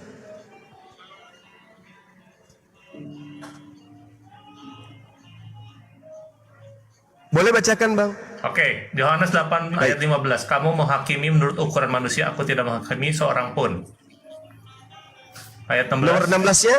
Dan jikalau aku menghakimi, maka penghakimanku itu benar, sebab aku tidak seorang diri, tapi aku bersama dengan Dia yang mengutus aku. Subhanallah. Kata Yesus, kamu menghakimi menurut ukuran manusia. Aku tidak menghakimi satu manusia pun, seorang pun aku tidak hakimi. Dan jikalau aku menghakimi, maka penghakimanku itu benar, sebab aku tidak seorang diri, tetapi aku bersama dengan Dia yang mengutus aku. Jadi yang menghakimi siapa? Tuhan, pencipta langit dan bumi. Yesus tidak menghakimi siapa. Oke ya. Ada lagi? Yesus punya anak dan punya istri di mana, Bang? Oke. Al-Quranul Karim menjelaskan. Itu surah apa ya? Arad ayat 23 ya, kalau nggak salah ya. Teman-teman bantu saya, Bang. Iya. Arad ya? Iya. 32. Baik. Tindak yang baik hati. Ada kami umat Islam Jannatu Aden. Itu ya dalilnya ya. Salah ya. Ar-Ra'd ya, Dek? Iya betul, surahnya Ar-Ra'd. Iya, ayat Surah Ar-Ra'd ayat 38 atau 23? 23 tadi Jannatul Adn, saya jadi lupa juga. Oh, 38. Walaqad arsalna rasulan min qablika. Saya sedang menguji hafalan hadis lebes ini abangku ini. Jadi Al-Qur'anul Karim Ar-Ra'd ayat 38, sahabatku Yosef, di situ Allah Subhanahu wa taala menerangkan dengan sangat jelas kepada kami umat Islam, walaqad arsalna rusulan min qablik wa ja'alna lahum azwajan wa zurriyyah wa ma kana lirasul ay ya'tiya bi ayatin illa bi iznillah likulli ajalin kitab. Aduh. Dan sungguh kami telah mengutus beberapa rasul sebelum engkau, wahai Nabi Muhammad, dan kami berikan kepada mereka istri-istri dan keturunan. Nih jelas. Tapi kan nggak ada namanya Bang Zuma. Iya, kami telah mengutus beberapa rasul sebelum engkau. Rasul itu salah satunya adalah Nabi Isa alaihissalam, dan kami berikan kepada mereka istri-istri dan keturunan. Istrinya siapa? Ya, Bang? Namanya siapa? Gitu. Lagi-lagi Al-Quran bukan buku biografi yang menceritakan orang per orang. Jangankan istrinya Nabi Isa, ibu dan ayah baginda Rasulullah Muhammad SAW aja tidak diceritakan dalam Al-Quran. Kenapa? Karena itu tidak berkaitan dengan hukum terhadap ajaran agama Islam. Nah, sekarang mari kita lihat kitab saudara. Yesus memiliki orang yang dikasihi dan disayangi yang bersandar di dadanya. Ya, katanya Yohanes. Apa mungkin laki-laki bersandar, laki-laki dewasa bersandar di dada seorang laki-laki di depan umum? Ya, nggak tahu ya. Kalau zaman sekarang mungkin dibilang aneh. Inilah mungkin yang menyebabkan kemudian orang Amerika membuat Bible khusus untuk gay. Begitu. Karena mereka berpikir jangankan kita, wong Tuhan kita aja sama Yohanes sandar-sandaran kok. Mungkin. Saya nggak nuduh loh. Saya nggak nuduh. Oke. Ya, nggak apa-apa. Iya. Jadi kalau misalkan Yohanes bukan. Alhamdulillah. Ini ada kata-kata murid yang dikasihinya. Itu pernah dengar nggak Bang Zuma? Iya. Iya, murid yang Pernah. dikasihinya. Lalu? Murid dikasihi. Belum lagi kalau kita melihat ini Bang, melihat Lukas ya, cerita Lukas. Bagaimana kemudian Yesus menceritakan kalau Yesus itu menikah, dan ceritanya justru ada di Bible kan gitu ya. Iya. Tapi itu adalah tafsiran. Namun Yesus pernah dipanggil rabi. Sedangkan orang-orang Yahudi dipanggil rabi. Ya. Tadi saya sudah tunjukkan di Yohanes, dia dipanggil rabi. Iya. Betul. Iya, berarti dia sudah punya istri. Nah, kalau dia tidak punya istri, nggak Bang, bisa dong. pertanyaannya. Nggak Oke, bisa dong. Kalau begitu, iya baik, Bang asumsi Yosef, itu namanya baik. Bang. Oke. Gimana Bang? Oke, Gimana, baik. Bang? Oke. Nah, oke. Kalau misalnya Yesus tidak menikah, Iya. Yesus melampiaskan spermanya itu dengan cara apa, Bang? Mimpi basah, onani, atau nikah? Atau dia jadi odol di dalam, jadi keju, ngeras? Ini penting, Bang. Kan Yesus manusia 100%. Benar nggak? Anda beriman kan Yesus 100% manusia? Benar. Sebagai manusia dia makan, betul? Betul. Saya setuju. Lapar. Ketika dia makan, maka saripati yang masuk ke dalam tubuhnya menjadi suplai utama terhadap perkembangan tulangnya, betul? Oke, betul. Makanya Yesus tidak seperti pohon bonsai. Dia membesar, lengannya membesar, kakinya memanjang, ototnya sampai dia bercambang, berbulu, gondrong, dadanya berbulu. Terus nonotnya pensiun dari sejak lahir, tidak kerja. Notnya itu kita tidak tahu. Di Alkitab tidak pernah katakan not-notnya itu mengeluarkan Ya, sperma atau tidak. Maka tidak, makanya Karena gini, itulah Bang. tadi Karena gini, kenapa. Bang. Iya. Karena Iya. gini Bang, karena kan dia dari Iya. Roh Kudus. Roh Kudus itu maha suci. Dia menjadi manusia, namanya Yesus. Oke. Soal Kalau mulutnya bisa seorang mengeluarkan sperma atau tidak, kita nggak tahu Bang. Apakah dia kalau seorang mengeluarkan laki-laki sperma, dengan masturbasi. seorang wanita, sabar Bang. Kalau seorang Oke. laki-laki dan seorang wanita menikah lalu mereka bersetubuh, itu suci atau tidak suci, Bang? Ya kalau di dalam pemberkatan suci, kalau di luar pemberkatan haram. Suci berarti. Nah sekarang tuh 100% manusia. Saripati yang masuk ke tubuhnya menjadi sumber utama tenaga. Dia bisa berkembang fisiknya. Dia menjadi gagah. Tentu sebagian menjadi sperma. Nah spermanya ini dilampiaskan dengan cara apa, Bang? 501 kah? Mimpi basah atau menikah?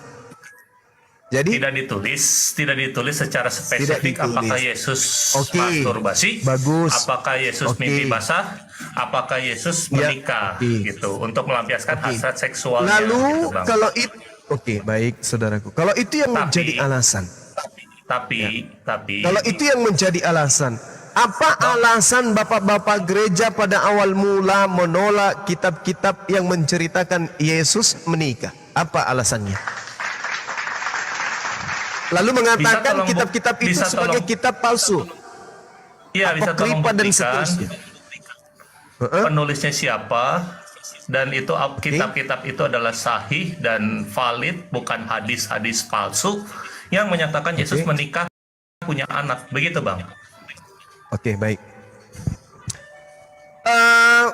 Kalau Anda membaca, tapi tadi saya sudah ngajarin ya, Bang ya. Bukan ngajarin, sudah memberitakan ke Abang yang dipanggil oleh Yesus di Yohanes 1 nomor 43 tadi itu siapa, Bang? Yang menurut saya sih Yohanes Pembaptis. Filipus. Yohanes Pembaptis. Filipus. Bukan, Yohanes Pembaptis. Maaf. Filipus, Bang. Ya? Filipus, Bang ya. Filipus. Berarti Filipus ini punya hak enggak untuk menulis?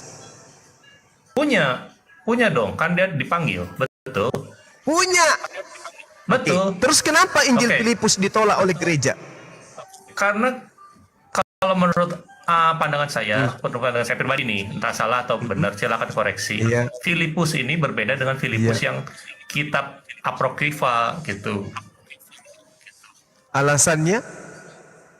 Ya tidak bisa dibuktikan secara ilmiah bahwa kitab Filipus ini adalah si Filipus yang dipanggil dalam Yohanes 1 ini gitu. Oke. Tapi minimal ada yang bernama Filipus yang dipanggil, betul? Betul. Setuju. Oke. Filipus 49, hikmat yang disebutkan mandul adalah ibu dari semua malaikat. Kekasih sang penyelamat adalah Maria Magdalena. Sang penyelamat mengasihinya lebih dari ia mengasihi semua murid lainnya. Dan ia seringkali mencium pada mulutnya. Murid-murid lainnya berkata kepada Yesus, "Mengapa engkau mengasihi lebih dari engkau mengasihi kami semua?" Sang penyelamat menjawab dan berkata kepada mereka, "Mengapa aku tidak mengasihi kalian seperti dirinya? Karena Maria Magdalena adalah istri." Boleh lihat, Bang? Ini Tunjukkan, kira-kira Bang. kalau sabar, Bang. Tunjukkan, Bang. Sabar, Bang. Sabar, saudara. Ini kira-kira kalau ada kitab Filipus muncul pada saat konsili, pada saat kemudian pengkanonan kitab yang dianggap suci, kira-kira kitab ini lolos atau tidak, Bang? Ya tidak, Bang, karena tidak menunjukkan keilahian dan Tuhan Yesus. Supaya kitab ini tidak diloloskan, boleh tidak kitab ini dikatakan bahwa kitab palsu? Boleh nggak? Ya harus dikatakan palsu. Walaupun dia asli? Aslinya dari mana, Bang? Enggak, saya tanya, walaupun dia asli, sabar, Bang. Walaupun dia asli? Nah, kalau menurut Abang asli, iya, walaupun Abang asli, ya oke, harusnya masuk. Tapi kan harus dibuktikan bahwa ini kitab yang asli, gitu, Bang. Paham nggak, Bang? Paham nggak? Saya setuju sama Abang. Kalaupun dibuktikan, sabar saudaraku, saya kan udah tanya tuh. Kalaupun dibuktikan ini asli, apakah gereja mau menerima? Sewajibnya menerima. Kalau diterima, apakah Kristen masih berdiri? Tuhannya punya istri. Gulung Ya, tikar mungkin atau runtuh. tikal gurung? Runtuh, seperti salib yang runtuh. Jadi percuma aja bang kita cari asli atau tidak. Kasihan Kristen kalau nanti pendeta-pendeta kehabisan perpuluhan kalau dibuktikan ini adalah asli. Gak perlu. Yang pasti yang harus dipercaya oleh orang Kristen adalah Bang, neraka juga butuh penghuni, bang. Itu yang pertama. Kedua, Filipus dipanggil oleh Yesus, Lukas tak pernah, Markus tak pernah. Oke, Bang, Paulus Bang, tak pernah. Sedangkan gereja, sabar bang, sabar. Sedangkan Kristen 14 buku yang dituliskan oleh Paulus itu sama sekali tidak pernah dipanggil oleh Yesus. Paulus ikutlah denganku. Tak ada. Itu cuma cerita Lukas. Sementara Lukas tidak pernah dipanggil oleh Yesus. Lukas bercerita Kisah Para Rasul 2 nomor 8, Kisah Para Rasul 9 nomor 6. Yang bercerita Lukas, sementara Lukasnya tidak pernah dipanggil oleh Yesus. Filipuslah yang dipanggil. Maka selayaknya kemudian Yesus ini Filipus ini dianggap sebagai pembawa berita Injilnya Yesus. Terakhir dari saya bang, terakhir. Pernah tidak Yesus memanggil Maria dengan panggilan istri? Ya di Alkitab nggak pernah ada bang. Kalau istri dalam bahasa Yunani apa bang? Nggak tahu, saya belum cek. Yesus selalu memanggil Maria dengan panggilan apa bang? Ya Maria ya Maria. Di Alkitab mana bang? Di kitab mana bang? Saya cek di Sabda. Di Yohanes, lupa saya. Ada yang ingat tak? Adik-adik saya di sini. Yohanes, oke. Dengan panggilan Gune. Gune. Ada yang ingat tidak? Asli mendadak lupa Teman-teman. semua. Bang Andi, ayo kores. Apa? Bangun dong kami. Maria. Iya. Siap guru nah, Guru Saria. Tunggu 1 menit. Sambil nyari bang, sambil nyari. Iya, Sambil assalamualaikum pada Bang Kores. Waalaikumsalam. nyari. Oke, sambil. Halo. Mantap nih. siapa? Apa yang dicari? Allahu Akbar. Yesus memanggil Gune. Lupa saya bang. Dari tadi soalnya. Sambil nunggu bang, sambil pada nunggu. Oke, saya tunggu. Yohanes Ini saya mau 20 kali ya? nambahkan bahwa Apa 21? Bang Zuma bilang neraka butuh Lukas penduduk. 2:21. Nah tuh, sudah ada tuh. Oke. Coba. Itu pernikahan Kana ya. Iya, pernikahan di Kana. Kekurangan Lukas berapa anggur. bang? Bang, Lukas Bang, 2:21. Lukas berapa? Tentang 22, sunat 21. itu bang. Tapi lihat tangan orang yang menyerahkan aku ada bersama-sama dengan aku di meja ini. Tentang Lukas. Lukas 22, 21. Lukas 2:21 pernikahan di Kana. 2. Lukas 2 ayat 21. Dan ketika genap 8 hari ya harus disunatkan. Ya diberi nama Yesus, yaitu nama yang disebut oleh malaikat yang dikandung ibunya. Sunat itu bang. Bukan ya. Bang Zuma, saya nggak setuju. Neraka harus ada penghuninya, enggak bang. Kalau abang bisa nyelamatin orang-orang Kristen, orang-orang Kristen yang tersesat, ya abang harus selamatkan. Jangan dibiarkan diam aja, ini bahaya. Udah 2000 tahun kita tertipu, harus saja dihancurkan doktrin ini gitu bang. Maaf saya agak keras. Saya setuju saudaraku, makanya kami siang malam itu tampil di sini. Ya harus disampaikan, Yohanes 2 nomor disuarakan 4 gitu. Bang Handi. Ya, ini kita sedang suarakan bahwa Yesus memanggil Maria itu dengan panggilan istri, Bang. Oke. Iya. Yohanes 2 ayat Ya, Nomor 4 coba. Nomor 4. itu kata ibu di situ bohong tuh. Kata Yesus kepadanya, "Mau apakah engkau daripada aku, Ibu?" Berarti di situ perempuan sebenarnya diganti. Maksudnya ibunya istrinya? Apa yang ada harusnya di situ? Gimana maksudnya ini nggak ngerti saya. Original teksnya itu bukan begitu. Cobalah ditampilkan di layar, coba. Kita lihat sama-sama. Coba teman-teman bantu saya. Oke, meluncur. Siap, 86, maaf bikin kopi tadi Bang Juma. Bikin kopi. Apa tadi apa? Tampilin aja, Res. Yohanes kan bukan John kan? Bang Kores silakan. Siap-siap. Enggak, Yohanes 24. Oke. Iya. Benar enggak Ini Bentar.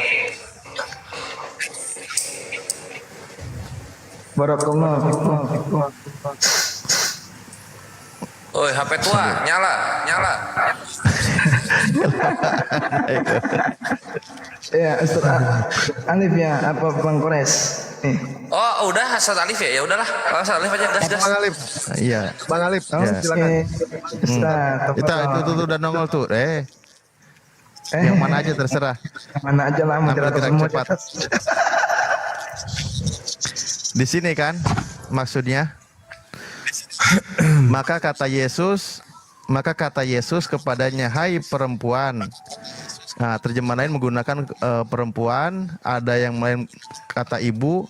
Nah, di sini ternyata disebut menggunakan original kata gune. Gune ini di sini siapa? Gune. Pengantin.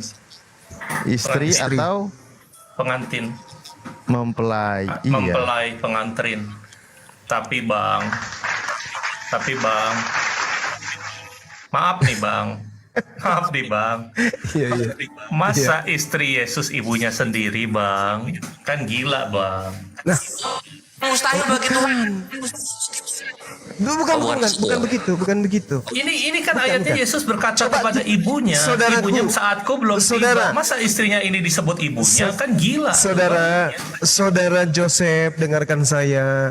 Ketika original teks kitab saudara memanggil Maria, itu tidak ada Maria ibunya dan Maria Magdalena, yang nggak ada. Semuanya menggunakan kata gune. Jadi yang membuat dia menjadi istri dan membuat dia menjadi ibu kandungnya atau wanita lain, itu adalah konteks. Contoh misalnya di dalam Yohanes 20 nomor 13. Kata malaikat-malaikat itu kepadanya, "Ibu, mengapa nangis?" Jawab Maria kepada mereka, "Mana ia diletakkan? Di mana mayatnya diletakkan?" Kata gune di situ itu merujuk kepada Maria. Maria siapa? Maria yang diselamatkan dari Maria ada kan, Maria Magdalena ada satu lagi yang mencuci kakinya. Iya, dia dipanggil gune. Gune dalam bahasa Yunani bisa diartikan istrinya, bisa diartikan mempelai perempuan. Gune. Iya, betul. Apa yang sebagai ibu, terjemahan ibu yang juga sebenarnya bisa. begini, Bung. Begini, nggak ada Bung ibu. Kalau ibu dalam bahasa Yunani mater, Bung. Kalau kan ibu dalam bahasa konteks Yunani ini- mater. Oke. Lalu yang di sini, ini siapa? Maria Magdalena yang belum pernah ketemu. Kenapa dia tiba-tiba bilang, "Hai Maria Magdalena, istriku, saatku belum tiba"? Kan aneh. Kalau yang di situ mungkin aja ibunya, tapi kalau di Yohanes 20:13,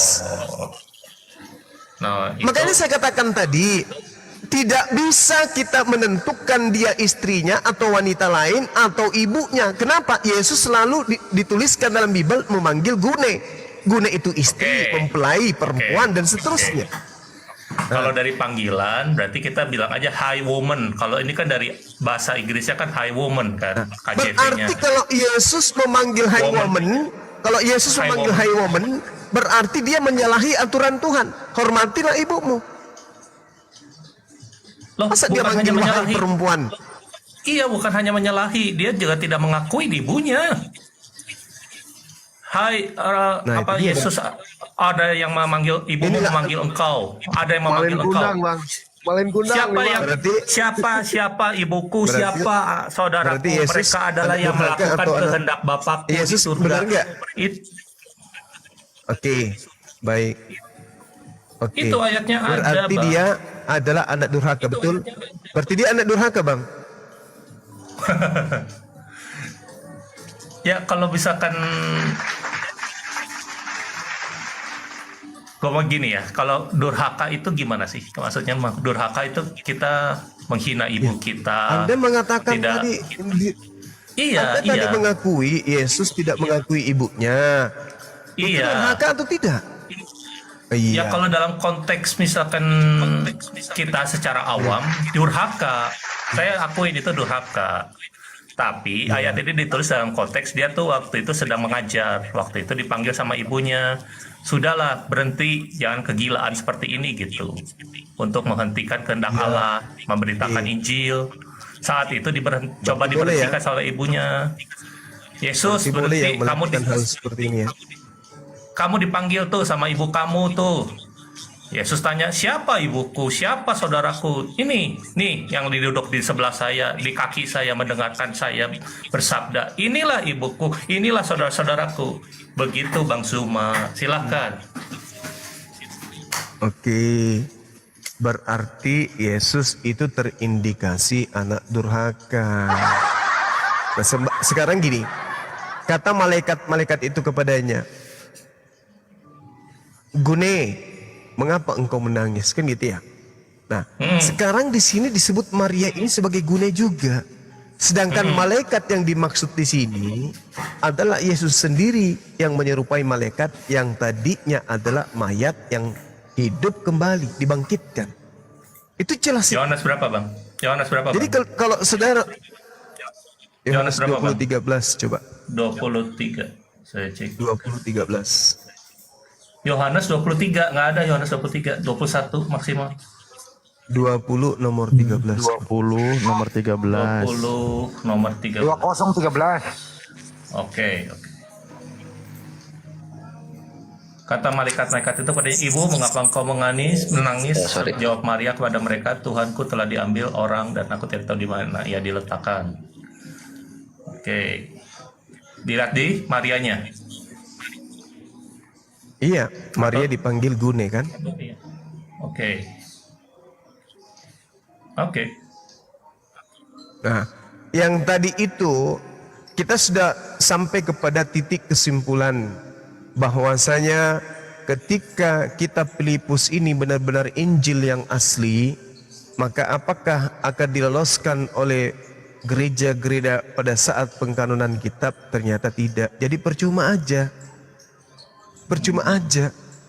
Nah, sedangkan kalau dikatakan Injil apokripa itu berarti Injil yang disembunyikan, bukan Injil palsu, tapi Injil yang disembunyikan.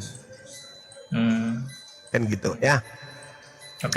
Oke, mungkin cukup teman dari saya. Silakan. Barakallahu fikum Bunda. Masya Allah. Ya, sama-sama Bang. Thank you Bang Zuma.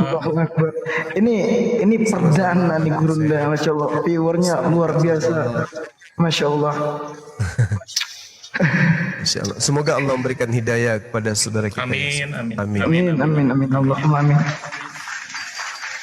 Menurut impor, silakan Pak Yosef sudah silakan Bang. mulai ada hal-hal yang kedepannya lebih baik. Lanjut. Iya, baik sahabat-sahabat sekalian, terutama kepada Bang Yosef, ketika ada kata ucapan saya yang keliru, yang khilaf menyakiti hati Abang, tolong saya dimaafkan, saya manusia biasa. Tujuan saya sebagaimana niatan Abang untuk mencerahkan umat supaya tidak disesatkan, neraka harus kosong menurut Abang nih ya. Amin. Artinya bahwasanya kita manusia yang hidup di zaman sekarang, janganlah ada yang ke neraka ya. Biarlah orang-orang yang kemarin-kemarin aja yang ke neraka. Kita yang hidup di masa ajaran agama benar ini datang, semuanya masuk ke dalam surga gitu ya. Terutama dewa mungkin kalau masih mau ke sana mampir sebentar saja boleh, 500 tahun berapa tahun. Lalu banyak janda disakitin soalnya. Sama-sama Bang. Oke teman-teman sekalian. Salah-salah juga. Ya, saya minta maaf sama-sama Bang Yosef, teman-teman, para guru-guru saya di sini. Saya menguasai forum, saya minta maaf, saya lagi semangat-semangatnya. Masya Allah. Harusnya saudara semualah yang tampil ya untuk membagi-bagikan ilmu yang antum semua punya. Karena selayaknya saya hanya seorang murid di sini. Banyak saya belajar dari narasi-narasi sederhana kalian yang saya rangkai menjadi sebuah penyampaian yang mungkin bernilai edukasi. Saya kira demikian untuk sementara. Di tempat saya sudah jam 12 lewat. Saya harus istirahat dulu.